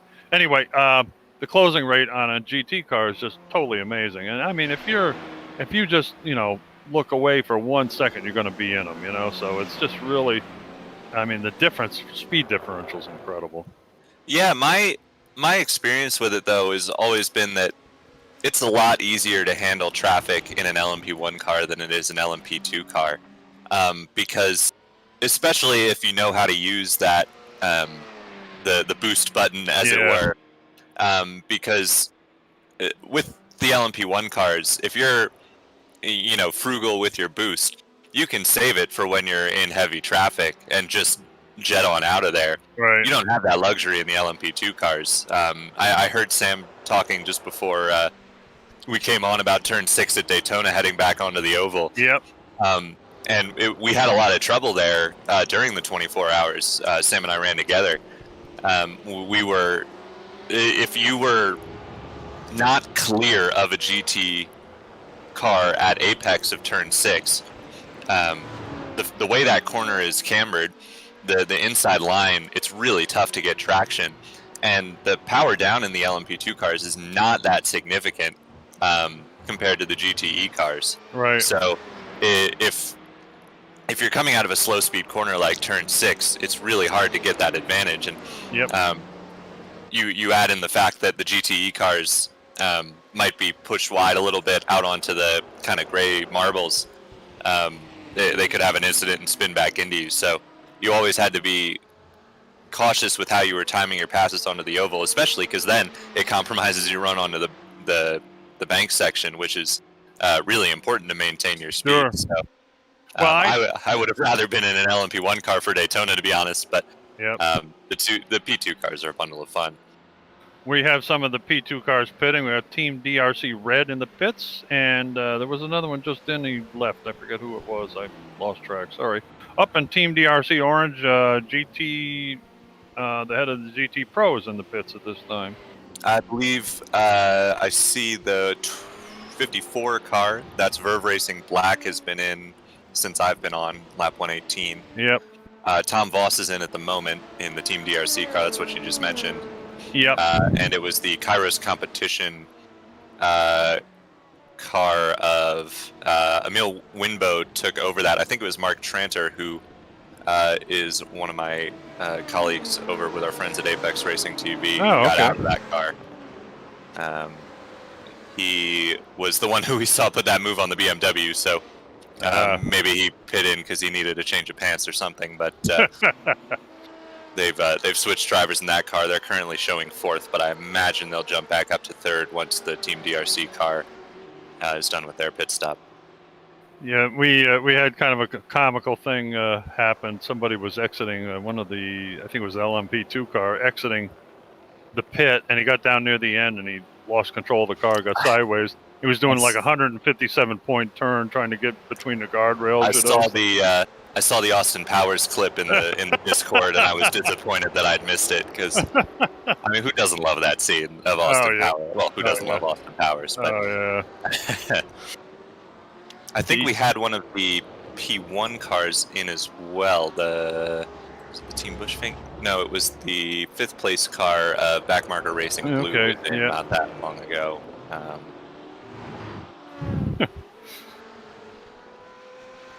And a lot of people have been spinning coming off pit road too. Not an unusual thing on this pit road, really. Yeah, I saw one of those right after I signed on to watch the broadcast as I was getting ready this morning. I think it was a Porsche that just settled it off at the end of pit lane. Yeah. Easy to do. And you know, you're in such a damn hurry to get back out and get going again. It can happen real easily. Yeah, for sure. In races like these, a lot of the advantage comes from, what you can do kind of outside of the racetrack. On the track, everyone's going to be somewhat in the same boat as long as your pace is reasonable with traffic and whatnot. But what you can do in the pit lane is important with strategy and just timing your stops correctly. So it is important to get that runoff on the exit, but not too important that you need to spin it. Yeah, that's for sure. Good to see that's the Aeropigs car back, isn't it? They were at Sebring. I don't think they either they weren't in the race at Road America or they were out by the time I signed on. But good to see that car back. I remember them having a good story at Sebring, which I don't remember how they got that team name. But yeah, but I saw. I love the name of that team. That's great, Aero Pigs. I like it. You know what you mentioned about the difference between a GT car and a P2. I've noticed even here, like acceleration out of some of the corners. It's not. I mean, the LMP2 is definitely faster, but it's amazing. They come out of the corner and pretty side by side for a little bit before the P2 finally leaves them. Yeah, it's because all of the advantages of the P2 car are aero based. Right. The engine power is the power to weight difference. Ooh, there's a little nudge from it was Arturo Melgar in the Wablo, the leading Ferrari for GT. They got the nudge there. I didn't see the number on the P2 car, and I'm still figuring out these liveries. It's the 69, so that's Chicane Online Racing. But as I was saying, Bill, the difference between the cars is all aero.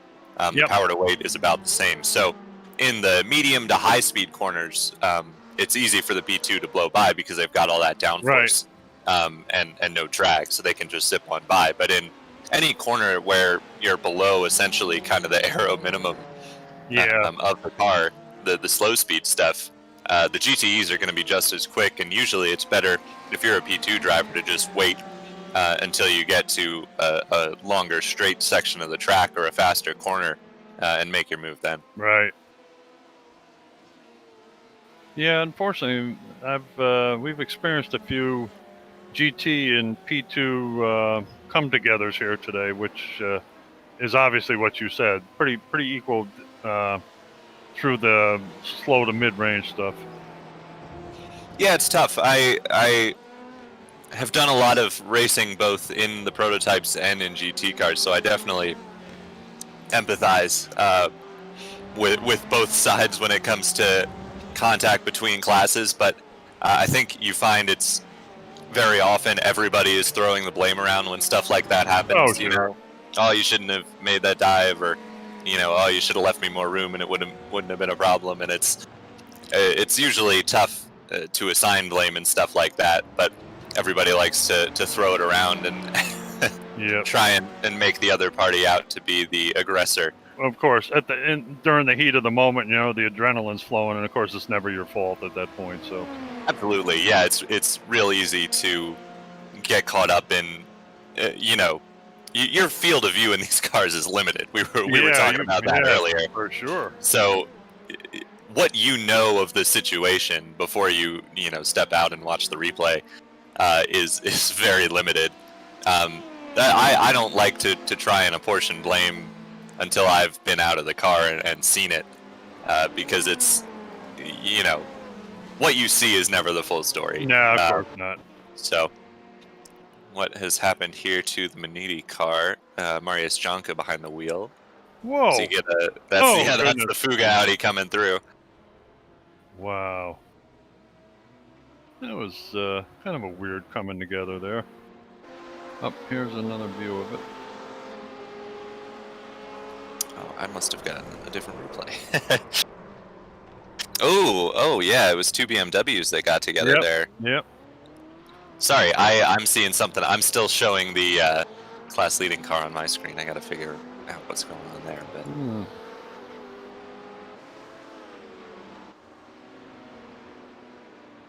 I'll just blame Sam for it. Be careful, he's our director. What's he gonna do? Fire me? Disconnect your connection. He doesn't want to have to call the race. This is the way I'm saying nothing.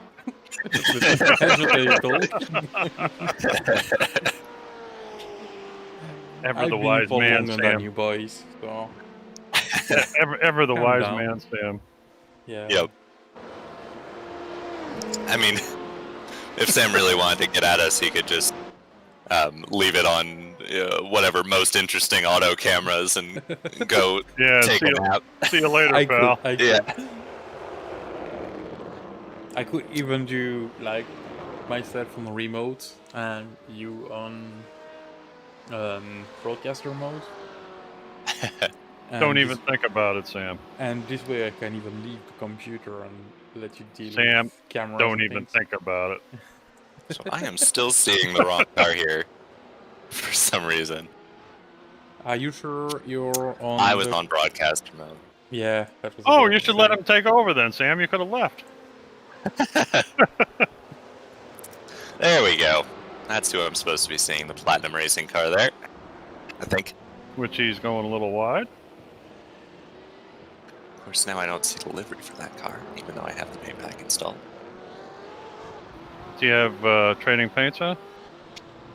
No, I turned it off before we started, and I put the paint pack in the folder, so... Not too sure, but...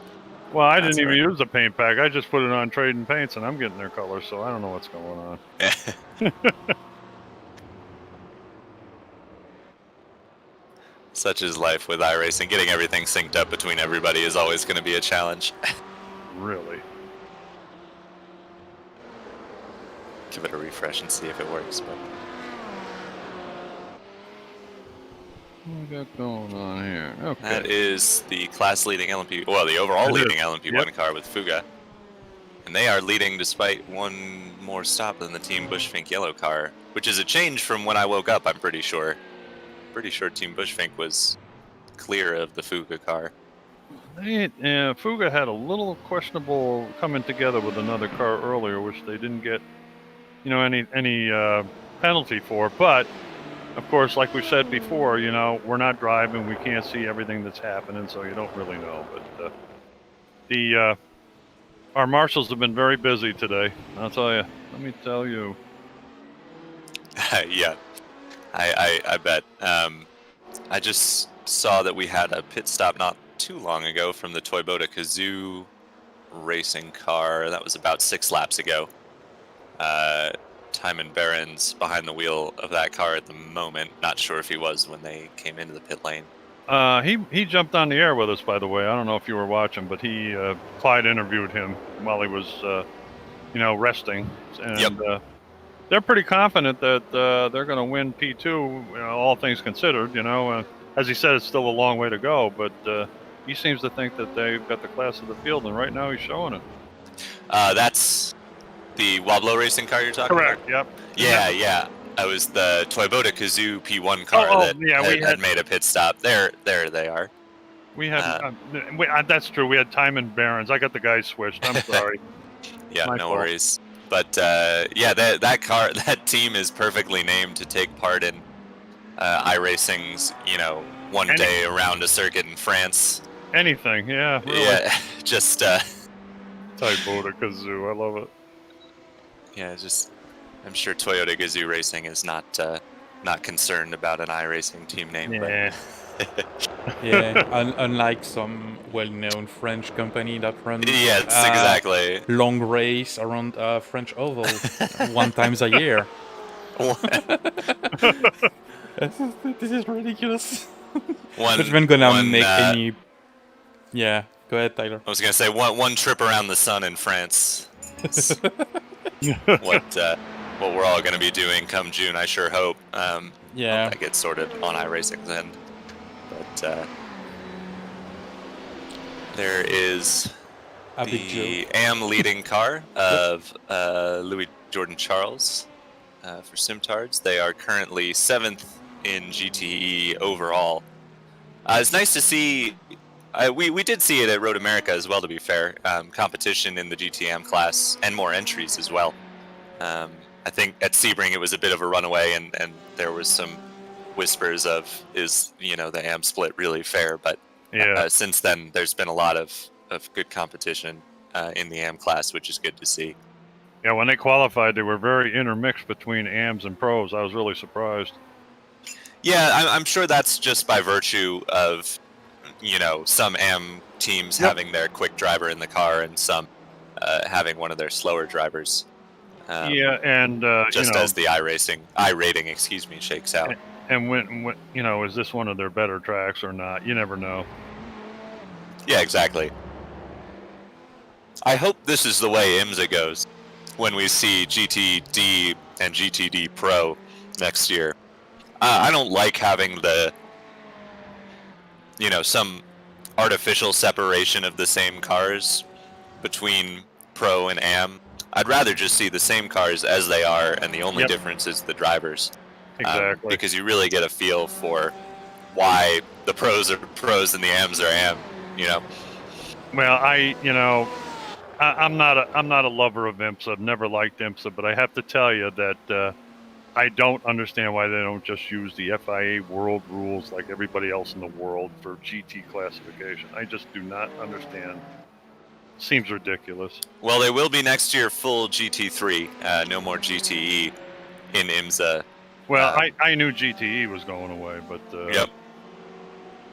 And the GTD class has been, it's full GT3 spec, though IMSA controls the balance of performance. Yeah. In the class, which is fair enough. I think you can see the benefits to IMSA having their own control over balance of performance in the Michelin Pilot Challenge in TCR last year, because the TCR class, did something happen to the German sim racing friends? Ooh, just a little spin. No harm, no foul there, but a little looked like a little too much rear brake bias or something. Wow. Or just some aging tires, perhaps. It could be, yeah. Wait a minute. Is this it again? No. But the IMSA TCR class, the balance of performance was controlled by, I believe, the FIA is the TCR governing body. I'm not sure. Whoever is controlled the balance of performance, but the way, Bill, American tracks in general are quite a bit different from European tracks. Oh, sure. And it kind of led to the Hyundais being unbeatable for the most part. Yeah. And the IMSA really couldn't do anything about it because they didn't have control over the balance of performance. But this year, they've gotten the rights to do their own balance of performance in the class, I believe. And it already paid at Daytona. There were Hondas and Alphas and Audis in the mix, as well as the Hyundais. So there's definitely a reason for IMSA to do their own thing sometimes, and it usually comes down to the differences in the American tracks versus the rest of the world. Yeah, probably. Now why it took this long to get prototype conversions is beyond me, but thankfully in a couple of years we'll have at least similar top classes between IMSA and the WEC, which is only a good thing in my opinion. Well, it remains to be seen. Unfortunately, the one thing we were thankful for, though, road racing is finally, I'm a heck of a lot older than you. When I started road racing, it was like, it was mostly amateur stuff. We had a couple pro series, but nothing like worldwide stuff, and it just really, it's come a long way, let me tell you, in the last 20 or 30 years, for sure. Yeah, absolutely. As far as matching up with the rest of the world, Yeah, and DPI was almost it, and then the WEC wasn't happy with it for whatever reason, and the LMP1 class was still going strong, so that's right. There was no convergence, and then the LMP1 class kind of fell apart, which is a shame because it was really, honestly, those hybrid LMP1 cars were what really got me into sports car racing. They are just so cool. and I go back to the 2014 race at the Nürburgring GP circuit between Audi and Porsche and Toyota. And they traded the lead and all of the top positions, over the course of the 6 hours. It must have been, near hundreds of times. And, and to do it with cars that are so cool technologically, it was just awesome. And I hope the LMH and LMDH rules are obviously they're not going to be as quote unquote cool technologically because the hybrid systems are much more controlled. But I'm a big fan of advanced technologies in racing and electrification of motorsports, which is a I know a touchy subject for some of your fine vintage, Bill. Old but guys, yeah. old guys, yeah, you got that right, brother. But I am quite hopeful for the future of sports car racing in the top class. I think it's going to be really good. Well, you know, in the United States, which you're well aware, you know. Ooh, that's the class that's our leading. leader, yeah. Yeah, that is BRC Bram Van Orange, Putten. yeah. Wow. And he's just kind of stopped there. What the heck happened? Aren't you gonna go? He's figured it out now. I wonder if he had some sort of tech issue that Yeah, you wonder, don't you? that caused that, because that looks a little bit. I mean, it's not an impossible place to have a spin, but No. it did look a little weird. But afterwards, the pausing kind of got me there for a minute. No, that was just a pretty normal spin. I think he was just trying to get out of the way and then get himself sorted. Oh, maybe, yeah. Interesting. Try to figure out where he is or something. I don't know. Yeah, that car has a pretty substantial lead in class, actually, just looking at it now, even after all that. They've got about a minute over second place. Oh, jeez. I'm not going to try that name. You can go, Mike, why is a cop seeker? We're going to... do you think that sounds right, Sam? We did that name before. Yeah, it looks pretty correct. I think we already tried this one like a few times. Yeah, we did. In the past few race. Yeah. In the 191 car. You know what? About a minute behind Bram Van Putten now. You know what, Sam? You got to show... Whoa! Uh-oh, wow. Oh, that was the Simtards car. And the Cabort P2, I believe? Yeah. Was that the Cabort car, Sam? I didn't get a good look at it.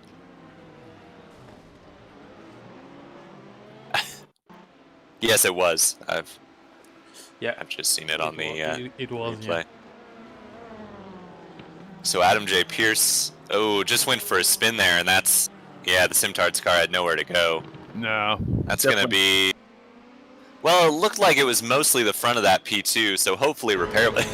It's interesting, we found out during the race and practice for the P2 car, damage to the front and rear is very repairable, and damage anywhere else is very much not repairable. So hopefully the Cabort K1 team can get that car in and fixed up. Doesn't look all that bad, but the Simtards car, they've got a bit of a crinkled right front. Don't know if that'll slow them down too much. Might help their aero, you never know. It could be.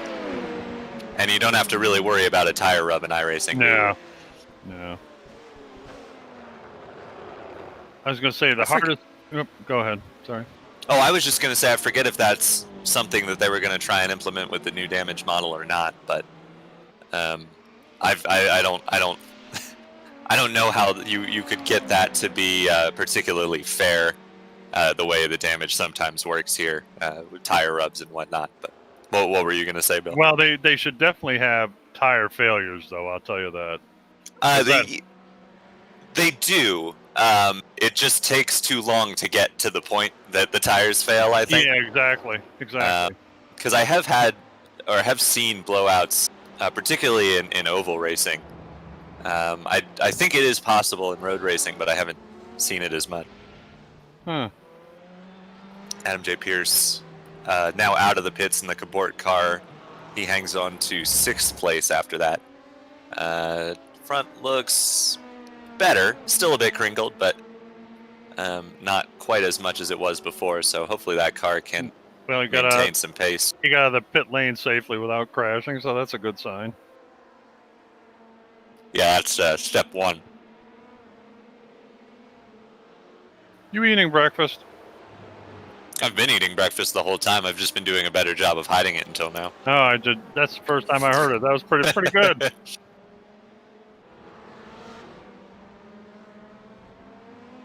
Simtards, pit lane.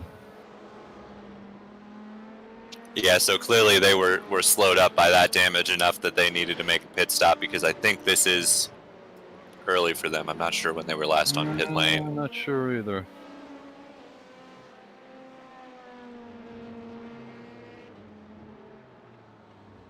Reverting back to stuff in America versus the rest of the world. The funny thing about Americans, and especially years ago, Tyler, you're too young to remember, but brand identity was like really important. So when you'd see sports cars out there, like formula cars or anything, they just couldn't relate to those. You know what I mean? Because they all kind of looked the same. And you really, you were a fan of a driver, but you were also either a Ford guy, General Motors, Chevrolet, Chrysler, whatever was your bag, and that was a little different ball game. But things are changing. It's changed a lot. Yeah, I have to say it's not one of the things I particularly care for. I'm more a fan of rooting for drivers or an interesting story or a particularly impressive car. It doesn't have to be from a specific manufacturer for me, but it's an interesting point. And as to whether interest has gotten better or gotten worse, if that's a factor, it's an interesting question to pose, and I don't know an answer to it, but you're certainly right that it's not something that I think a lot of sports car fans from my generation are particularly concerned with. No. That said, I do know some folks my age who are big Corvette guys or big Ford GT guys, so it still exists, but not. Everybody's different, for sure. Yeah, perhaps not as prominent as it used to be. Well, I'll tell you, I'm a despiser of Toyota, but I have to tell you that new car that they've developed, is it a P2 car, I think? The Le Mans hypercar formula. Oh, man, I'll tell you, that's way ahead of its time right now as far as looks and design. I have to say that. I have to absolutely agree with you, Bill. I think it looks fantastic, and I always kind of rooted for Toyota in the LMP1 field. I can say that now. I couldn't say that when I was working for Honda, but you got that right. I always generally kind of rooted for Toyota. I felt like they were kind of the underdogs compared to the big German manufacturers in LMP1, but it's good that Toyota have stuck it out and kind of seen through the lull in top-class sports car racing, thanks to who was that off the side of the road? That looked like a Porsche, I believe. Yeah. Sorry, didn't mean to interrupt you. No.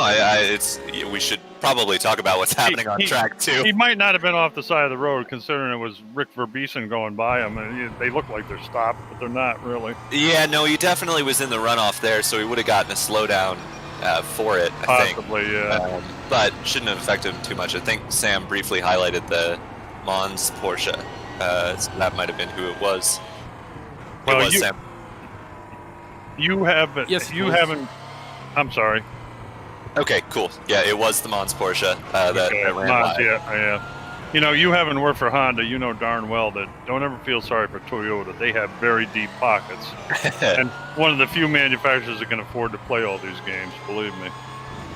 Yeah, absolutely. But and one thing I give them credit for, which I absolutely, can't believe the other manufacturers don't do it, especially in more American racing than anywhere else, is they get into the grassroots of racing. They don't just pick 4 or 5 super guys, and support them. I mean, they're right down in the, and that's how they get, the power that they've got, really.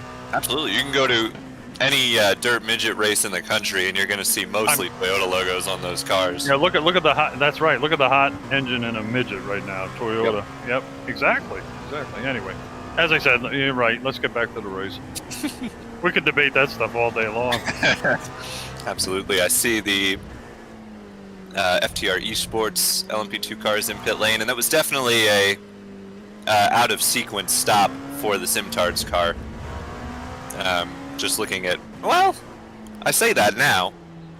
It wasn't too far away from when the rest of the GT cars were pitting, so they have lost the lead of GTM. Nils Leopard has gone through in the 220 car to assume the race lead, but they are only about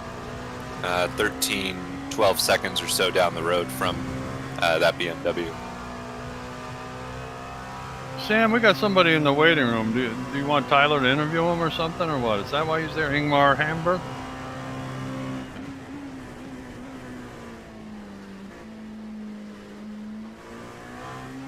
Earth to Sam, over. Yeah, excuse me, Bill. I'm dealing with bot spam on Twitch. I'm sorry. Do we know what team Ingmar is? No.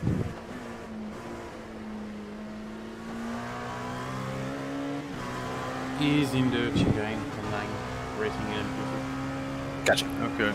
Yep. And yeah, I will leave it to Tyler. All right.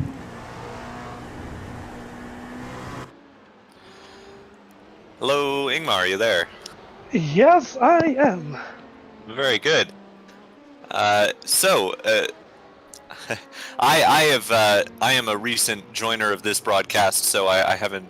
I have to say, haven't followed your race super closely. So why don't you fill us in? How's your race going for Chicane Online Racing? We see you currently 11th in the P2 class, but you're still with that kind of main group of P2 cars in the standings. So how are you guys getting on? Well, for us, the entire championship has been cursed. We have so far finished 2 races. Last time didn't go great as well. And Alex was driving 2 times in a row for a stint, and his power cut out. So while we went away from pole, it has been not going great. Oh dear! And there is a P2 car spun around. Yeah, that's Ryan Smith for Polder Racing, and your car had to avoid him there. I think that's on the run up to turn. Was that turn 4? Oh, that looks weird. That was a hardware issue. That was a hardware issue, definitely. Yeah. That was strange. Wow. That Corvette lucky to avoid it there. Whoa. Ooh, as was the BMW. Oh. And there goes your Chicane Online Racing car. So, so cursed, I suppose. Did you say you had the power cut out today as well? Was that another? Yeah, Alex was driving the first stint, and he pitted, and shortly after he was just gone. So we fell back, and then I quickly had to jump in the car to do a stint, and then let him drive again. But then shortly after he was gone again. So oh boy, we have been trailing back a little further than we'd like to, and he had a drive-through for jumping the start as well. So oh dear. So it's not been great. I do see that your pace has been pretty solid. Your fastest lap is right up there with the best of them, but. Do you think what do you think is possible? I suppose I'll say for the rest of this race. Obviously, we've still got 2.5 hours to go. Do you think you can pull a top 5? Is a win out of the question, or are you still aiming for it? Well, if everything's going mental, we might be still be able to win, but you never know. I mean, it's still 2.5 hours to go, so we'll see. I think at least top 10 should be doable. But after that, we'll have to see. We're just gonna go for the points. Yeah, fair enough. I mean, that's kind of what you got to do after you get stepped back early on. I mean, I've had my power. Petit Le Mans last year, I had my power cut out while we were leading with about 3 hours to go, which was not fun. Yeah, definitely. Good to see you continuing on, and glad you were able to jump in after Alex's issues. Do you have anyone you'd like to give a shout out to before we let you go? Mainly, I want to give a shout out to our superior Dutch electricity network. I mean, we're the 2 Dutch guys. We're still driving, so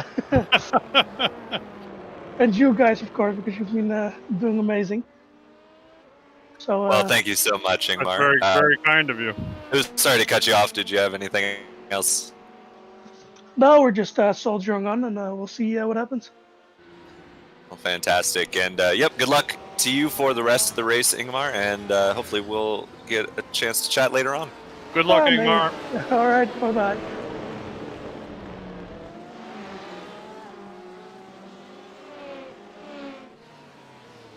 There we go. Aero Pigs Racing. Mark. Yeah, they are. Are they 7th place in GTM? Yep. Looks like they've been delayed a little bit.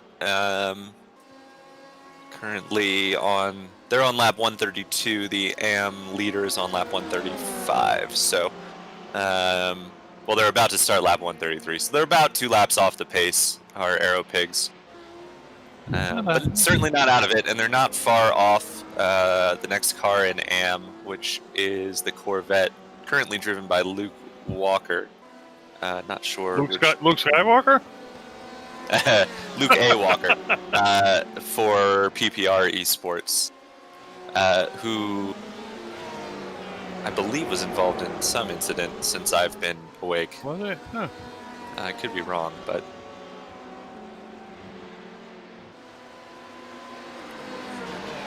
But they are still soldiering on, are the Aero Pigs. I don't think that's the PPR Corvette in front of them. I think that's a one of the Pro Class cars. Yeah. Quite get a look at it, but oh no, it's got the orange board. But is that? Well, now interestingly, I see that the PPR car has a incorrect number. Because that should be a 200 number for an M-Class GT car. I don't remember what the penalty is for that, but they certainly will have gotten a penalty. So that might be why they're a bit further back in this field. If you notice, oh, wait a minute. Is he an AM car? Yes, that's the number 31 is a GTM car. 31. Yeah, okay. So that should be a number starting with 200, or starting with 2 rather. So. Okay, but Aero Pigs starts with. Are you talking about Aero Pigs? No, sorry. The PPR Esports car has the wrong number. Okay. Aero Pigs. I'm sorry. Should be the right number with 217. I see what you mean. Okay, gotcha.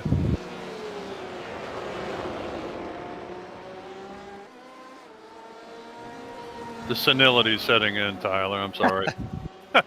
Oh, you're fine, Bill. Oh, young man, I wish it were true, but thanks. Actually, that is a battle. That is a battle for position on screen right now. That's the Platinum Racing team behind them. So that is for 7th position in GTM. Marnix Heister behind the wheel of that BMW, trying to get back, get through Mark Mestres here. We've had a lot of screen time with the Platinum Racing team today. Listen, after refreshing, they do now have the correct delivery on my screen as they nearly ran into the Mika car there. Wow, that was close quarters. Almost looked like creative parking there for a second. Wow. Yeah. Jeez. You really wonder sometimes how they avoid making contact with those kind of maneuvers. Wow. Yeah, it's oh no, not him again. Ryan Smith. Yeah, Ryan seems to have been having some connection issues. After his incident. I mean, I assume he's in the pit lane to fix damage. Oh baby, that didn't go well. Lithium got hammered. Oh God. Oh yeah, and they are in the pits for that's Kevin Vutu. Yeah. Clyde's favorite person, Kevin Vutu. Oh, and it was the 2 of them that came together. I see that now. Yeah, I didn't have the baby. Didn't have the replay on my screen, but yes, it was I think think we've got another region master there. That's a bit of a shame for the Lithium Motorsports. Yeah, it's disappointing because Ryan had done what he needed to do and held the brakes while traffic was going through. So don't know if he just timed it wrong or got fed up of waiting and tried to make it happen. But and he may be a little out of sorts with all the connection issues he apparently has. For sure. I mean, his original incident was super strange. Oh yeah. Just really kind of a bizarre incident. So I mean, as crappy as a driver as I am, I couldn't even done that with with the internet working. Yeah. So definitely Ryan is having some issues, either connection or hardware or both. But yeah, that rejoin was not particularly smart. Sam, do you think that takes core off the hook? Yeah, I think. Yeah, me too. Me too. Okay, so we won't pick on him anymore. Oh, this is the NSR car going slowly. They're already long delayed. Rasmus Kirkland behind the wheel right now. Oh, just caught the grass, I think. All by himself on that one. Yeah. At least he didn't hit anything. Yeah, and then the car looks in good condition for being so far down the order. Evidently, if they had damage, it's been repaired. Don't know what their issues were. That would have happened before I signed on, but they're about 13 laps off of the leading LMP2 car, so not much left to play for the 98 team. And Marnix Heister and the Platinum Racing team trying to close in again on the Aero Pigs car. Yeah, this battle for 7th rages on. Not sure if... What did he have right in front of him? Who was that? That is somebody not on the same lap. It is one of the Corvettes. Okay. I believe an AM Corvette. I'm not sure which one. That could be the 260... No. No, it's Stacy. It's the 205. Stacy Dunnigan. Yeah. So that is 5th place in GTAM. Oh, yeah. With one car between them and a lap. So. Gotcha. Okay.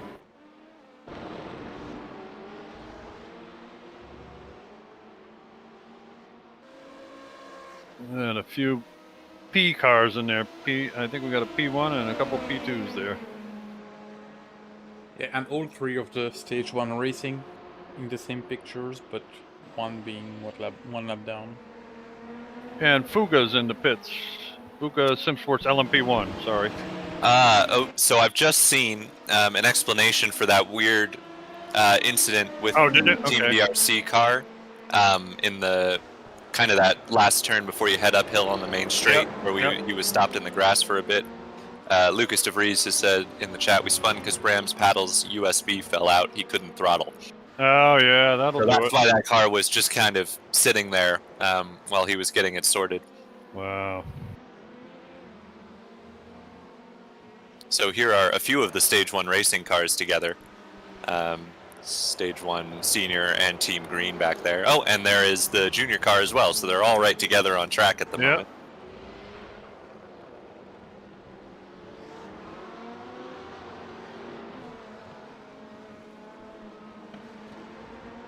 I do love that Stage 1 racing livery. It's very well done. It is. It's really cool looking.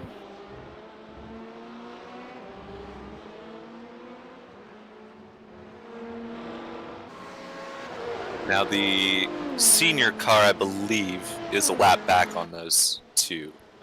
Whoa! Oh, baby, that was almost a collision. Yeah. Hans Blankwer behind the wheel is a lap down on his two teammates, but it is for position between the Junior and Team Green cars. Artie Beauchart and Nicholas Reeves behind the wheel. Yeah, I don't know if you spotted on the replay, but Hans just made a late move on the green car. One lap before. I'm just gonna put it back on the broadcast. Just make another replay. But yeah, it's. That didn't look too bad. It's not especially too bad, if they're in communication with one another. Probably, I think that's all right. If they're not, then you might get a flash from your teammate on that one. But if he's aware of it, then I think that's a fair enough move. But there is your overall leader, still Rick Verbiesen in the Fuga Simsport car. He has, how big is his gap at this point? It's about 45 seconds over at the Team Bushfink Racing yellow car driven by Daniel, whose last name will go unread. You found it, huh? Yeah. Any name that starts with two consonants that wouldn't be next to each other is going to be it wouldn't be kind difficult for us to even try it. Yeah, I know. We'll have to get Daniel in here to let us know how to pronounce his name at some point. But Clyde was funny when he got to that name. He says, "Well, he's going to be known as Dan."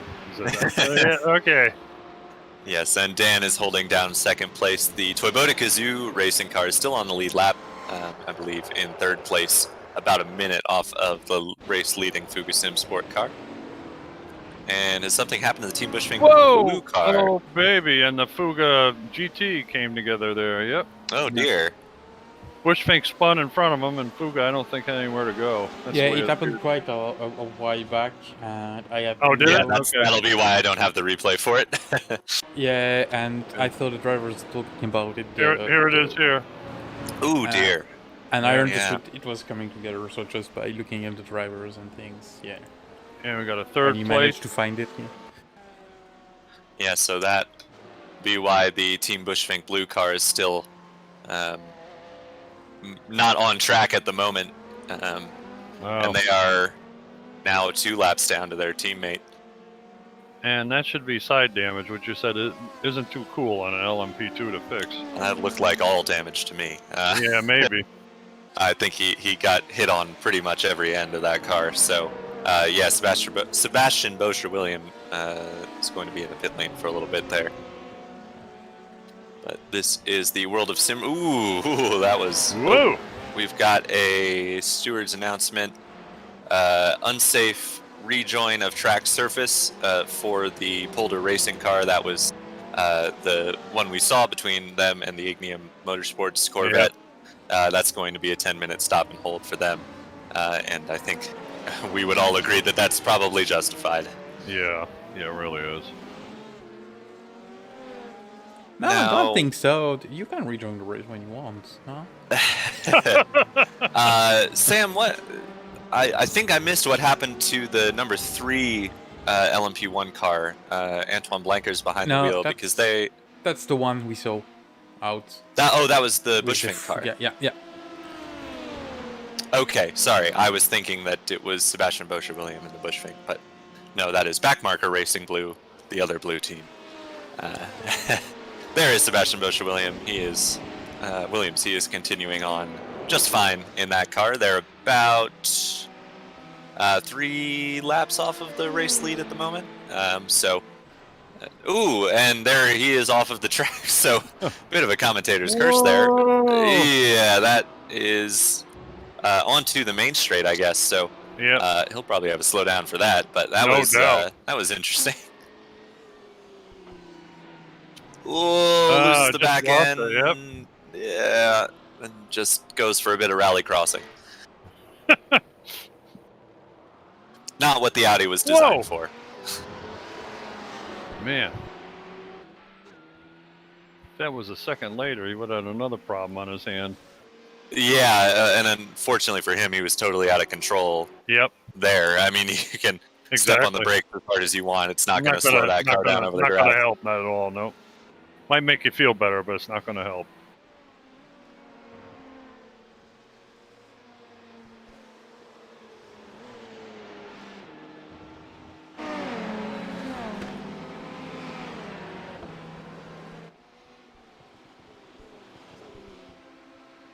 The K-Board 2 Corvette's got a pretty bright paint job on it, I have to say. Day glow green or yellow, whatever you want to call it.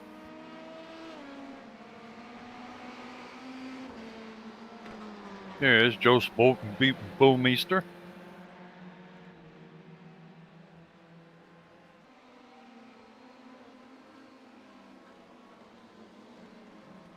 Yeah, I feel like we normally see the Cabort cars a little higher up the order, but just 4th place in GT Am. There is the Cabort K1 car under pressure for 5th place in LMP2 here from the hashtag Racing LMP2 car of Paulo Fonseca. Yeah. Our Canadian racer here today. Mm-hmm.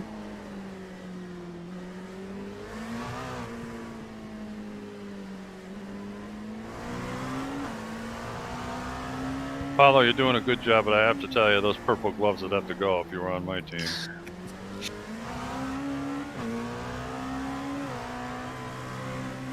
Only kidding, you're doing a great job.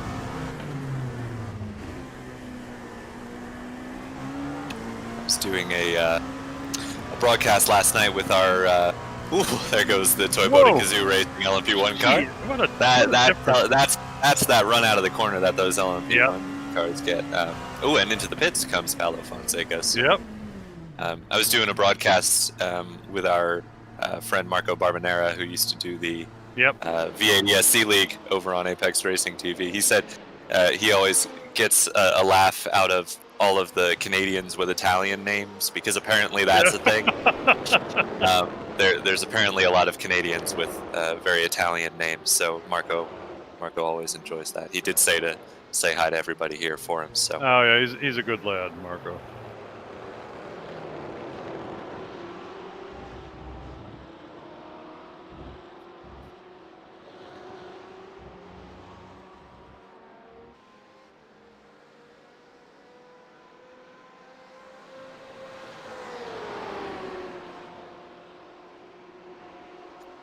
Carvalho in the 27 Motorsport white car there, chasing down a lapped BMW. That is one of the AM cars.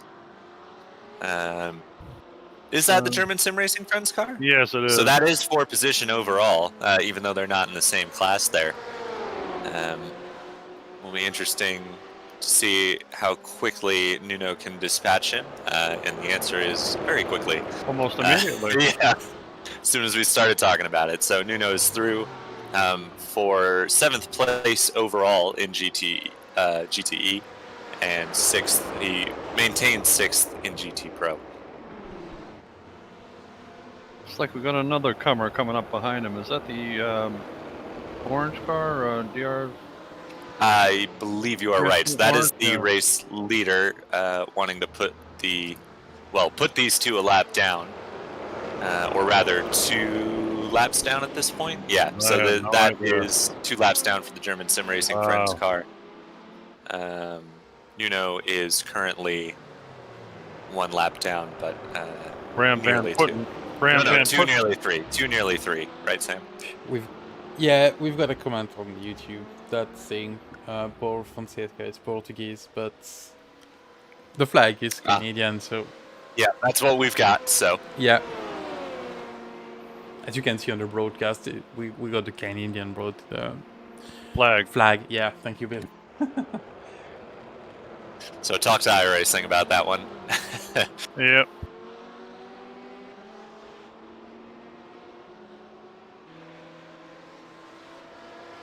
The honorary Canadian Paolo Fonseca. He's Portuguese and to live in Canada, which is possible. That's true. So maybe it was my comment on an Italian-sounding name that was... Yep. Yeah.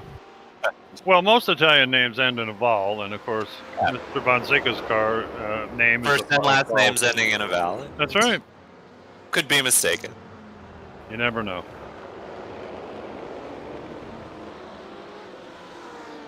I'll tell you, so far what we've seen with this the GT car, this DRC orange car is a force to reckon with. These guys are really good, I have to say.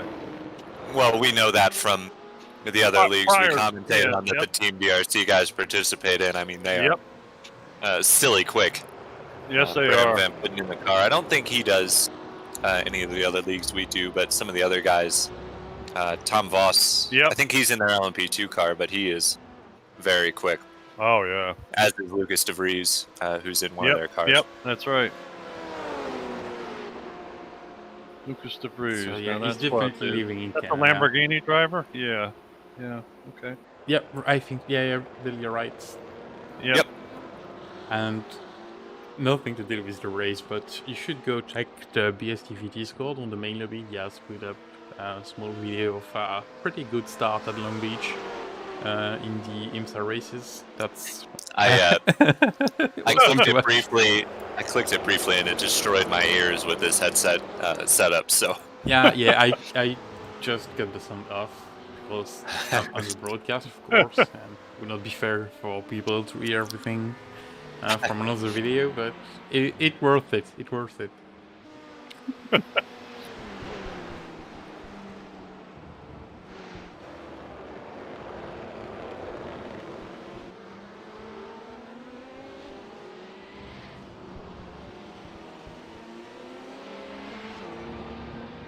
There's the Fuga Simsports LMP1 hammering around.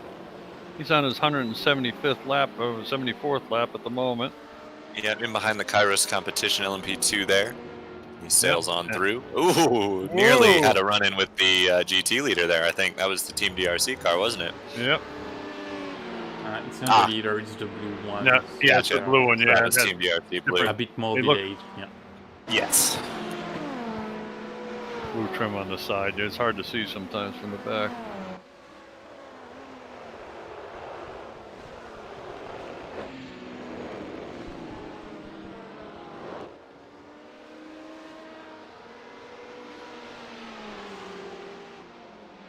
There's the leader right there. There's the orange car he just went by. DRC orange. Yep. Yeah, they are going strong. They certainly are. Still got a ways to go, though. We're in almost 3 hours and, what is it, close to 3 hours and 50 minutes. Yep, so closing in on 2 hours to go here in this one. The gap in LMP1 has grown just a little bit. It was around 45 seconds last time I checked. It's now 50 seconds from Fuga back to the Team Bushfink Racing yellow car. And even though these guys dispatch, somebody's got I just saw a flash in and out there for a minute. Who's blinking? Jeez.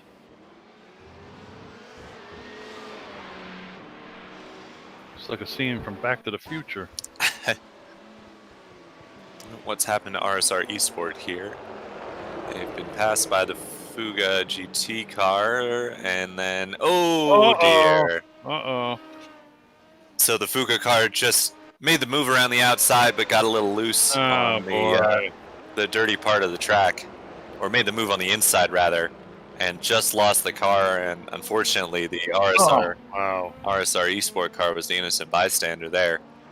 That's a shame. Onto the grass, and the Fuga already had damage from. He was missing his bonnet, wasn't he, before? Yeah. This one probably gonna call the end of their podium position, I think. Oh wait a minute, we don't have any English guys. We can call it a hood here now, I guess. I'm wondering why they're calling it RSR Esports when it's a Corvette. That's interesting. Probably stands for something different, but yeah, no doubt.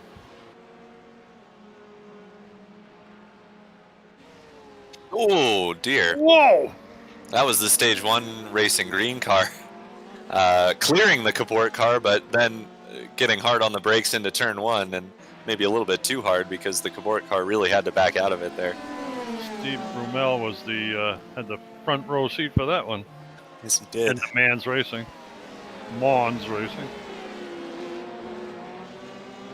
Yeah, he is trying to get by that Cabort car. That is for position overall, though the two are in different classes, Cabort GT Am and Mons GT Pro.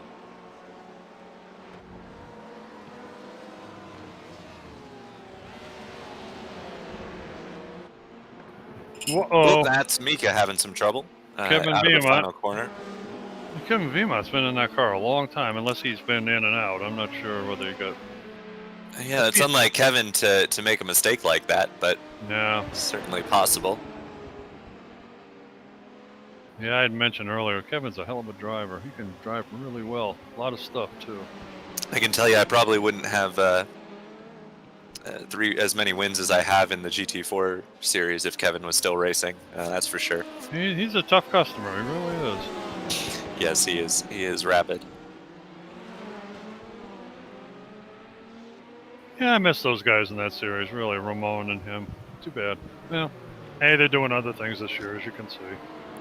Yeah, you know, you spend enough time on iRacing and you just find you want to try something different. And yep, that's what the Mika guys have done. They've switched over to doing more of the endurance stuff, and I don't blame them. It's a lot of fun doing these team races, and they're definitely, still very quick, even in the LMP1 car. So I haven't seen Roman drive yet, because he didn't drive at Road America, did he? He didn't. No, he didn't. And I haven't seen him in the car here today, so... They had a guy, somebody, I forget what his last name was. Evers? Ivano, I think. Don't remember. Ivano, yeah, that's what Ivano. it was. And I think he was in the car previously. Okay, I remember so- seeing his name, or maybe it was qualifying. Now we got an LMP2 battle here, and I see the name Beelen. That's not Jell Beelen, is it? No, that is Dennis Van Beelen and Paulo Fonseca. So this is for 7th place. We talked to one of the drivers from that Chicane Online Racing car earlier today. That's right. That was Ingmar, was it? Yes, Yeah. and they are currently higher up than when we talked to them. They've been able to make some forward progress. I think they were running 11th when we spoke to them, and they're up to 8th place now. They definitely have some pace in that car. Although the hashtag racing car has, just looking at the best lap, even more pace. Paulo Fonseca is still behind the wheel of that one, and they're fresh out of the pit lane in the number 92 car. Yeah. I was going to say, I didn't think Jell Beelen would have a lot of time to race today. He's probably putting a lot of fires out today. Yeah, it was a bit hectic in the Lamborghini. Oh dear, that's the hashtag racing car. That is 2nd place in GT overall. He's showing 3 lights though. I'll be darned. Yeah, because the Fugaz Simsport is in the pit right now, and they just gave cover. That's weird. Ooh. That's a weird one. Well, really it was the Stage 1 racing car out on the runoff. Was trying to get back on the track as the runoff disappeared and it became grass, but they did so a bit too aggressively, I think, and just came over into this hashtag racing car Again, there. could be peripheral view not too good in those cars. Maybe he thought he had them cleared. Yeah, well, he just wanted to be well clear of the grass, I think, and didn't realize he didn't have the room for it. So that's a shame for the hashtag racing GT car. I do wonder if we'll see a penalty for. I was going to say, I think he's going to get a timeout for that one, but we'll see. Yeah, I don't know if that counts as an unsafe rejoin or just an incident responsibility. But as it's getting testy here for 7th place once again. Chicane Online Racing trying to make that move happen down into turn 1. Dennis Van Beelen behind the wheel, and it looks like he is going to get that move done on Paulo Fonseca. They're about 45 seconds or so down the road from the Stage 1 Racing Junior car. Was that the car we just saw involved in that incident, Sam, or was that the senior team? What do you mean? I don't remember which one is red and which one is yellow for Stage 1 Racing. I think that the red is junior. Okay, so there could be a penalty coming for that 6th place car. Okay, junior, yeah, there we go. Yeah, so could be another position for the Chicane Online Racing team there if we do see a penalty handed down to David Van Slambrook.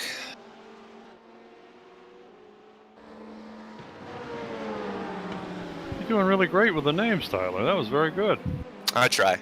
It's the best I can do, but I've been doing enough of these that it's we seem to get a lot of Dutch drivers for some reason. Yeah. I don't know if David is Dutch, but if he is, they're well, we know Dennis Van Beelen is Dutch because his teammate told us that it was the Dutch drivers who had the stable internet connections. Yeah, that's right. That's right. I like he thanked the Dutch electric company. That was pretty cool. Yeah. So that's right. It was the power, not the internet there. Yeah. But there is Timon Behrens in the Toyota Kazoo racing car, chasing down one of the Team Bushfink cars. Is that for position? I think that is the yellow car. Yellow car, so, yes it is. We've got a battle on our hands for 2nd place. I believe they're opposing pit cycles, so I think the Team Bushfink car has been in recently and Toyota Kazoo has not. That's not totally accurate. Yeah, they're both on 5 pit stop, and Team Bushfink Racing Yellow was been in lap 177, and Toyota Kazoo on 170. Huh. So they only 7 laps. They shouldn't need a pit stop, no. Yeah, so this is truly for position on the racetrack here. Though the Toyota Kazoo car will be in earlier, that's not a ton of difference between the two. Although it looked like the Bushman car was heading for pit lane for a second there. They really he was way over to there the inside, but there was somebody in pit lane there though. Who was that? Oh, Simtards. Yeah. Meanwhile, Sebastian Boscher-Williams has just set the fastest lap of the race overall in 4th place, but he's going to need to find 3 laps to be a factor in this one, and that's going to be pretty tough to do, barring incident for our top 3. So, actually, I'm just realizing that these two are now a lap down to the Fuga Simsport car. So, in that last pit cycle, these two have lost a lap somewhere. Wow.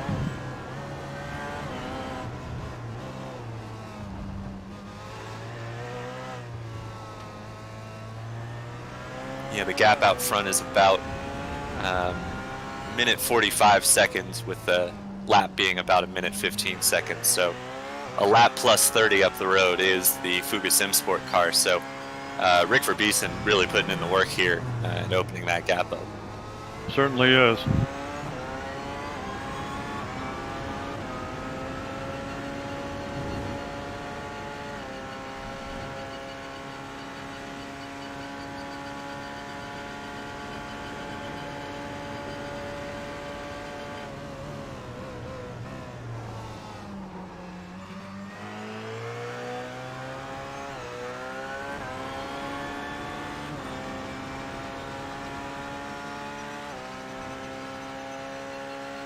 The Stage 1 Racing Junior car in pit lane now.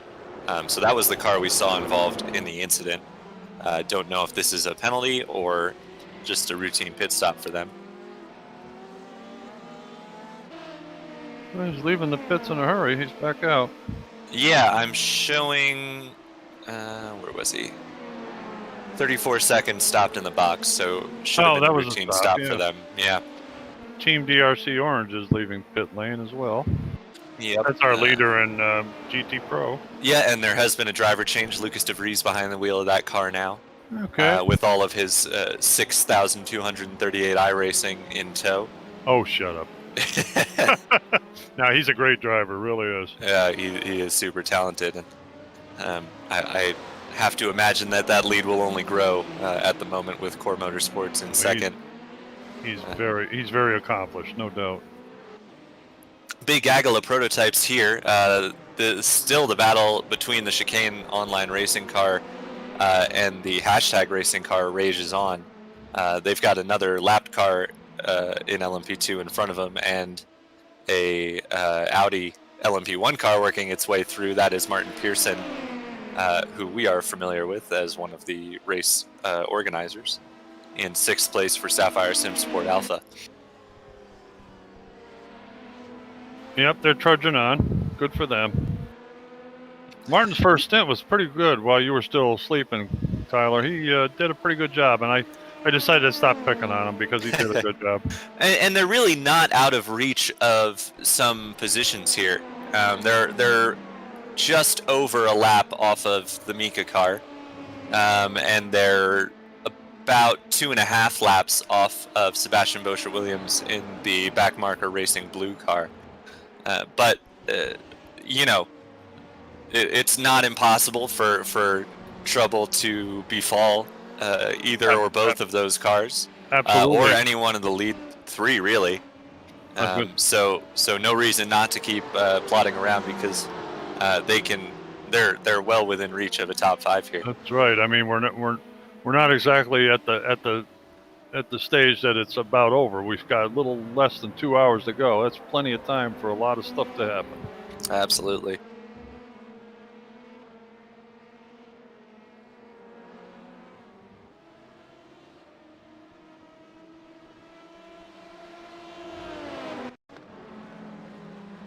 I'm impressed with Simtars. They're still leading. There they are right there. They're still leading the GT Am. Uh-oh. Somebody just spun them, too. Oh, that is Simtard's car. And they got hit by the Cabort car, which is the second time today that those two cars have come together. We saw in turn 1, the Cabort car had a spin and the Simtard's car ran into them. So, just a little nudge on the back there sent the Simtards car around, and then further contact between the two of them. And these two seem to be magnetically drawn towards each other here today. I wonder if they're good friends or what the deal is. Not anymore, I don't think. But Louis Jordan Charles is still, or Lewis, because it looks like he's British, or some variety of. Yeah, don't call him Louis, whatever you do. Yeah, I just out of practice, I guess, with British drivers. But Louis Jordan Charles still leading GTM overall. Doing a great job. Wow. With Nils Leppers about 50 seconds behind him. We'll see if he continues on or if he comes to get some damage repairs in that Ferrari. But yeah, given the amount of contact they've had, they've done a great job to hang on to the class lead. Yep, and they've been in the lead for a while now too, really. Up, K-Bort is in the pits. K-Bort won the LMP2 car. Yeah, the car that was involved in that incident. Correct. There.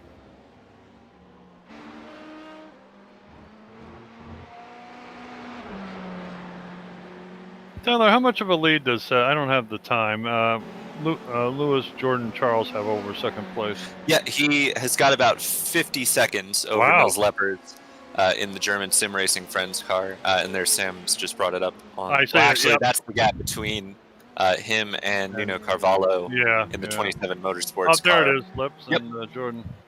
Thank you, Sam. Like those bar charts, I can tell now. Good. Thank you very much.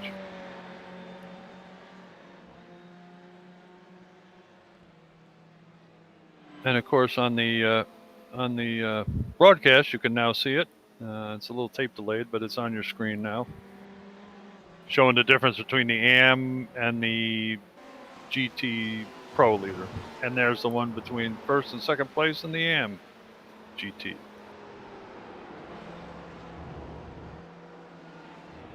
All right, let's. I'm just going to run through a few names here. Right now, after with a little less than 2 laps to go, we got Fuga Simsport LMP1 in first place. Second place, we got Team Bushfink Racing Yellow in LMP1, and third place in LMP1 is Toyota Kazoo Racing. And in LMP2, we've got Wobblo Velocity Racing still at the lead. Second, we've got Caros Competition Apollo. And third, we got Team DRC Red. And in AM, in GT Pro, we have Team DRC Orange. Second, Core Motorsport Racing. How do you like that? And third, we got WOSR iZone Performance Junior. And then in the AM section, we have Simtards in first. Second, we got German Sim Racing Friends ISRC, And 3 is Manetti Racing ISRC GTE MOUSE. Okay, there you go.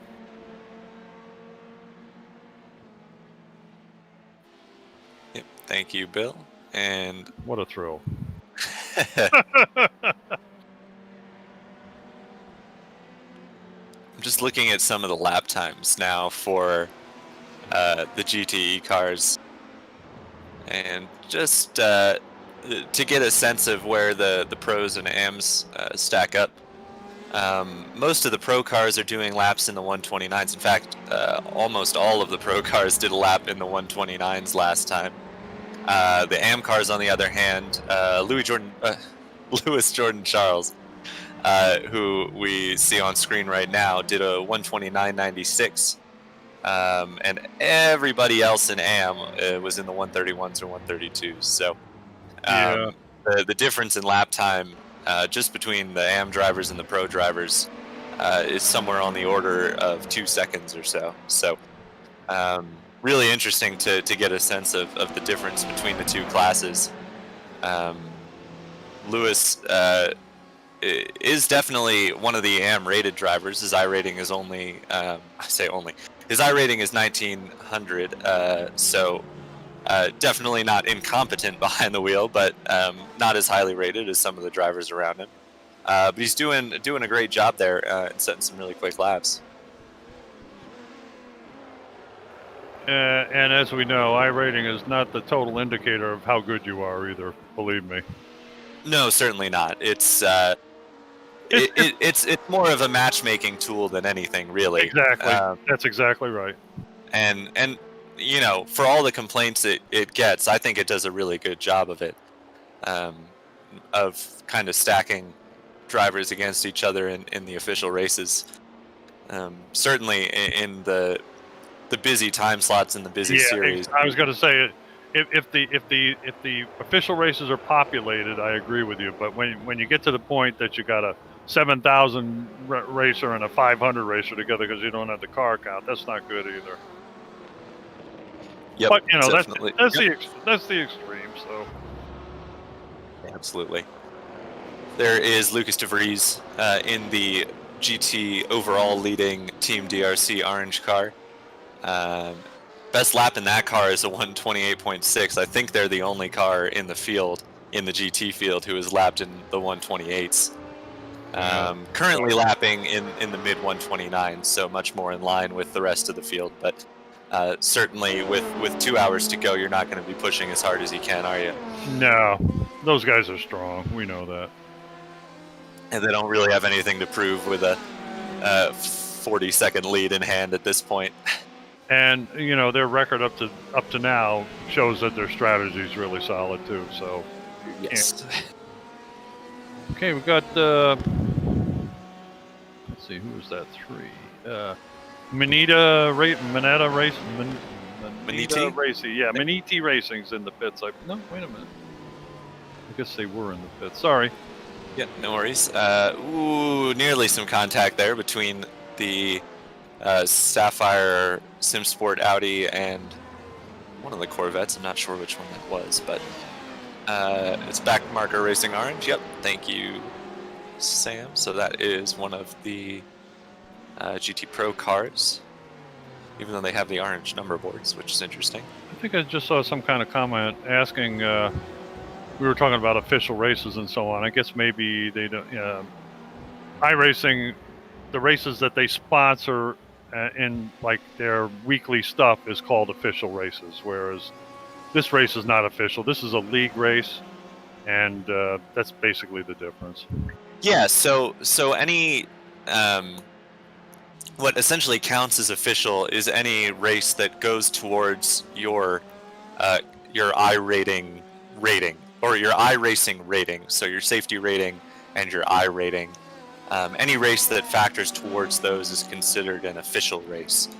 And iRacing puts on daily official races with most of the cars on the service. And they rotate tracks every week. But they also have several, they call them fun series generally, which are similar in structure, you know, daily, hourly time slots or bi-hourly time slots. Getting a little close there between the Porsche and the LMP2 car. Yep.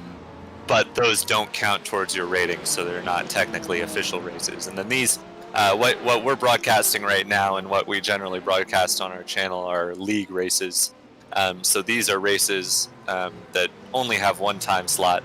They're hosted and paid for by members of the community, and they don't split. So, which is to say, if you know 120 drivers sign up for an official iRacing race, they'll be split up into 3 or 4 different races happening at the same time. But with league races, everybody registers.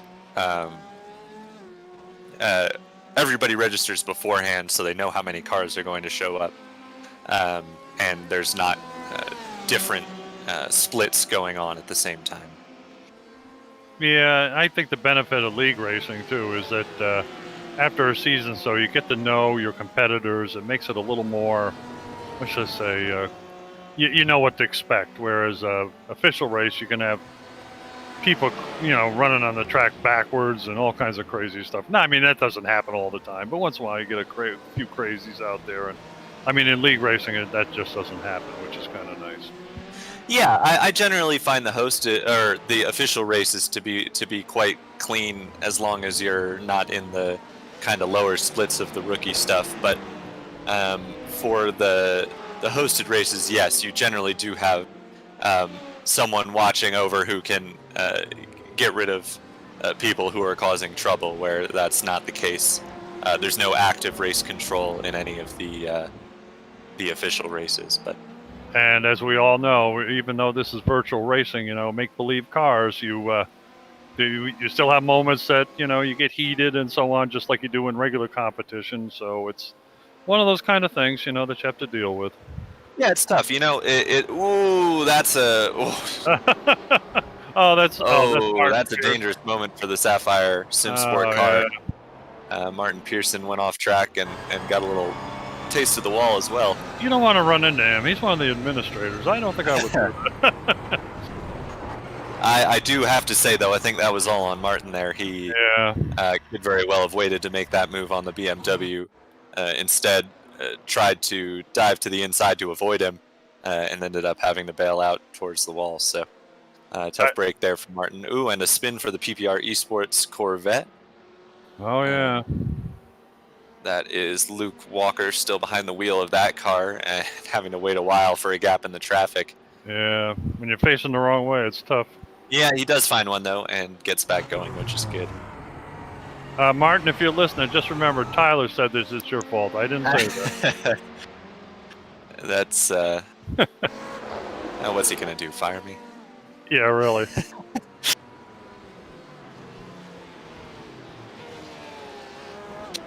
There is the Backmarker Racing Orange Corvette, who we've seen quite a bit of actually today. Currently running 7th in class, and I believe 10th overall in GTE. They are just behind that Porsche of Stephen Brumfield for position. And he makes the move into turn number 1. Might get him. This battle's been going on for a little bit between Backmarker and Mons Racing. Wow. Ooh, he ran into the grass. That was dangerous. That could have been bad for... he was smart back on that. Yeah. Keith managed to hang on to it and keep it out of the wall, I believe. But... Easy way to crash. Yeah. Yep, did keep it out of the wall, but... Yep, good man. He'll pick up a 1X and he'll have to slow his heart rate down just a little bit. Yeah, that always tightens a few of your orifices when that kind of stuff happens. Yes, now I've seen Paulo Fonseca is in the pit lane and has been in the pit lane for a while. He's on a 3-minute stop, so wow. Something must have happened to that 92 car as they are in for significant repairs at the moment.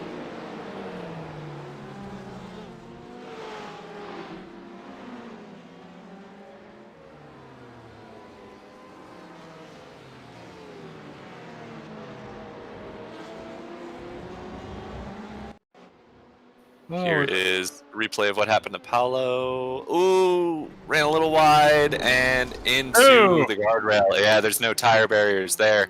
So that's going to be an unforgiving crash for them. And a direct side-on hit means that's going to be significant repairs for the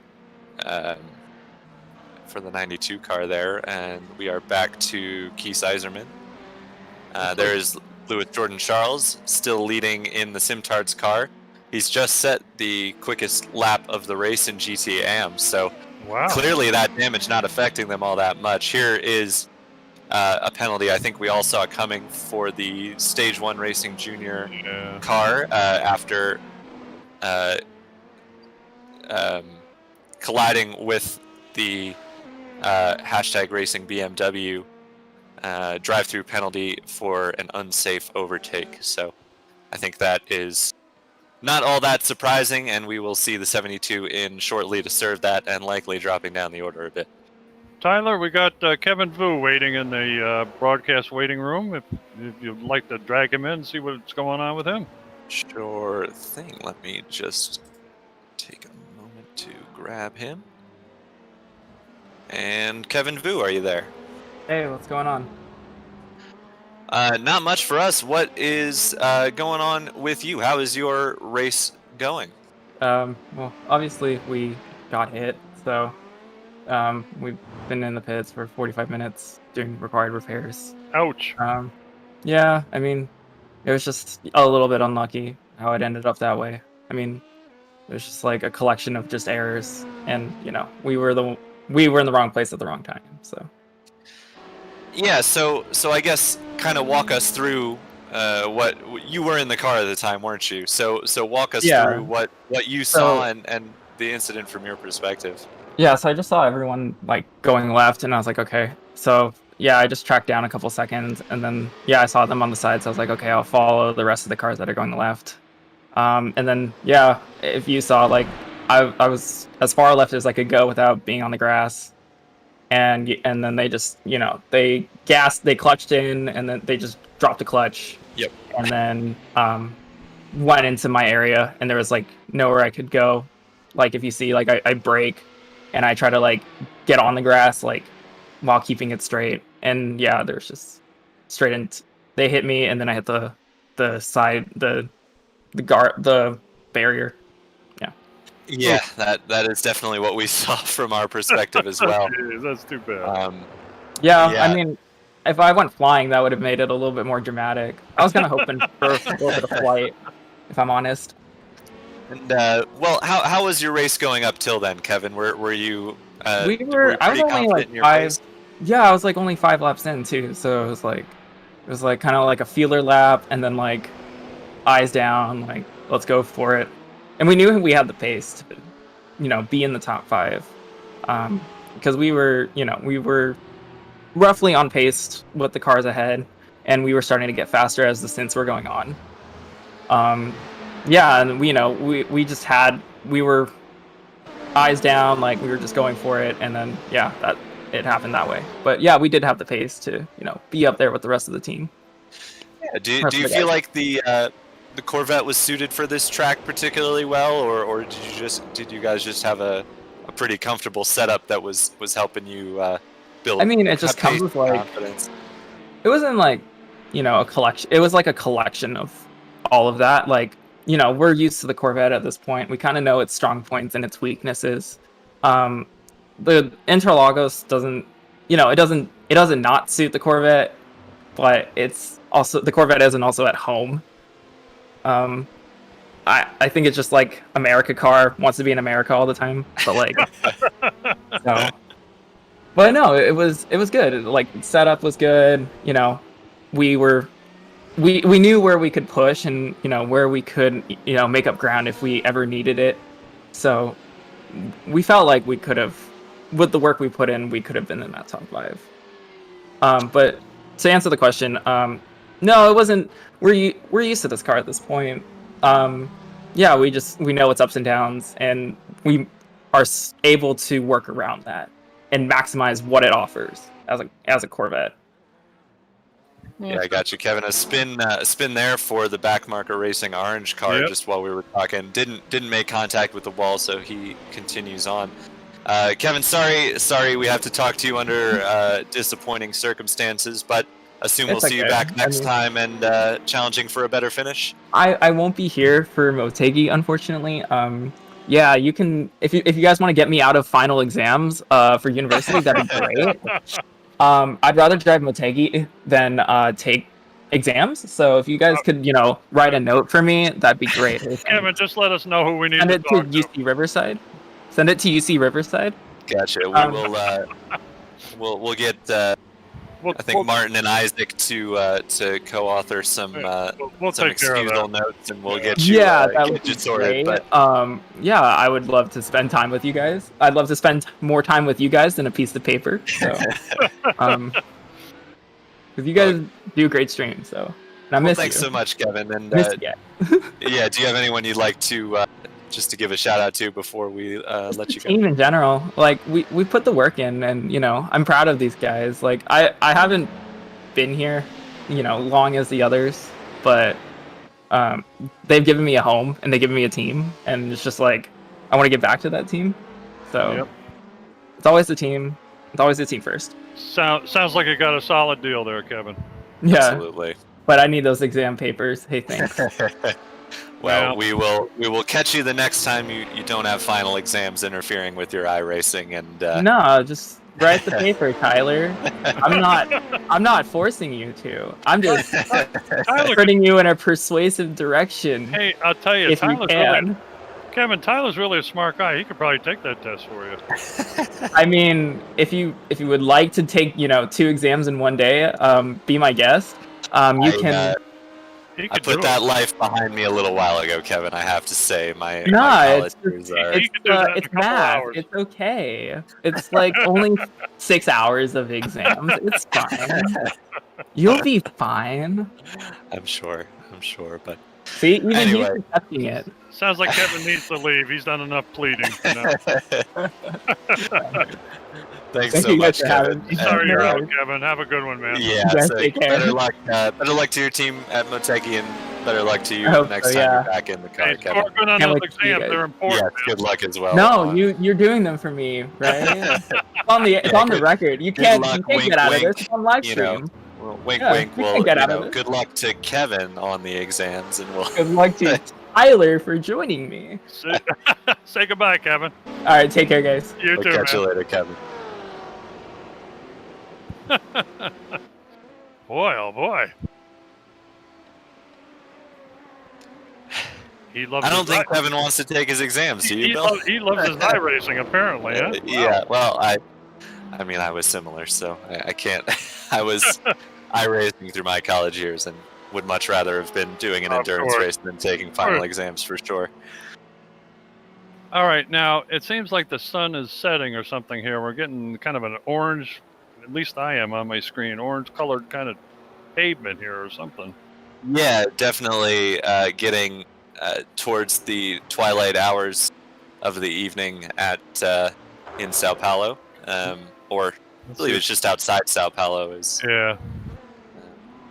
I don't know. Interlagos. I don't know Brazil. I really don't want to be there, but that's I think where it is. Yeah.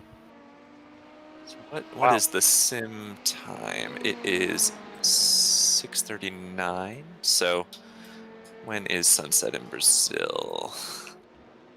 What date we got? February 13th. Oh no, that's today. Day.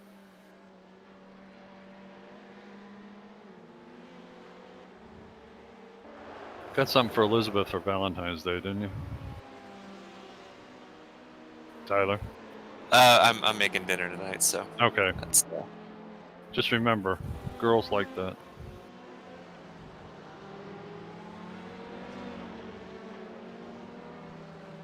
You don't forget their birthday, and you don't forget Valentine's Day. Well, sunset in Sao Paulo tonight is 6:48 p.m., so we are about 10 minutes away from that, if in fact it is. Why do they always want to make these things night races? These things are hard enough to see without getting it dark.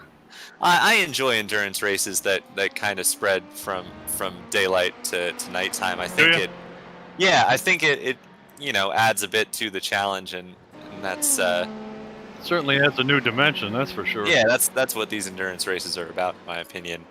That additional extra challenge.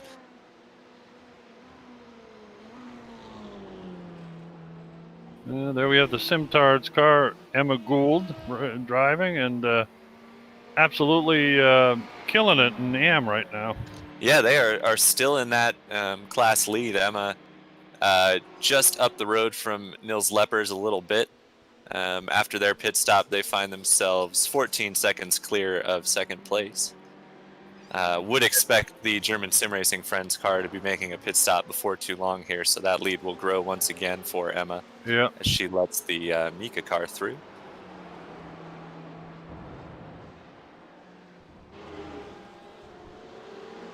Look at the fancy blue lights around the window. That's kind of cute. Yeah, I like the color choice on that. A lot of the cars, they let you choose what color those LEDs are. Yeah. Don't know if the Ferrari is one of those, but. Yeah, that's really. Yeah, I think the only one you cannot choose is the Ford. Gotcha. Ford, yeah. I like the mustache on the front of that car as well. It's a fun little. Mustache. Yes.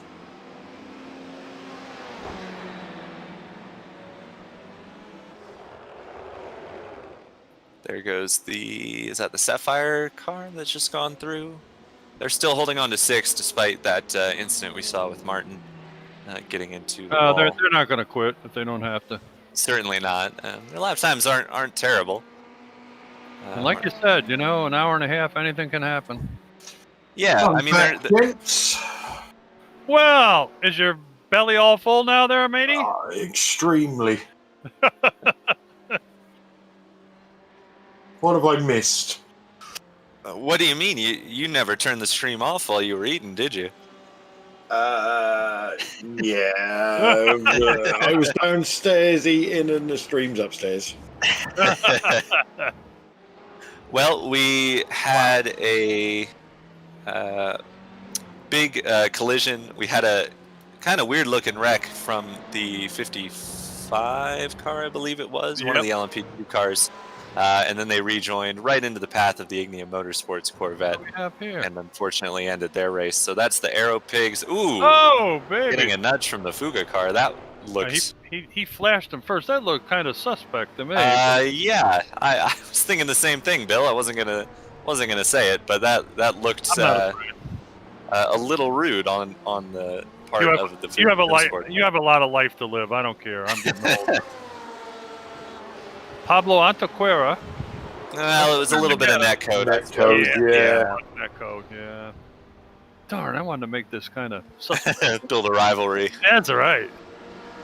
That was the biggest incident between the Ignium car and the 55 on the rejoin. My God. Look at that picture. That inside picture. That looks cold. Oh my word. The 55 got a 10-minute stop hold for that, and then there was the Stage 1 Racing Junior car rejoin into the path of BMW, and I unfortunately can't remember which one it was now, but right through there, for which they got a drive-through penalty in that car. So a couple of LMP2 and GTE Cummings together were probably the biggest incidents so far. Clyde, you missed the interview of the century. Kevin Vutu was here. Oh, I can't believe I missed Vutu. Yeah, you did by 5 minutes. Unbelievable. He's trying to sign me up to take his final exams for him. Yeah, he had his tale of woe. They didn't last too long. They got in a big collision and they're out. So where are we? We are at the 4 hour 31 minute mark. So an hour and 29 to go.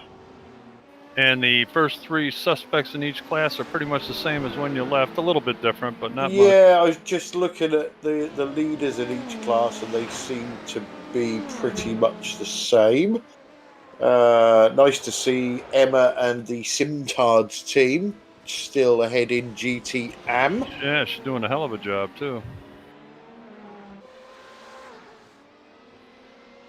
I still wonder if that isn't Emma. You think it's like Amelia or something? No, well, sometimes when people sign up with their mum's credit card or something like that. Yeah, that's true. Like, I think Tyler was Barbara Newitt for a long time. That's my cat's name. Really is. I like animals with human names. Yeah, we've got Barbara and Jeffrey are our cats. No, we also like animals with human names. So. I've got Dave and Shelby. Yeah, very good.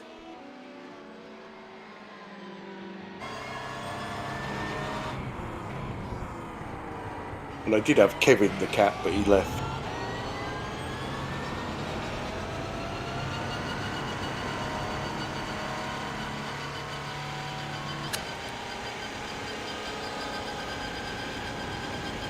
Fuga have made a pit stop somewhat recently, about 8 laps ago, because they're now out of sync with the Bushmink yellow car. Bushmink will be doing a pit stop, but while they're back on the lead lap for a bit. Once things shake out, though, it'll be a full lap lead again for the Fuga Simsport car. Actually, right after his pit stop, I believe he posted a 1:15 something lap time too, which is pretty quick.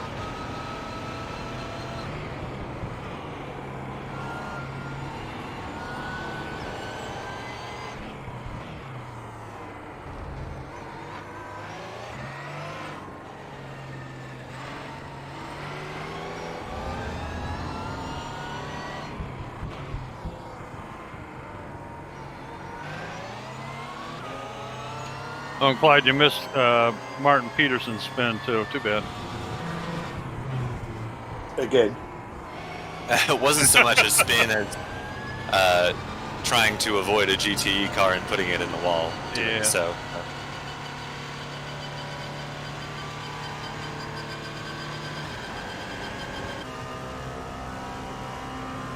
We got Patrick Belchat back in the Fugu Simsport car, huh? Didn't know that. Okay.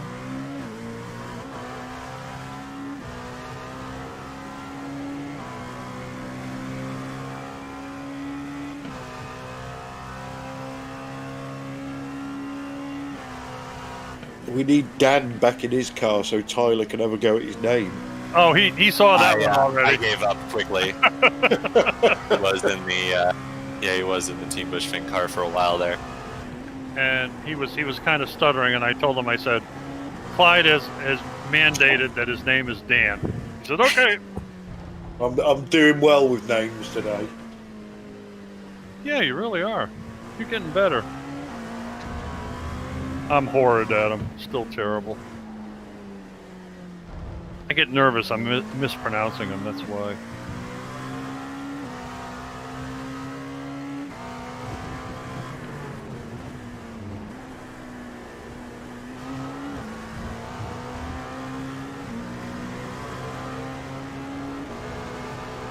Boy, Wobblo velocity is knocking it dead in that class. Boy, oh boy. They're really going. Oh, what do we got there? Aero Pigs Racing Team.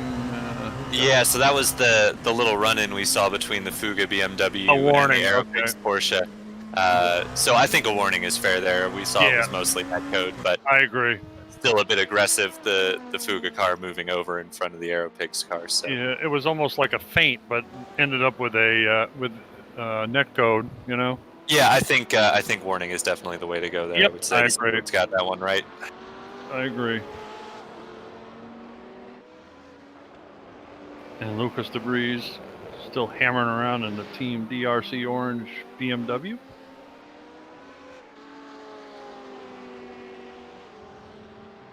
There's Lucas's picture, such a young, competent man. Did you hear what his I rating was, Clyde? No, go on. Just a shade under 7,000. No, it's just a bit over 6,000. So let's not. Well, that's pretty close. Let's not oversell him. That's He's just a rookie. Yeah.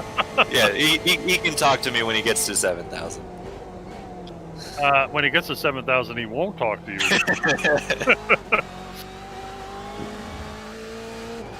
Yeah, Lucas is, I think, what many in the iRacing community call talented. He's very talented. He does really well. Just looking ahead on the calendar, guys, and it's Twin Ring Motegi next for this series. Oh, God. I'm looking forward to it. Well, you like all those bizarre tracks anyway. I don't like driving the track, but I think it's one of those tracks that does always tend to give good racing. Yep. I like that. What's on the service, that's my favorite Japanese track. Let me put it to you that way. Yeah, I seem to do better there than Suzuka or Okayama, so. And the worst one is Tsukuba. Oh, I don't mind Tsukuba actually. Oh, why the heck we've got that? That's crazy track. It's like a motorcycle track or something. That's crazy. Fun in anything that's not too fast. But it's not for big cars. Yeah. Yeah, it's little cars. But an MX-5 race around Tsukuba is a lot of fun. Or maybe, how about the Volkswagen TDIs or something like that? Yeah, the Jettas. Oh, TCR might be pretty good. Clyde can work on his safety car skills there. You know it. lot of turns for him to navigate. Let me tell you, that definitely has to be on the highlight reel. That was unreal. God, that was funny.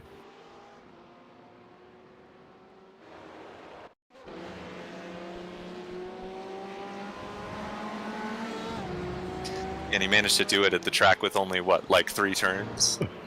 Whoa! Oh, another spin for the Aeropigs car. A self-service. Yeah, but that was really weird. They weren't even in the turn when they... I think he broke on the grass is what happened. I think he dipped a wheel on the entry there. All right, Sam's going to show you a replay. Well, no, this is Petrovic Gomez in the 27 car. Where's he going? That's a hardware issue. That's over this way, mate. VR failure or wheel failure or something. Oh, yeah, definitely. Up, he escaped out. Bump. Uh-oh. Are they gone?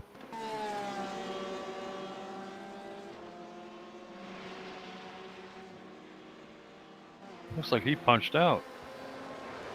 Yeah, that was a big failure there for 27 Motorsports. So. Can't stand hardware failures. They infuriate me. Thank you, sweetie. It's all right, honey. I'm not talking to you, pal. Hello, mother. Yeah. Hi, Clyde. It's our anniversary on Facebook. Did you send me a gift? Yeah, have you not got it yet? Have you not got it yet? Not yet. Oh, damn. Bloody postman. He said bloody postman.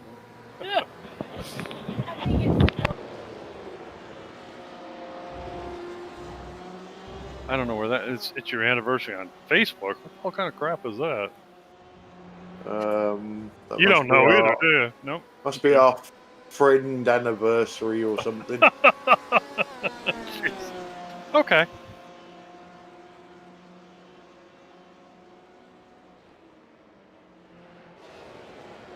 And what do we got going? Oh, there we go. Our friends from Platinum Motorsports there. Racing team, sorry. I shouldn't look at my Facebook because it's depressing. 1 year ago, I was at Volusia Speedway Park. 2 years ago, I was at Volusia Speedway Park. Eating chili dogs.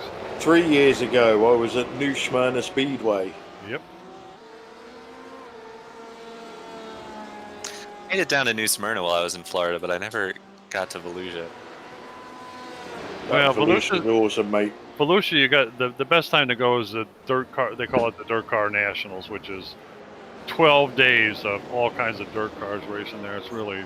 Don't bother with the racing, mate. Just go for the chili dogs. I didn't really get into watching dirt racing till I was in Indiana, but I mean, dirt racing's big up in Indiana, so that's not. Oh, it certainly is. Midwest is very strong in dirt racing. Yeah, seeing the non-wing sprints at Bloomington. Oh my! Oh, it's a tiny little track, and those cars are there's so much power. Don't you wonder if those cars can go in a straight line? I mean, they're sideways like all the time. Yeah, Bloomington's one of those tracks too where there's no walls in the corners. They're just like you go over the banking. So you slide off into the cornfield or something. Yeah, there were a couple cars that went flipping off of the track the day I went to see them.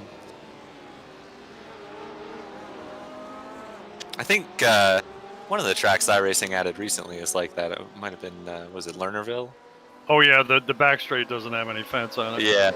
Yeah, you go off there, you go down where the RVs park. Yep. I went to a couple of the midget races at. Ooh, that was That's the Platinum Racing, and who's the other guy? That's it's the Kairos. That's right, Kairos. Yeah, I believe. Yeah. That's second place in LMP2. Wow. With Mark Tranter back behind the wheel of that one.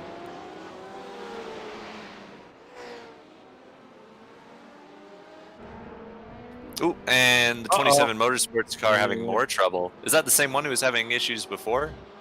I don't know. It's Luis Barbosa behind the wheel of this one. The other one was the M car. Ooh. Whoa! Yeah, he's had to check up really hard there, Yeah, hasn't he? that's what happened. That's right. He was almost got in the back. Not run into the back of the other one.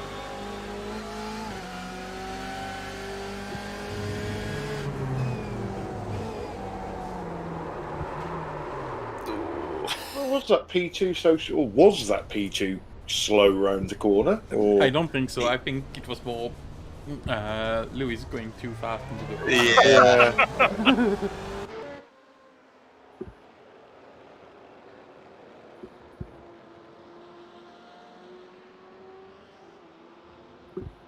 God, that BMW looks like a big car. God, it looks like a Buick or something.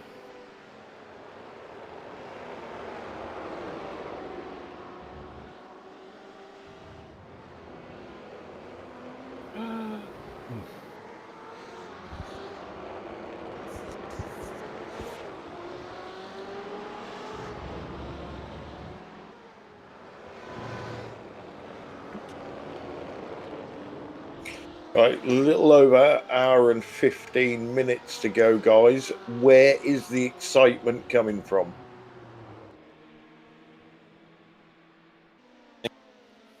Probably LMP2, I would say, is the closest battle at the moment. It's although it is about a minute between Tom Dahlman and Mark Tranter, they are on the same lap. And I think the pit cycles line up fairly well, such that they're on. One is taking tires when the other isn't. So the Kairos competition car took tires last time, where the Wablo car did not. So would expect that gap to close back up. Is this time? Is this time for P2 pit stops as well? I just saw 2 in the pits, and Stage 1 racing is in there now. Won't be far from it. Some of the cars, it seems there's a couple different strategies going on. A lot of them stopped around lap 167, and then a couple of them stopped more recently around lap 182, 181. Class leader was last in on 185, so they're on lap 199 right now. So the leaders will have a ways to go, but a few of them are making their stops right now. Would expect to see the 5th place car of Cabort in. Chicane Online Racing is also probably due in fairly soon. And Sapphire Simsport Alpha's in the pits as well at this point. Of course, they're way out of sequence, so anything's possible with them, but they're still going. Wablo Velocity. Did he do something bad? What's going on? We're just showing him. No, this is live. Oh, okay. Yeah, it is. Goes by the Core Motorsports car.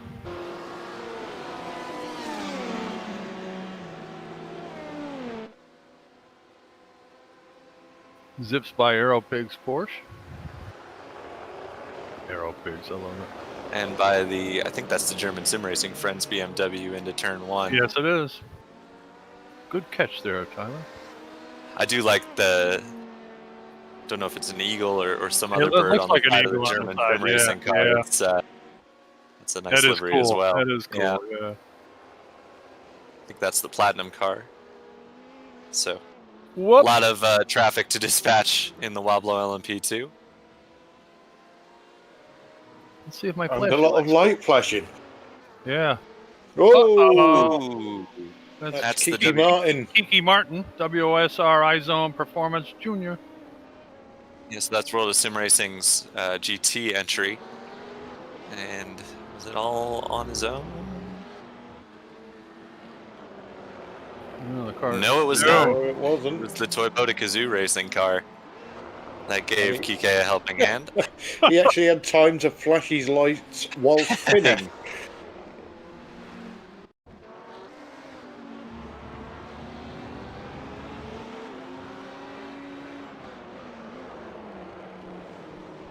Ooh.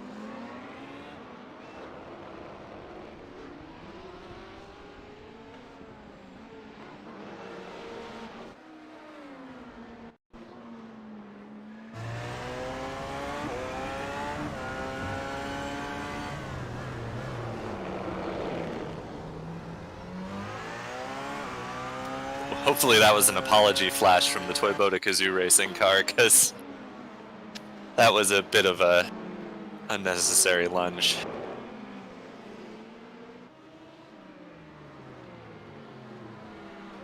Yeah, they're hard ones to call, aren't they? Because there was a hole but it was always going to be a hole that closed rapidly. Yeah, you know, if it's one of those situations where if he could have gotten alongside sooner, then it would have been all right. But you have to be far enough that the BMW knows you're there before he turns in. You know, and I don't think, you know, he got all the. Ooh, that was a weird one from the Verve Racing team car. Looked like he forgot which way the track goes. Tried to get out of the way there. That might have been a hardware thing as well, because he is having some issues. That was like when Pete Bingham gets lost. Takes the wrong chicane with Boulder. Like what turn am I on? That's a hardware issue. That's crazy. Good of him to get out of the way. Good heads up driving to clear the track before the traffic arrived. But shame for the Verve Racing team. They were already a bit of a ways out of it in GTM.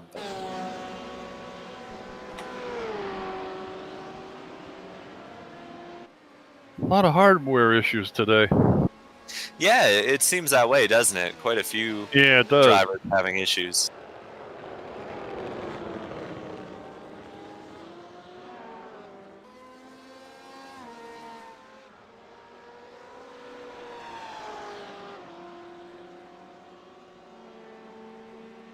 Lucas DeVries and the Team DRC Orange BMW GT Pro still picking them up, putting them down.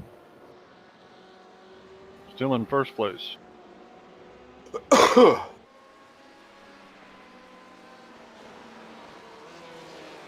And we have hashtag. Yeah, hashtag racing is in second place right now. I'll be darned. Core Motorsports up to third. How about that?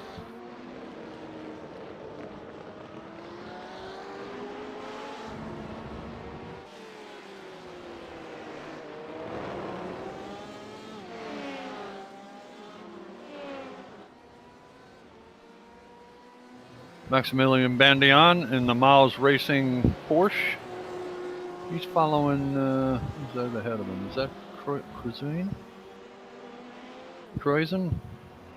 That is the Backmarker Racing Corvette.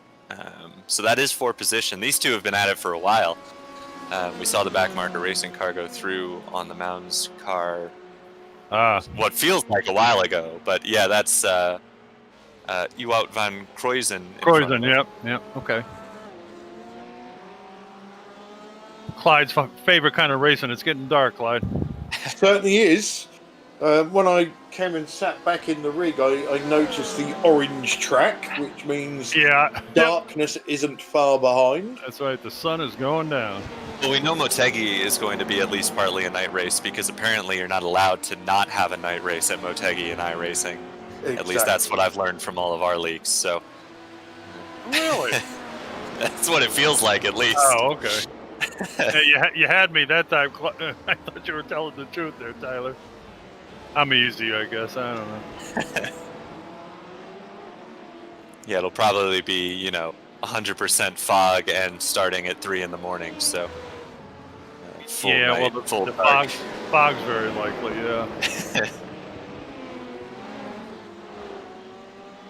We had fog somewhere, didn't we, recently? It was Motegi in the GT4. Yeah.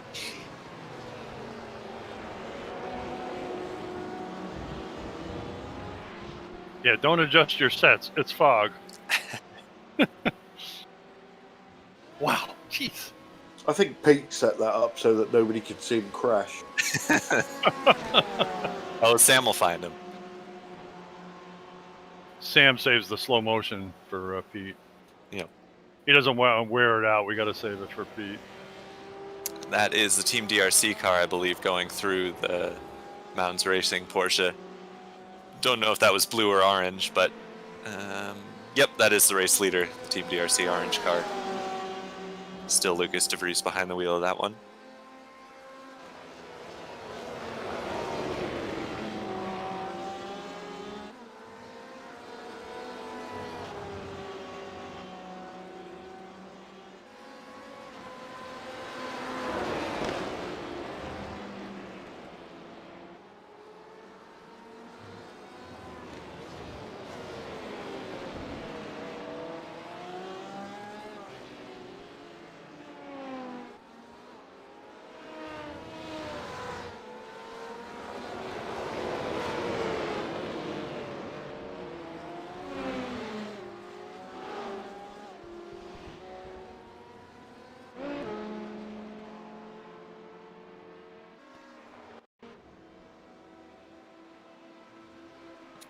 what's happened to the K-Bort car here.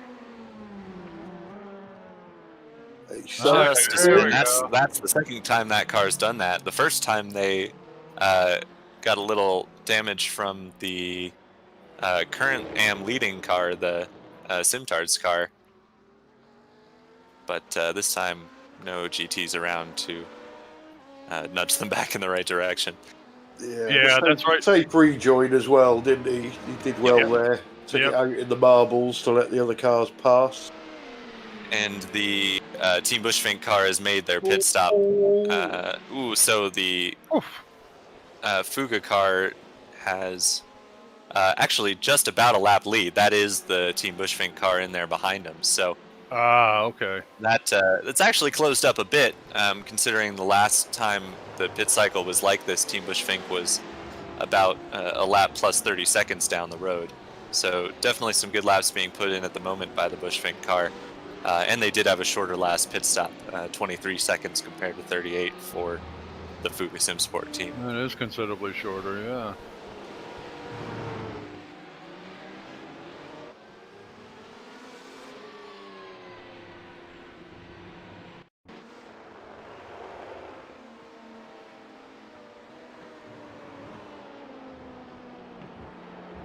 Whoa! Ooh. More trouble for the Portuguese-Canadian Paulo Fonseca. Yeah, he was on the rumble strip and hit a bump, kind of threw him off there, threw him out of control. Whoa! Glad the guy in the German. What's the name of that? German sim racing friends. Yeah. Glad he looked in his mirror that time. He could have sideswiped that P2 coming through there. I don't know who it was. Yeah.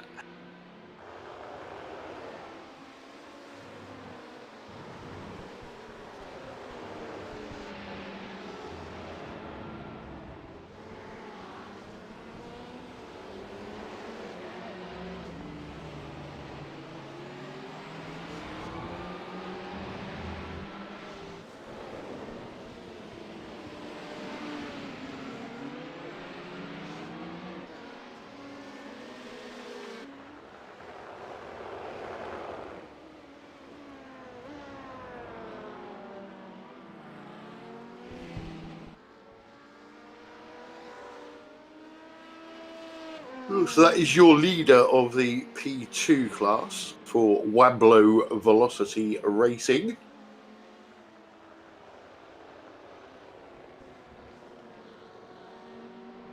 They've been in control of P2 for a long time too, Clyde. Yeah, yeah.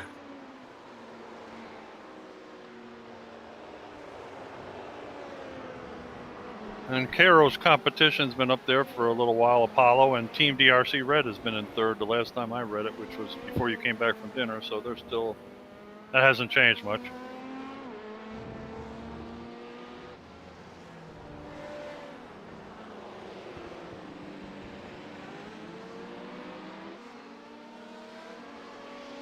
And Toyota Kazoo Racing still has control of third place in LMP1.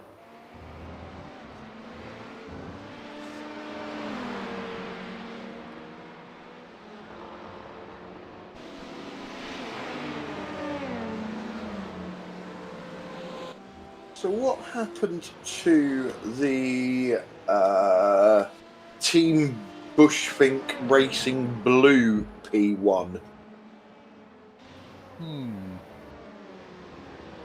It's the contact with the Fuga Simsport GT. Yeah. Yeah, the GT car, right? Right. Yeah. Because they were right up there, I think, when I went off for my dinner.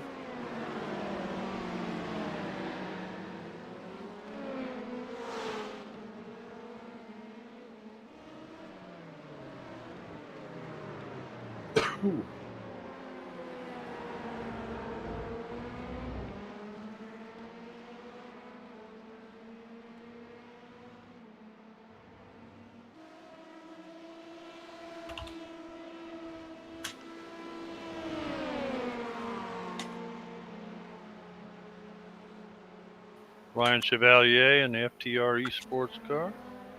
10th position in P2.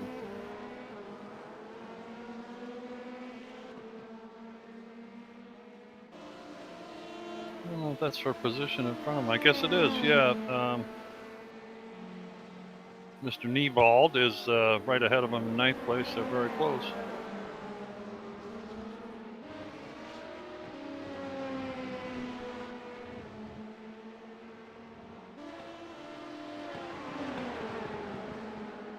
Yeah, getting dark in a hurry here at San Paulo. You can barely see the cars anymore. Just headlights at this point. Getting that way. Like, here comes another one. That's one of the Stage 1 racing cars. I think that's the senior car. This would be a battle for position. Indeed, yes, it is. It is. Yes, it is. For 9th place between Stage 1 Racing Senior and FTR Esports.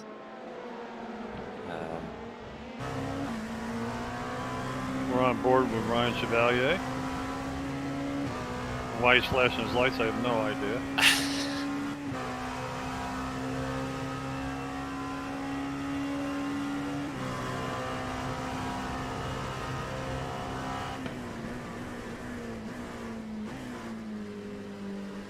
Well, obviously, Interlagos has no lighting. Yeah, definitely one of those tracks on iRacing with no night lighting assistance. So it's all, ooh, that was close. Oh, baby. Pass is done, but there was nearly contact between the two of them on the lead into that corner. That could have been nasty. Ooh, and contact between the Stage 1 Racing junior car and the 205, Gavin Cohn behind the wheel of that RSR Esport car. So more trouble for the Stage 1 Racing junior car with the GTEs, and there's the near miss between the FTR Esports and the Stage 1 Racing senior cars. That was close, wow. A busy few moments in that corner for Stage 1 Racing. Yep.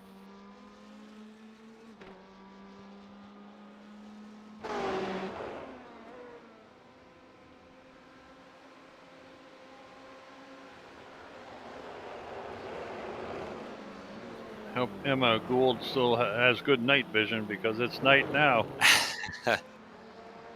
Yeah, that Simtard's car has been solidly in the lead of GTM for a while, and even despite a couple of incidents that have caused them some minor damage, they really have not been slowed up at all.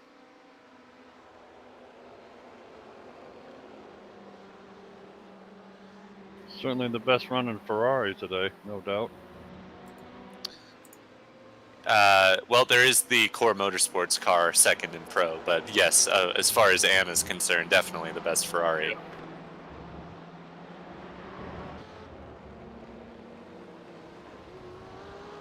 After the illustrious start Core had earlier today, I'm surprised they're where they're at, but they've come back, you know, they've kind of put their act together and ran up to second place. Really good. Yeah, there's two cars for the Core model. That's right. That's yeah, right. That's the other one that had an unsafe rejoin and things like that, yeah. Sorry, Core. No worries.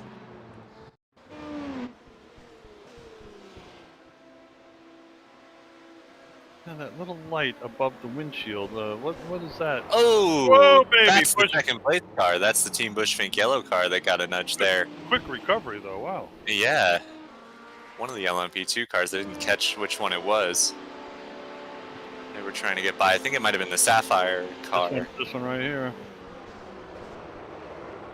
Ooh, and they were trying to take a wider arc on corner entry, and I don't don't think it was the that's the Team DRC car.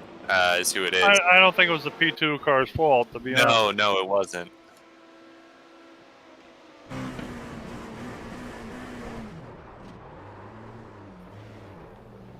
It didn't help him out much either, did it? Nope.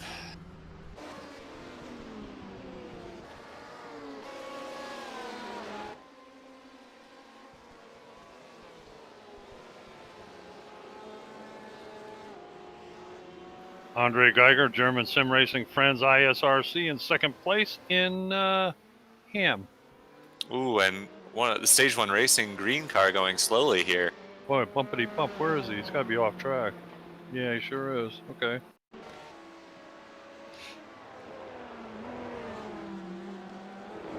So what's happened for Sam Helson? Just Oh, catches the grass and has a little bit of a slide. So he must have just been getting back going. I don't think he has too much in the way of damage. Or any in the way of damage.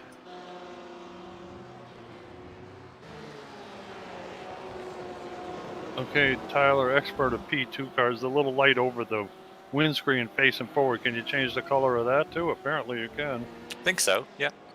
Oh, how cool. Is that kind of an identity light for pit crew to know what car it is, or do they have any idea what they use that for? I think so, generally. It's just for IDing the cars at night. Yeah, yep, okay.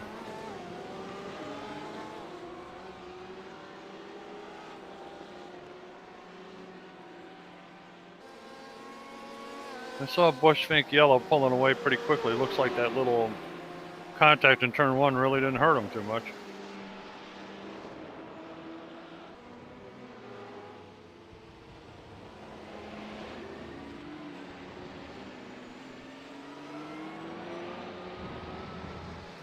Okay. The leader in P1 has put down 233 laps in a little over 5 hours. Yeah, the P1s are all well spread, aren't they? They are right now, yeah. I do think the... oh, no, it's going the other way, isn't it? I was going to say any of them are on the same lap. No, they're... well, the Bushfink and the Toyota Kazoo car are. They're split by a bit, and they had been a lot closer, but... yeah, Bushfink and Toyota Kazoo are both... 1 lap off of the race leader, I believe. Mika Esports P1's in the pits. Yeah, Toyota Kazoo is close to 2 laps down at this point, but at the moment they are still 1 lap off.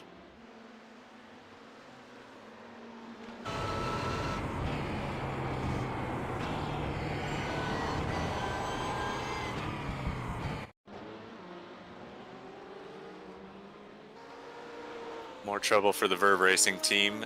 Just nudge the wall and reset. Maybe another hardware issue there.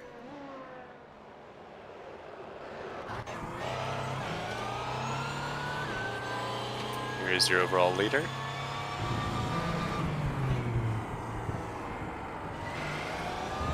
Oh, these purple mood lighting on.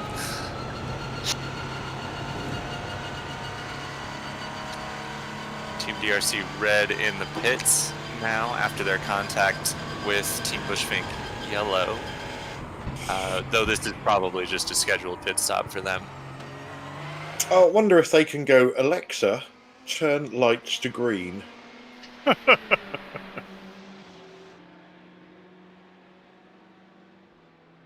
I'll tell you one thing, if it was me, that emergency, that E button, I'd want that a little dimmer. Holy God, is that bright.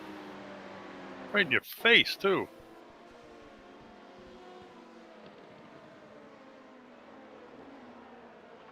More trouble for the 55 car as well. This is the Polder Racing car that had that unsafe rejoin earlier on. They've just gone for a spin. And a safer rejoin that time. Much safer. Uh-oh, what do we got here? Warning to Toyota Kazoo Racing for an unsafe overtake on the 151. So that was the contact we saw with the World of Sim Racing. Yeah, okay, yep.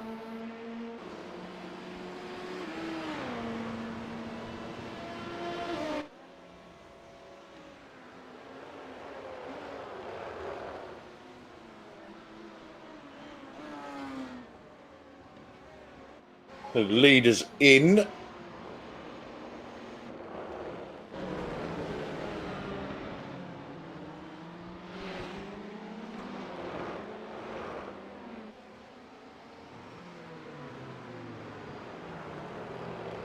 We're into our final hour now.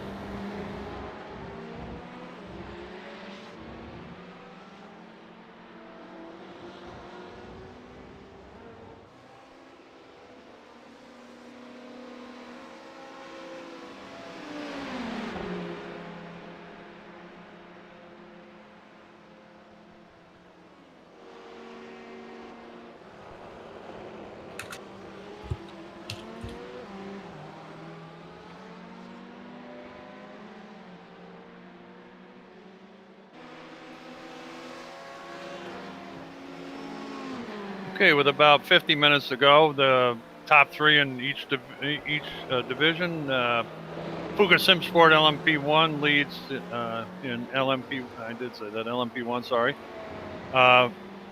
In second is Team Bushbank Racing Yellow, about a lap behind, and third, Toyota Kazoo Racing. And in LMP2, we've got Wablo Velocity Racing still under control there. Kairos Competition. What's happened to Wablo? Oh, that's Whoa. big. That's an hardware failure again. Yeah. Wow. With Tom Dahlman behind the wheel. So they were saying Alex was having... Was this the team that was having... No, sorry, that was the Chicane online racing team that was having connection issues. That's not good. Wow, after 5 hours. Oh, he was struggling there. Something was definitely going wrong. Wow. Well, the curse of Switzer hits again. I was just reading him and being in lead, so... oh, boy. That promotes the Kairos competition car to the lead of LMP2. Yeah, let me... And another penalty for the Stage 1 Racing Junior Sprint 2. A drive-through second warning for an unsafe overtake. Wow. All right, it's the incident 58, by the way, guys. That's a lot of incidents. Stewards have been busy today. Wow. Okay, in GT Pro, we got Team DRC Orange still leading. Core Motorsports second. The hashtag Racing is in third. And in GTM, we got Simtards leading. Sam, could you roll that down a little bit so I can see second and third, please? Thank you. Second place is German Sim Racing Friends ISRC. And in third, we got Manatee Racing ISRC GTE. And I'm not sure about P2 till things settle after all the problems going on. Wow. Feel bad for Wablo. I mean, that wasn't their mistake. It was just a crazy incident. That's terrible. They were killing it, boy. I'll tell you, really were. Yeah, and that's brought the LMP2 battle right together because Team DRC Red is not all that far off Kairos competition. Yeah, it's changed a lot. And I don't think World of Sim Racing team is out of it either. So definitely unfortunate for Wablo, but it has really made the P2 battle for the win interesting. Yeah, it's changed the dimension completely, for sure. We are under an hour to go here. That's right, exactly. It's going, ooh, that was the Toyota Kazoo car off the track.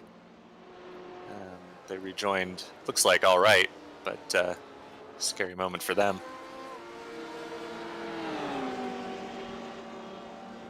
Woo, baby, there it is right there. Oh, yeah, quick cut across the grass to avoid the mounds portion. What are you flashing your lights for? You're the one that was out of bounds. God. I think the Porsche didn't really give him room to come back on the track, which is a bit understandable, but... Yeah, it's frustration more than anything. Yep, there is Emma Gould, still leading GTM in the Simtards car. Yep. And out of the pits comes Tom Dahlman, so whatever issue he had, it's been sorted in the Wablo car, but a lot of time lost. Got some catching up to do now. We've got about 45 minutes to do it. Yeah, he's still showing in third place. Yes, he is. So we'll see. Yeah, and he's 45 seconds behind Team the Kairos competition. Yep. And he is right behind Team DRC Red. So yeah, so they're still in a fight for the podiums, and bit-wise, they just done 7th pit stop as well, apparently. Do we know if they actually did a stop or if that was just... they've been for 3 minutes long in the pit, so I would assume they've done their pit stop. Okay. And all of the other cars are on 7 pit stop. Lap 211, 213, and 217 for this Wablo velocity. So they're pretty good on pit stop compared to the other teams. So they might still have a go at the win. For the race, if everything goes well for them, I do hope so. Yeah, they're certainly not out of it at this point. Certainly seconds within reach because they are right behind Team DRC Red. Yeah, that shook things up a little bit in P2. You're right. Yeah.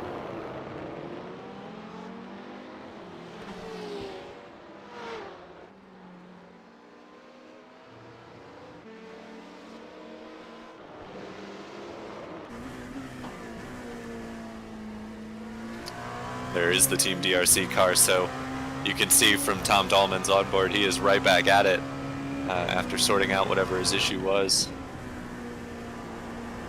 Yeah, these two guys are very close together. Whoa. Ooh, that's close. That is one of the lap P2 cars. Potentially Ryan Chevalier in the 66, maybe? Looks to be about the same piece of track as these guys.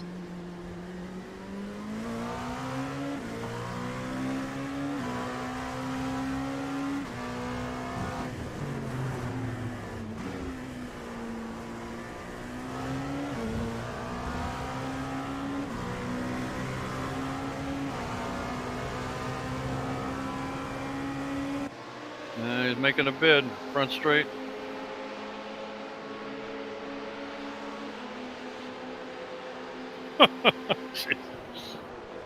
Whoa! Oh boy.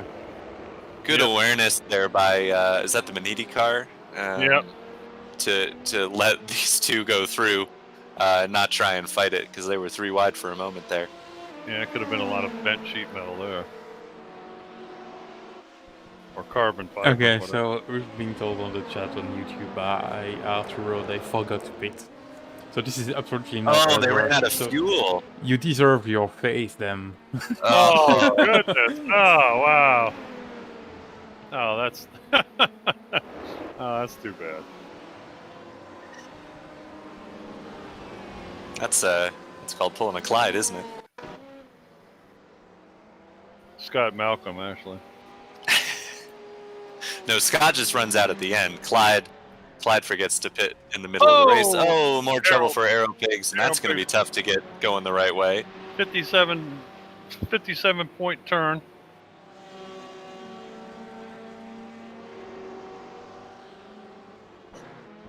Replay's not long enough to capture the full turnaround of the Aero Yeah, Pigs, but it's just that we've got battle on track, so I want to focus a bit more on the battles than a silly 188 yeah, we already saw it from Kevin. Yep, looks like Wobbler's gonna get this one done, I think. Yeah, Tom Dahlman looks like he's gotten by. They've been so quick today that it's not yeah, not surprising, but it does run better with fuel in it, though. It sure does, and the Team DRC car is not giving up at all. Raymond Sheffer's still behind the wheel of that one. Yeah, he's pushing.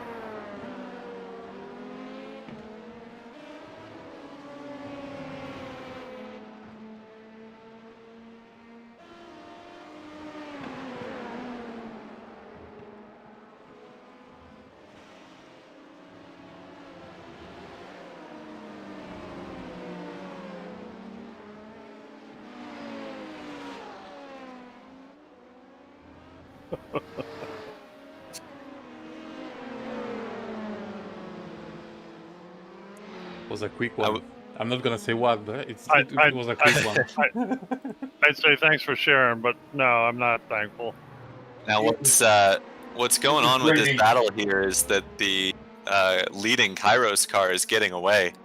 He's lapping a lot quicker than Tom Dahlman in the Woblo car as it stands right now. Hmm.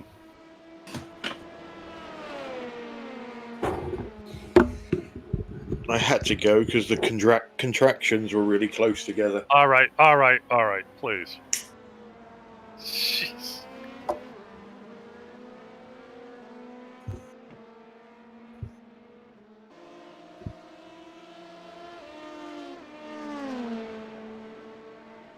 Quite obviously, you probably consumed a side of beef or something today.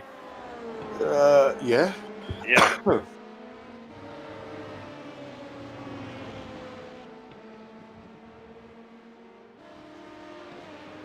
So I see Wablo back into second, and they're slowly eking into Kairos. Well, I believe Tyler mentioned that they've gained a little time on them. I don't know. I'm not sure. The last lap there wasn't much in it. Just waiting for him to cross the line. See what happens this lap. What is it, 45 seconds? Yeah, while Dahlman and Sheffers were fighting, they were losing to Emil Winbo in the Kairos car, but now that they've got it sorted out, a little bit. Yeah. Dahlman's really set off on the chase, and he's putting in some quick laps. You did hear, Clyde, they ran out of fuel, right? They pulled a Clyde. Is that what happened to Wablo? Yeah. Yes. Unbelievable. From the lead as well. They were 2 seconds quicker than the Kairos car that lap, though, so this is going to come right down to the wire, isn't it? Definitely. Wonder which one of the 73 fuel calculators of Scott and Malcolm they used. Said on the chat it was crew chief that was supposed to notify him. So apparently they're going to have to go with a different one for the next race.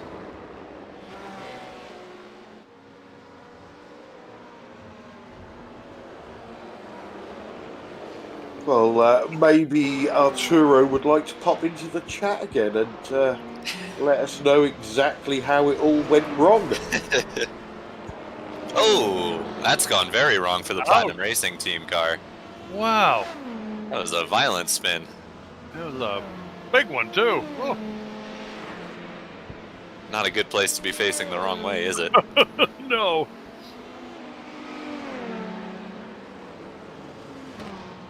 Get behind that wall, quick. Whoops. Nearly. Yep, that's a guardrail, all right. Yeah, I don't think you really have choice there because that's super high speed. Yeah, that's a tough place to be. It's pretty tough. I think it's the P2. See what happened. Oh, he drifted out into them. Yeah. Yeah, that was all on Winston, unfortunately. He was smart to get the hell out of there in a hurry, though.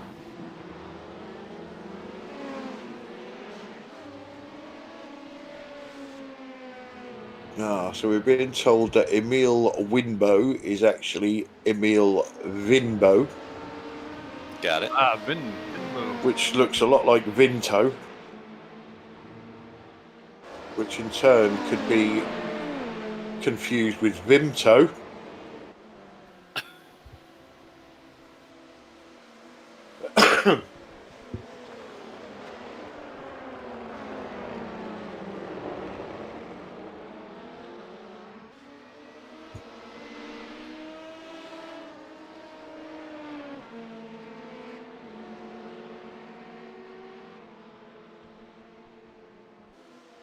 So we're inside the last 40 minutes. Yes, we are. Ooh, we got a bean. That's not Jelly Bean, is it? No, it's not. Sorry. Yep, Dennis Van Beelen. Yeah, I asked the same thing. I thought maybe it was Jelly Bean, but he's too busy putting out fires from his race yesterday. Yeah, that's the Chicane Online racing car that was delayed due to power failures. I think he said multiple power failures when he was in here. Yeah, I think I don't know if he got away with it the first time because he had a power failure. I think it may have been after he'd got out of the car, but definitely the second one was when he was in the car.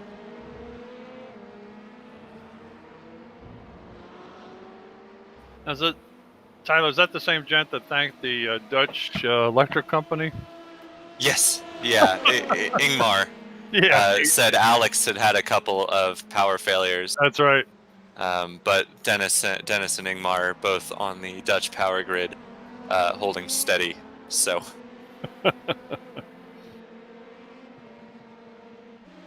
Yeah, it was Alex that had the power failures, wasn't it? Yes. Yeah. Where is Alex from? Do we know? France, according to iRacing. Ah, right. Okay.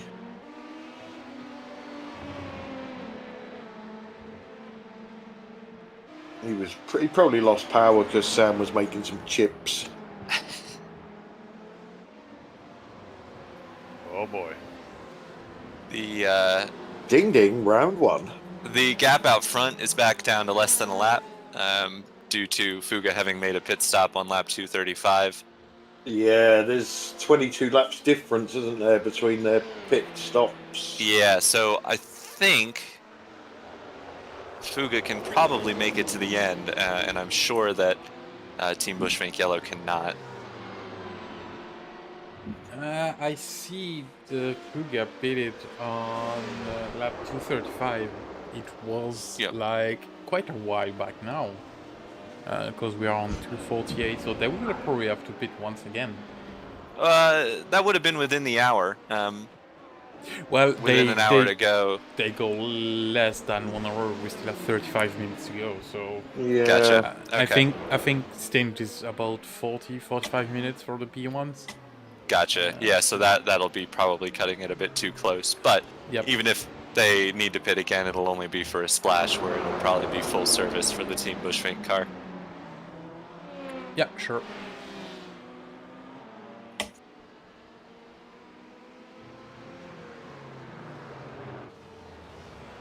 Ooh. Whoops.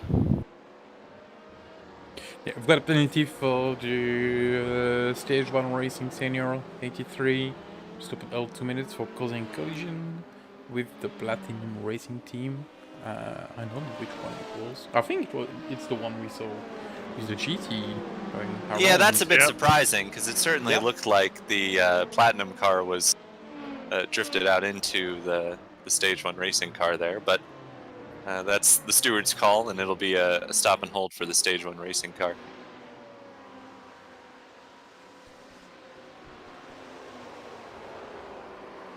Whoa. A little twitchy there. He missed everything, though. You can see the marshal there didn't even flinch.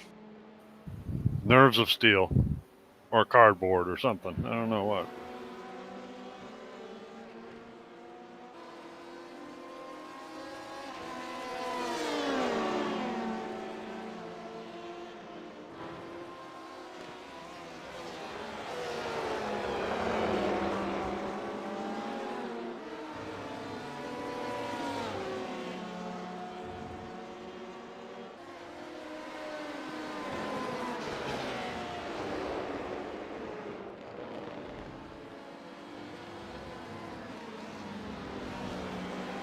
Kevin DeWinter, Stage 1 Racing Senior, number 83. Or is that Junior? That might be the... I don't know which one that is now.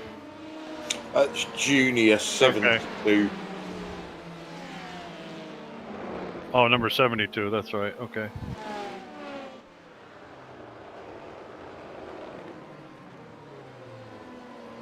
I looked at the description by mistake. Okay, yep.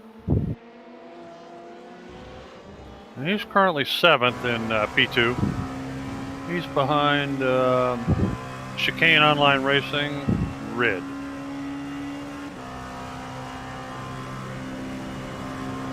Yeah, and that is the Chicane car just up the road there, Dennis Van Vielen. Yep. And they're about 12 seconds back from 5th place in class, the Kubort K1 car, driven by Thomas Jensen at the moment.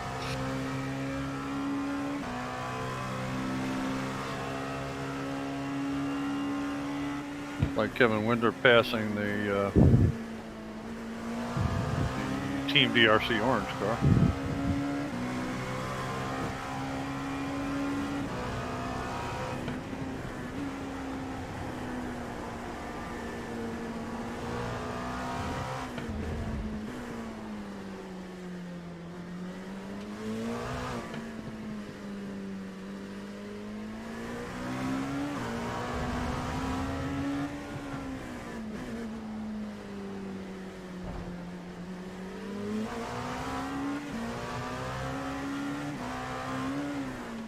Whoa! Oh! What the heck happened there? Is that all on his own? Yeah, I don't think there was anybody else involved.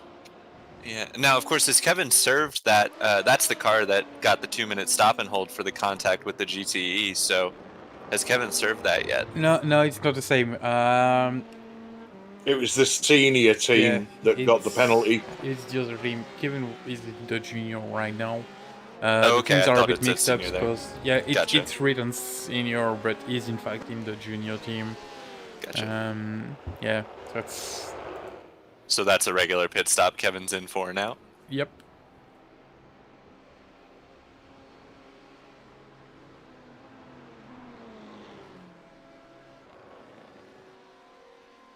Got 2 Stage 1 racing cars in the pits, Green and Junior. So, just noticing Team Bushfink have made what will almost certainly be their final pit stop at lap 248, about 4 laps ago. And they currently sit a lap down, about 1 minute and 40 seconds behind the Fuga Simsport car. Yeah, I think Fuga have got to stop again, but it's only going to be a splash. Yeah, and I saw someone saying the trip through pit lane here is not long at all. So a short splash and a pit stop shouldn't cost them much at all. They might not even get back on the lead lap, Team Bushfink. As long as you don't get too rambunctious and spin on pit road like we've seen several times. Yep. Just the Toyota Gazoo car working through traffic. Mateus Druzda behind the wheel at the moment. They stopped 4 laps after the Fuga Simsport car, so they're probably due a pit stop as well. Just for a splash. Amagul still soldiering away in the Simtard's Ferrari. Yeah, she's got 40 seconds back or so to the German sim racing friend's car, and has stopped more recently. So, yeah, they just stopped the lap before, so they are good till the end. And yeah, they just. I'm showing lap 1. Oh no, 214. I was looking at the wrong car. Yep. The car behind the German sim racing is 175, so they will probably have to pit before the end of the race. Almost certainly, yeah.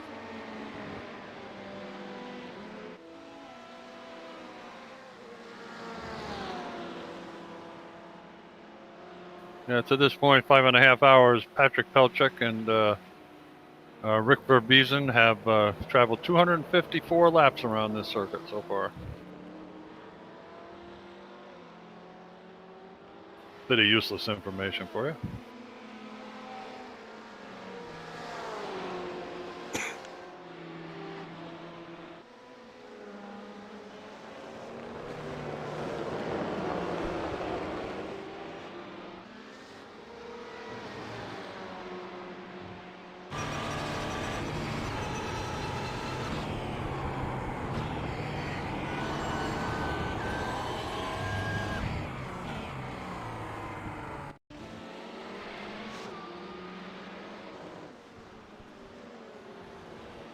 Just wondering, off the top of my head. Whoa! What the heck happened there? Is there any point practicing if you're going to drive a P1 car? Because you are never on the racing line. Well, yeah, you practice driving off the racing line is what you do. Really? Ooh, that was weird. He just ran wide and spun and then disappeared. And Andrew Jones didn't know what to do there because he vanished right in front of him. He's thinking he got a lucky escape there. Yeah, he pulled his stealth routine there. So connection, are we thinking for Harry Harvey in the Sapphire Simsport car? I don't know about the spin part, but it's certainly disconnected in the middle of the track, that's for sure. Well, yeah, Harry Harvey did lose connection. Oh, he did? Okay.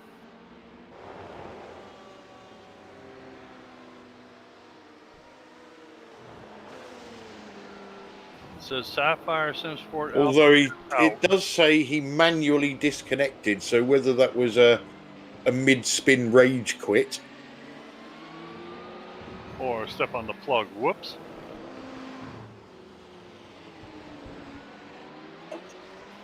Looks like Sapphire Simsports called it a day.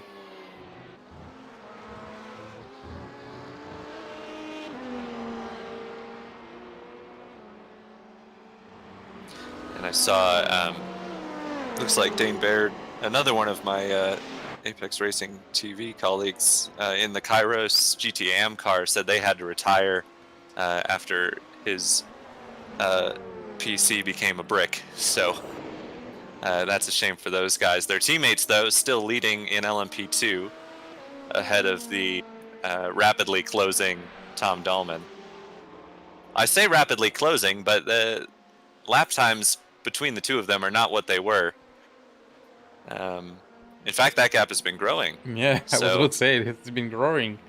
Yeah, Tom Dahlman did take. I watched. He took a couple of seconds out of Emil Vimto, and then a few laps later, the roles were reversed. So I don't think there's a great deal in it between these two. It's just where they meet the traffic. Yep. Yeah, it certainly seems that way, but yeah, I think Tom's going to need some luck. Obviously, he has stopped more recently because of his whole running out of fuel thing, but I don't know if 6 laps is going to be enough to make enough of a difference such that the Waplo car can be back in contention for the win here with just 25 minutes remaining. It will definitely be another stop, though, for all of the P2 class cars. Those cars can only do about 35, maybe stretch to 40 minutes on a tank of fuel, but it's been almost 15 or 20 laps since they last stopped. So definitely one more set of pit stops for all the LMP2 class. K-Board K1 is in the pits at this point. Yeah, they can definitely make it to the end from here, so they'll be good to go and looking good for a top 5 here. Assuming they come out ahead of Dennis Van Beelen and Kevin De Winter. And we got Lucas DeBreeze on the screen, leading GT Pro in Team DRC Orange.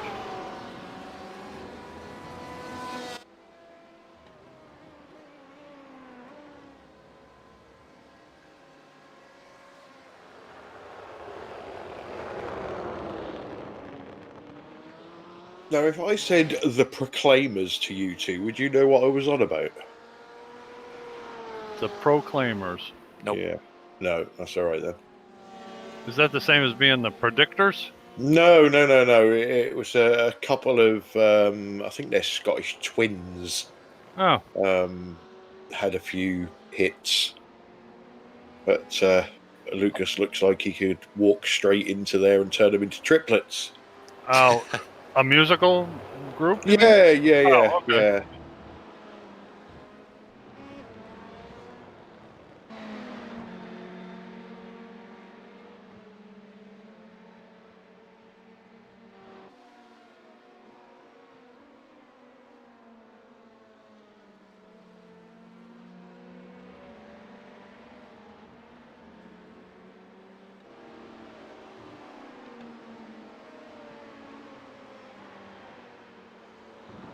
Emma must be young and strong. She's been driving a long time. I'd be tired by now.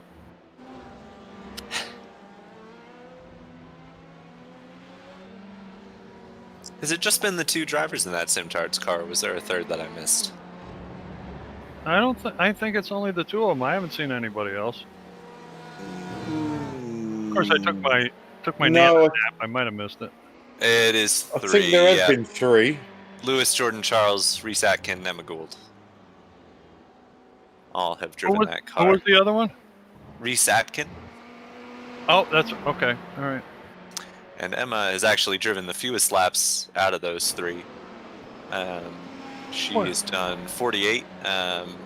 Lewis has done 88, and Reese Atkin has done 86. So Somebody's rim gave out. I wonder if he means his steering wheel. Probably. Probably. Who was it? Don't know. It just flashed across the screen real quick. I missed it. Never buy a Thrustmaster. It's from Daniel Merchant. What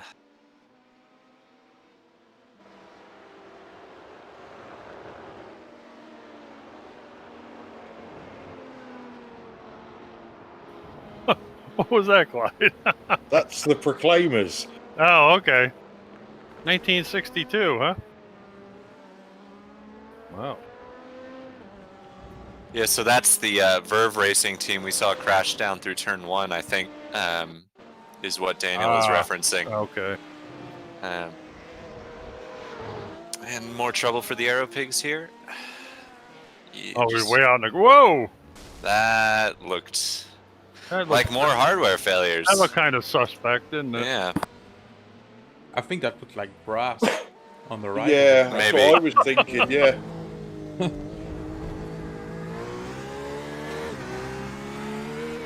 Oh yeah, that's grass. Yeah, I didn't realize the track fell away that much. It's hardware failure, but for the driver, and not for the real hardware. Yes. So. I can tell Sam's getting punchy now. He's getting... And Chicane Martin, gets a nudge from the Kairos car. That's the class leading LMP2. Oh, wow. That's gonna be something that race control will have a look at, I think. Yeah, I don't know if that's penalty warranting. Just a little nudge there. Oh, that was stand from. Yeah, I think maybe it is. I think they just went from the UK to the United States there. Yeah. Well, it looked to me like the Kairos car didn't realize how slowly the BMW would be going through the corner, which is not a reason not to give them a penalty, but it is a reason to explain away that mistake there.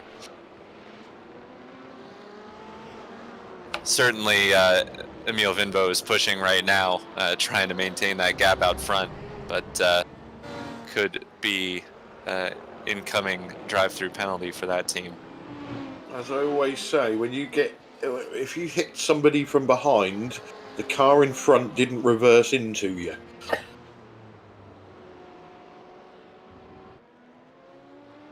Is that like my face landed on his fist kind of thing? Yeah. Yeah.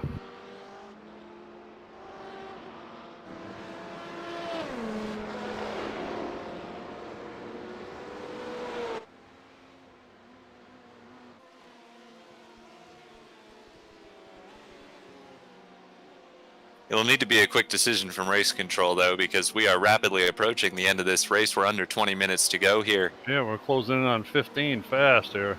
Yep. Well, this last half hour is going quick.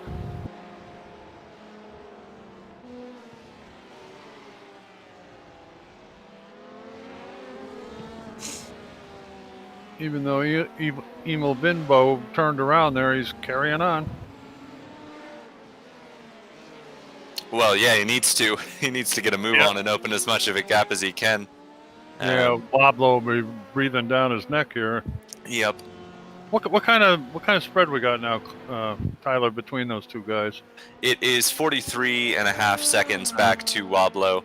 Both still probably do a pit stop, though Woblo's I expect will be shorter. Wow. That was close between that LMP1 car, which might be the Mika car. I saw some red, I think. Yes, that is the Mika car. Nanzavano behind the wheel of that now. That's the other fella, Nanzavano. That's it. I couldn't think of his last name. Yep. The Toyota Kazoo car is in the pits at the moment. It is. And on its way out of the pits. Mateus Drozda stays behind the wheel. That'll certainly be their last stop of the day. Still in third place. Now, I'm not showing them having stopped. Was that a drive-through, Sam, potentially? It might be a drive-through, yeah. No information from Intercontinental for them, so it might be an incident on... Yeah. issue. Oh, yeah, it could be an incident thing. Yeah. That's right. Yep.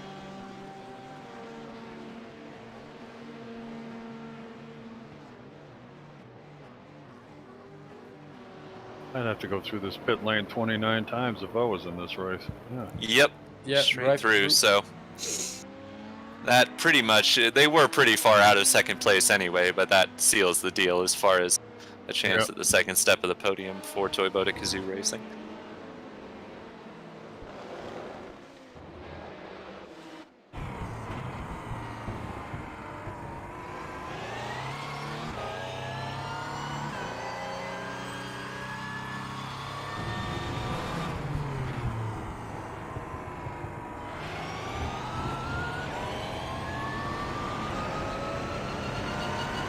I just saw another Back to the Future moment there. What the heck happened back there?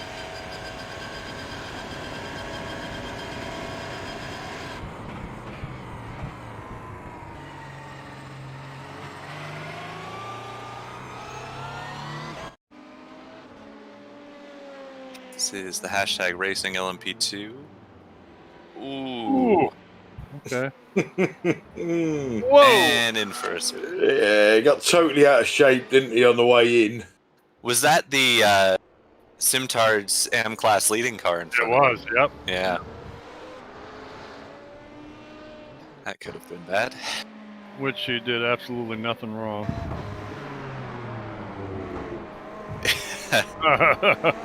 That's a worrying look back in the mirrors for Emma Gould. No kidding.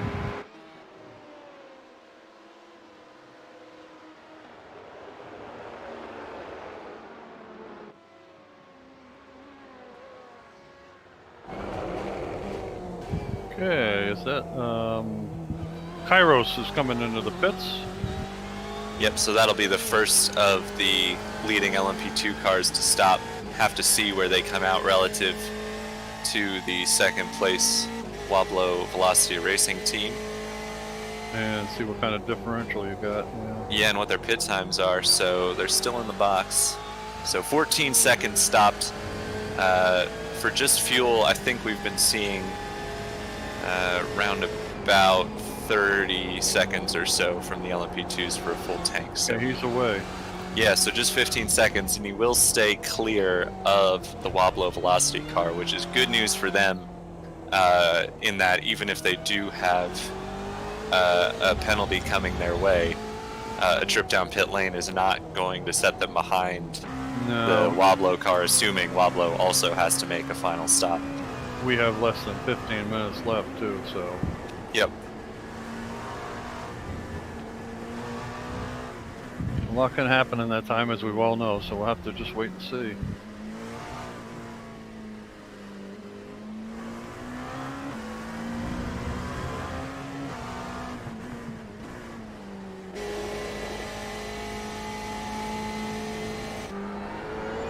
Lucas DeVries with a comfortable margin in the Team DRC orange car. Still Core Motorsports in second, piloted by Joao Fiallo at the moment. And hashtag Racing hanging in there in third place in the GT Pro. Yeah, they've had a bit more luck than their LMP2 counterpart. That was close between Emma Gould and the Stage 1 Racing green car. Shows you that is she coming in or just staying left? Just staying left, I think. That's pretty much the racing line through there, so. Yeah, there was another car outside her as well. Yeah, there sure was. Yep. Yeah. Ooh, that was a P2 car going very wide, and they're going to come back on track, I think. That was the Verve Racing Team black car. Whoa, uh-oh. Uh-oh. Whoa! Yeah, that's just closing your eyes and hoping nobody's on track when you re-emerge, because he was not in control of that car on the grass there. That could have hurt and had a temperature, I'll tell you. Oh, baby. Whoa, wow. And that's the Wablo car, isn't it? The second place P2. Yeah.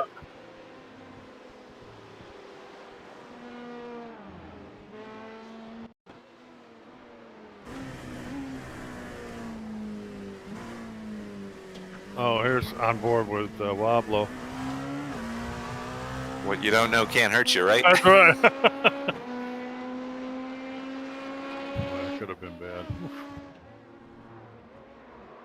Uh-oh, there's Wablo. Oh, that's gonna hurt. And that might seal the deal for Kyra. Yeah, not going to help their cause. Now he's got to wait. Bang into the fence. Oof. Look out! He'll want to try and get going still in front of the Team DRC red car, who I believe have made their final pit stop. Yeah, he could drop to third, possibly. And what's happened to Nans?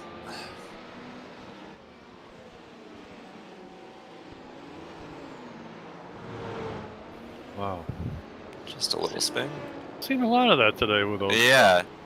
And I was incorrect. The Team DRC red car has not made their final pit stop yet in LMP2. So Dahlman is still ahead on track and in the pit sequence.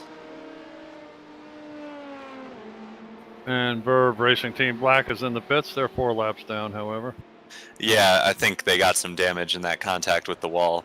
Yep. In turn 1, so likely getting that fixed.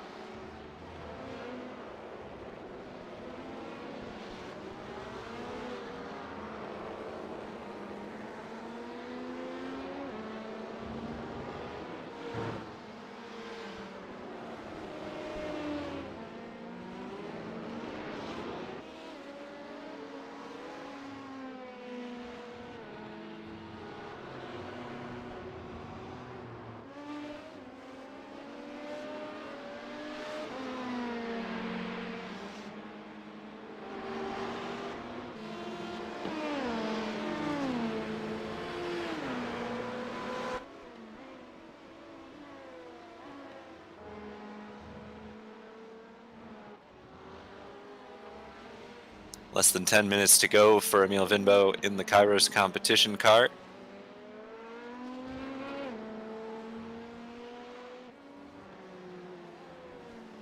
That gap now pretty comfortable for the... He's got over 30 seconds. That's pretty... Yep, yeah, after Tom had that spin in the Wobblo car, you can breathe a little easier, especially knowing that Tom still will likely need to make a pit stop before this is all said and done. Yeah. Now, has Team DRC Red made their stop also? No, they have not. They should also be due a stop before the race. Both of those guys are pretty close together right now. Yep. Yeah, their last pit laps, 2:17 for Tom Dahlman and 2:13 for Raymond Sheffers. Wow, 4-second difference. Whew.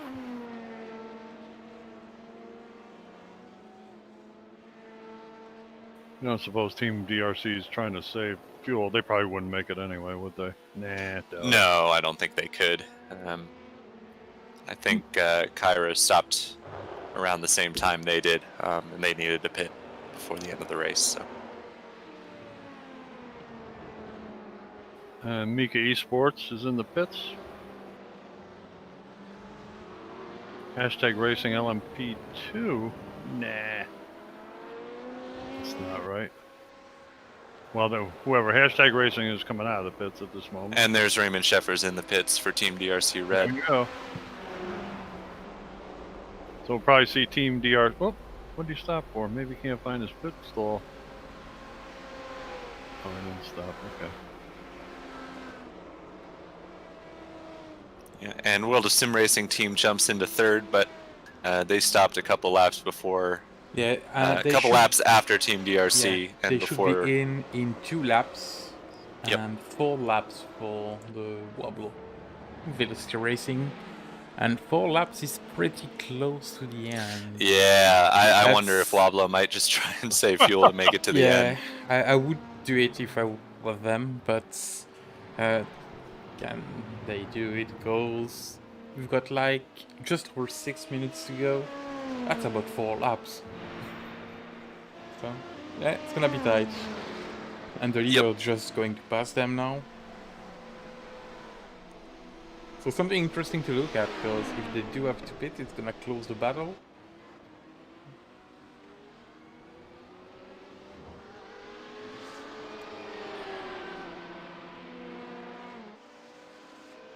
I'd give it a shot. What the heck, you know? You never know. course, he does have a podium position right now. So. Yeah, I was gonna say, what the heck isn't usually good for points, so no, it's not. Might be better off taking the safe route and making a trip down for a splash. You're absolutely correct.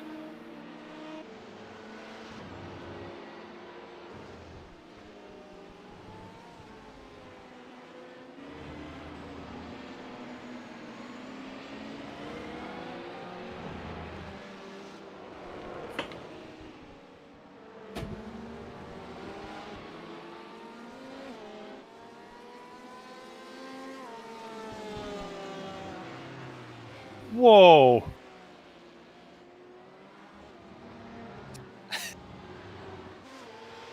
Nice strobe lighting for the Fuga Simsport car there. Yeah, I guess he didn't appreciate him going off the track alongside of him there instead of waiting for a few seconds to. Speaking of which, he's in for a pit stop. He's ducked straight in, isn't he? This is just going to be a quick splash. Probably a safety splash. Yeah, he's got the room to do it. Why not?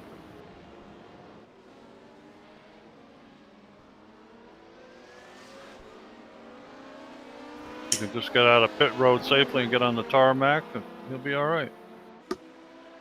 And he's on his way. Battle for 5th and 6th in P2. Yeah, we talked to Chicane Online Racing before. They were hoping they could recover to the top 5, and they're not far from it. They're right on the heels of the Cabort K1 car. Yeah, they are. Now, for those two pit stops, They should be good on pit stop. Yeah, they're both good to the end. So this is for position.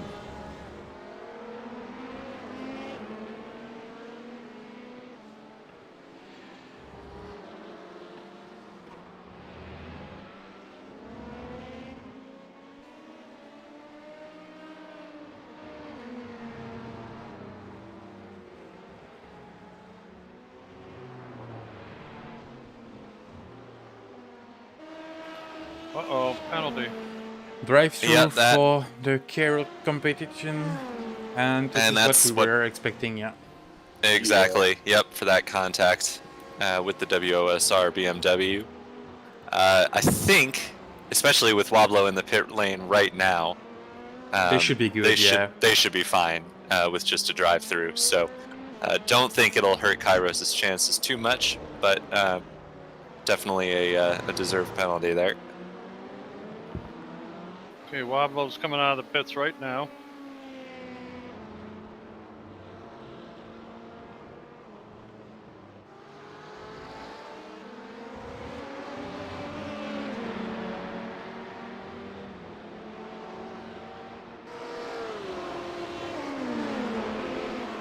So long, Kairos doesn't have a.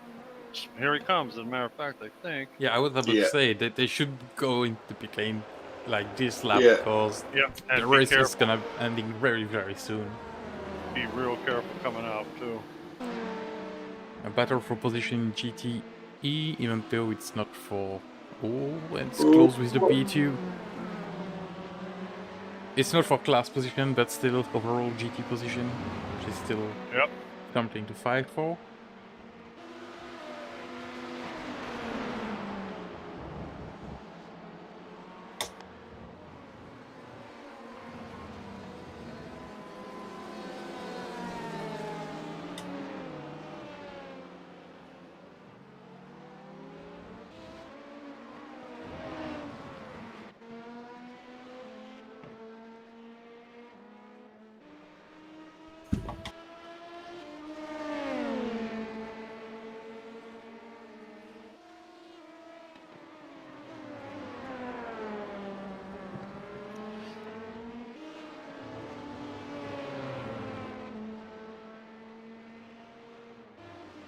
Now the question is, where is the LMP1 leader relative to these two? Because there's a chance they get the white flag next time through.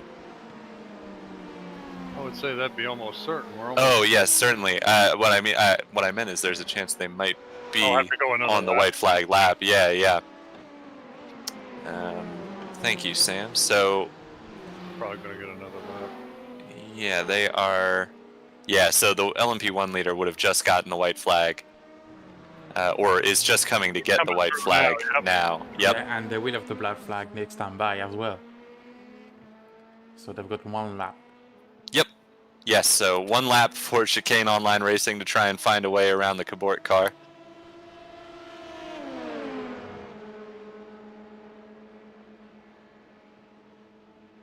Trying. He's giving it a go. Tough to do around the outside. They'll try and get the cross back over in the run down through here and onto the back straight. They might do it. Yeah. Oh, fighting back. Oh, steady, boys. It's one of the Sapphire cars there, but I think it's done and dusted. What a move from Dennis Van Beelen. He set that up lovely, didn't he? Yep. Sure did. Cable car's not giving up. No, I certainly wouldn't. He's trying to make the move back here. We'll see if Dennis defends. He does. He's probably better off staying behind until they get out of the final corner and then trying to draft into the line. Yeah, I don't know that the draft is powerful enough for that with those LMP2 cars. It could be. As we see Patrick Pelchat coming through to claim victory in the Fuga Simsport LMP1 car. Guys are awesome. Another great performance, Lucas Debris. And there is, dominant from Team DRC Orange. Yeah, they're top notch. Did a great job. Now, where is the Chicane Online Racing? Here is Kairos, just coming through the infield now. So he's Emil Vinbo has quite a bit of time. It looks like Chicane Online Racing has beaten out Cabort K1 for 5th. Emma Gould just now rounding the final corner. The final real corner. There's a slow LMP1 car there. That's one of the Bushfink cars, I think. Perhaps cutting it a bit close on fuel. Simtards has done a great job today too in the GTM. Yeah, they're pretty much the only AM car that had no major issues, I think, and that's why they find themselves exactly with a convincing victory. For sure.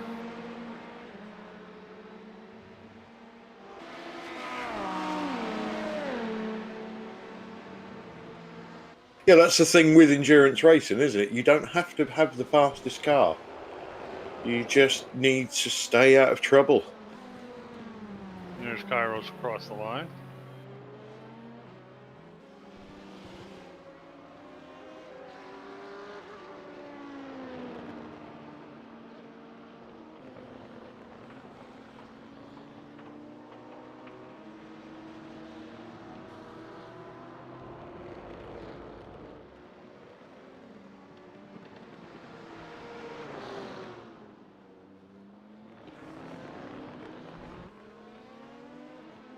Okay, so let's get our official results. So in P1, Fuga Simsport take home the win with Team Bushfink Racing Yellow in 2nd.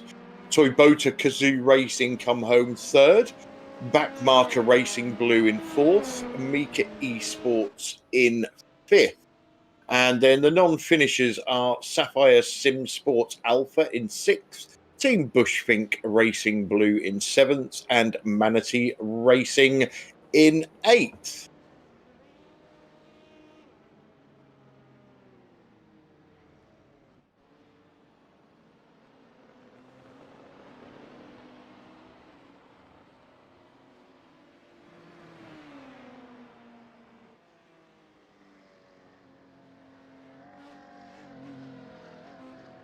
Into your P2s, we have Kairos Competition Apollo taking home the victory.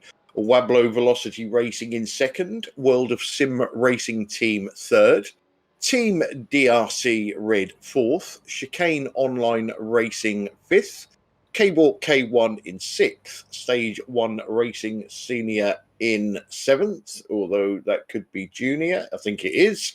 FTR Esports in 8th, Verve Racing Team Black 9th, Stage 1 Racing Green 10th, Stage 1 Racing Senior in 11th, Hashtag Racing in 12th, Polder Racing 13th, NSR Bronze 14th, Quiver Motorsports Green 15th, R3T Racing Team in 16th, and I don't believe Team Lassie Urinen started. No, that's someone that registered with the wrong team, so he's been out since the Aha. start. Yeah.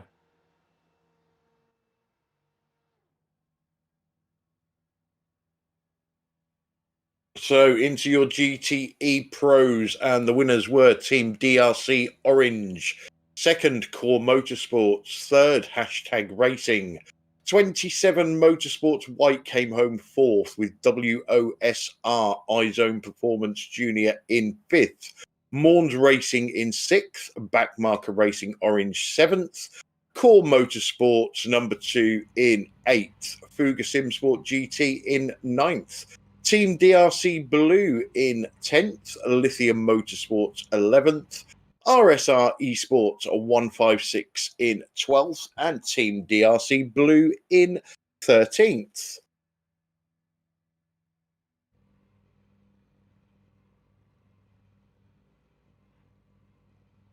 And into your GTAMs, and we have the Simtards team. Congratulations, finishing as winners.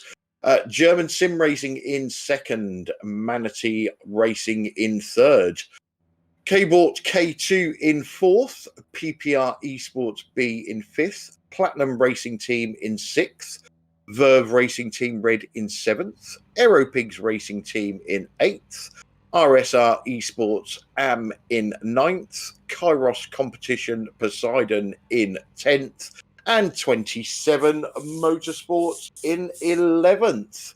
That rounds out your finishing order.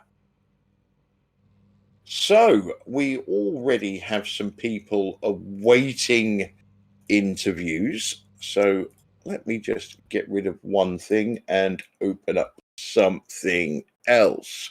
So who have we got from our winning team? Got Rick Verbeesen there. That's Rick Verbeesen? Looks like it. Okay. So, Rick Verbeesen, welcome to the booth. Good evening, guys. Good evening. Another fantastic run for you guys at Fuga Simsport LMP1. Yeah, things went our way this time. I think you saw last time we had a bit of bad luck getting hit a couple of times with the P2s, but so this is a bit of redemption, I think. Yeah, or we did see you in, or not you, but your team in a couple of accidents. That must have been a little bit worrying. Yeah, we had one accident where we had to go around the outside of the final corner. Well, the guy pushed us kind of under the grass and hit the wall, but luckily it was only like a 10-second repair. So yeah, it's like nothing too major, really. Yeah, and ultimately it didn't affect your No. performance and your race win. Were there, for you personally, did you have any code browns in that race? Well, I mean, there were a couple of instances, like traffic would get intense sometimes around here, but it's really fun and it gives you like an adrenaline rush once you get through it and you squeeze through these tiny gaps. But yeah, it was just trying to be steady, and the pace was okay, so we were constantly like slightly pulling away overall. So it looked pretty good. We were quite confident. Yeah. Yeah, Interlagos is always one of those tracks in it where you can do 2 or 3 laps and not see another car, and then the next 2 or 3 laps you've got to overtake 25 of them. Yeah, you're going left and right and under, over, everything.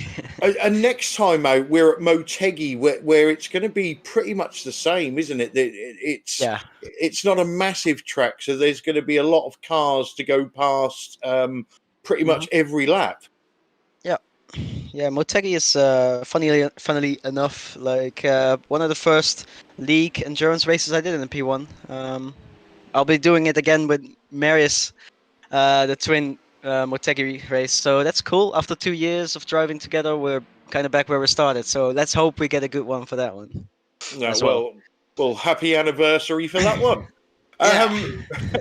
Well, before we let you go, is there anybody you'd like to give a shout out to? Yeah, thanks to Patrick. He couldn't be here for the interview. He has somewhere to be, but yeah, he drove fantastically, and I think he also got the fastest lap, so that's pretty cool.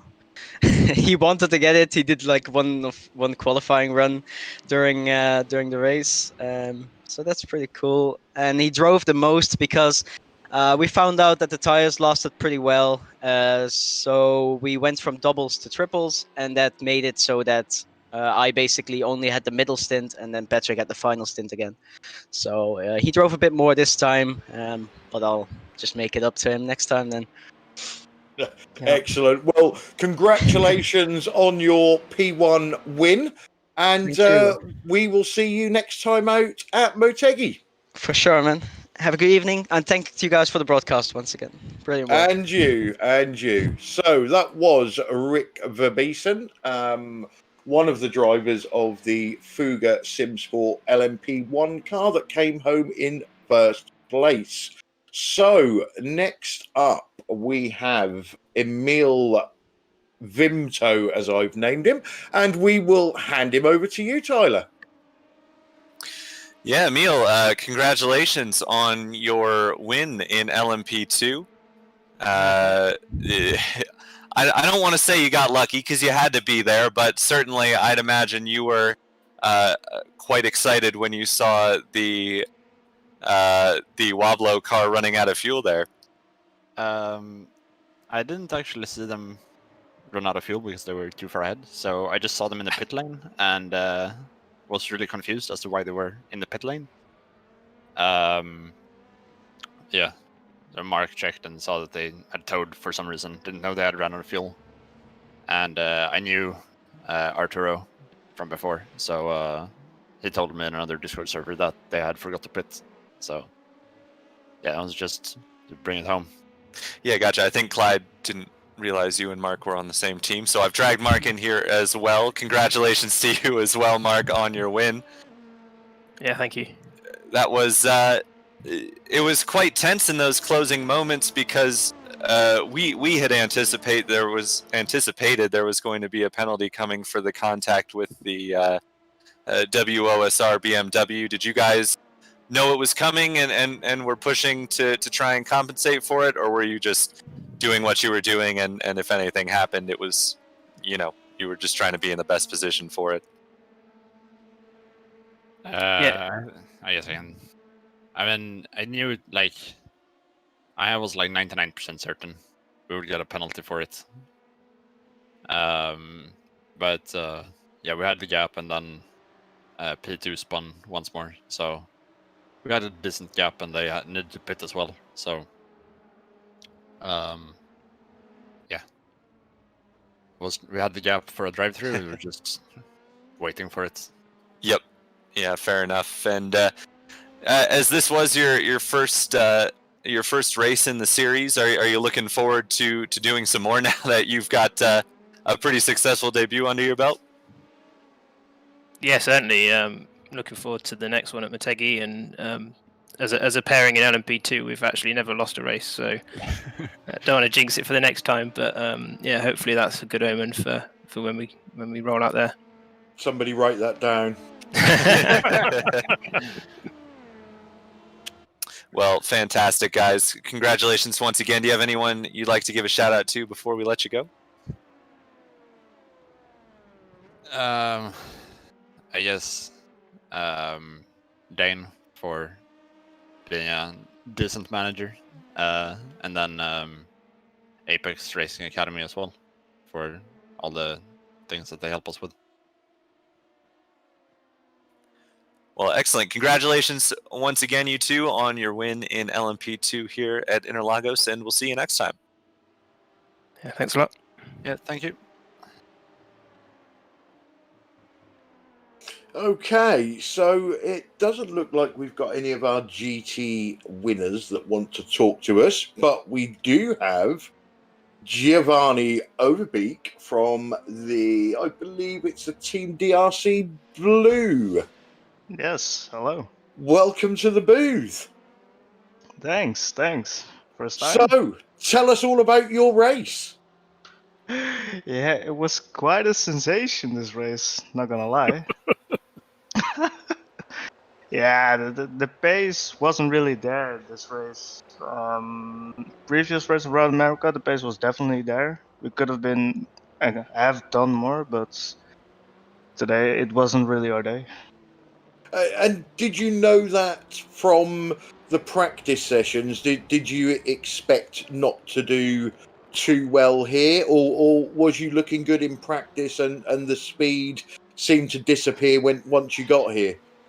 Well, in practice sessions, the speed was there. We felt confident that we could have possibly go for top 5, top 6, and in the beginning there was the chance for a top 5, top 6 position, but after the first spin in the pit lane, yeah, everything went just to hell, actually.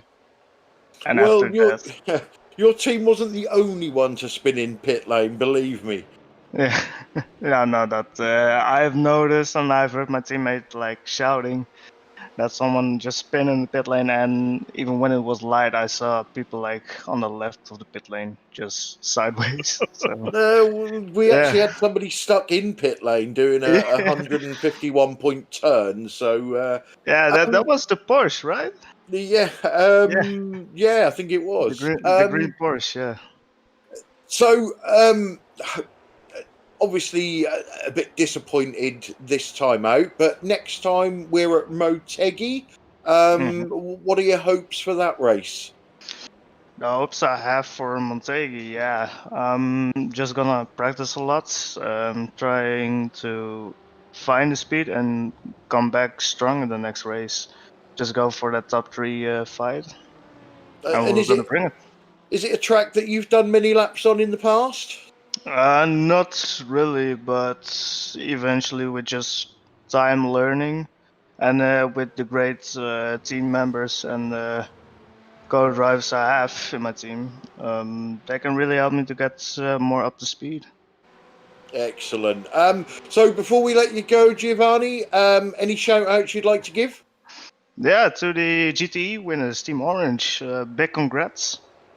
Big congrats. Unfortunately for the Team Reds, in the end, they haven't really enough fuel, so that was quite of a disappointment, but they fought really hard.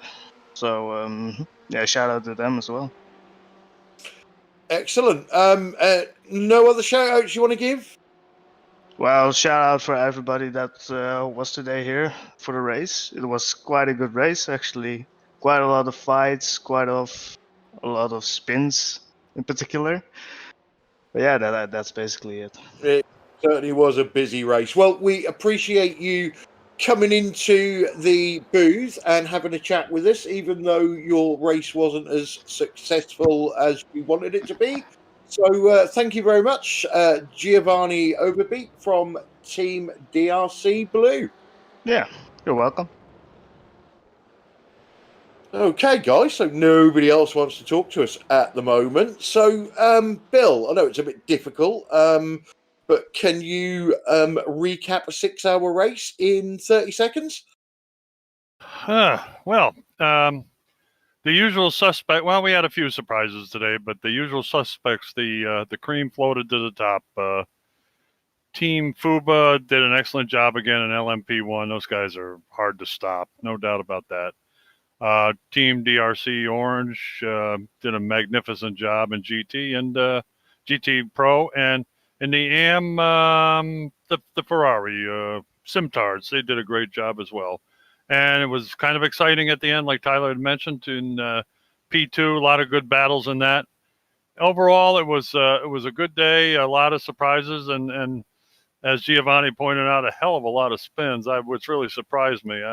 I guess maybe the weather, the temperature, the tires, I don't know. But anyway, it was fun. It was fun. I'm glad I was here, and looking forward to see people sliding around at Motegi. Yeah, most definitely. And Tyler, obviously, you missed the first portion of the race because you was getting your much needed beauty sleep.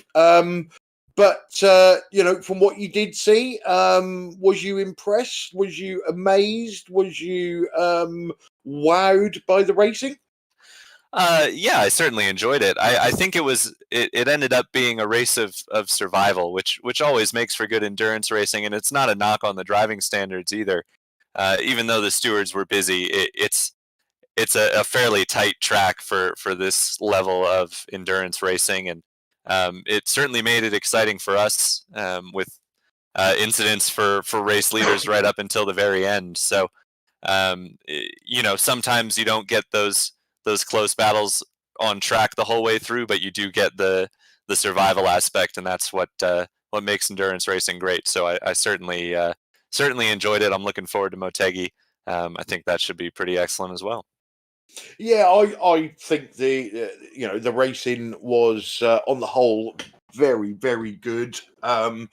With this amount of cars on the track and the differences in speeds and skill levels, you always get the little niggly contacts. But I enjoy Interlagos or viewing races on Interlagos.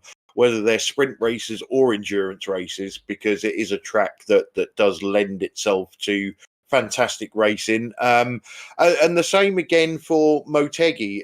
Even though it's not one of my favourite tracks to drive, I think the layout and the technicalities of the track lend themselves to good, hard but fair racing.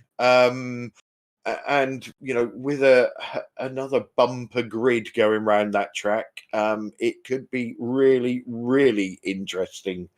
So yeah, on the whole, I think that was an absolutely fantastic race. Congratulations to all of our class winners, and everybody who got podiums in their class, and pretty much everybody that took part in the race. Coming up on BSTV this week, let me get to the right month and I'll tell you what's going on. So on Wednesday, we are back with round 10 of the EDF Motorsports GT4 TCR Challenge, back at Interlagos, guys. So no point us flying home. We might as well just stay here and have some of that Brazilian hospitality. Next Friday, we have the finale of the Next Level Lamborghini GT3 Cup from the magnificent Daytona Road Course. And then a week tomorrow, we have the finale of the Virtual Racing Association Grand Touring Club Cup from Brands Hatch. So yeah. Absolutely fantastic racing coming up for you in the next 8 days, folks. So really, it just leaves me to thank everybody that has raced tonight, everybody that's joined in on the chat on our YouTube channel and on our Twitch channel. Make sure you give this video a like. Make sure you subscribe to our YouTube channel and make sure you follow us on our Facebook page, and that way you will never miss one of our races again. Thanks to Pete. I know he's not here, but thanks anyway. Thanks to Sam, Bill, Tyler as well for joining me in the booth. I will now say good night, let the other guys say good night, and then we'll close the broadcast and see you next time. So, good night, everybody.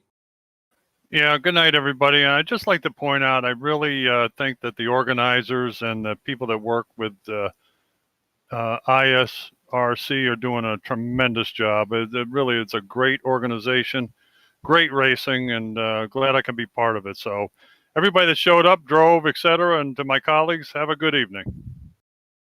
Yep, thanks for watching, everybody, and good night, and hopefully we see you on Wednesday for the GT4 series. Yeah, thanks everybody for watching. See you next time. Bye.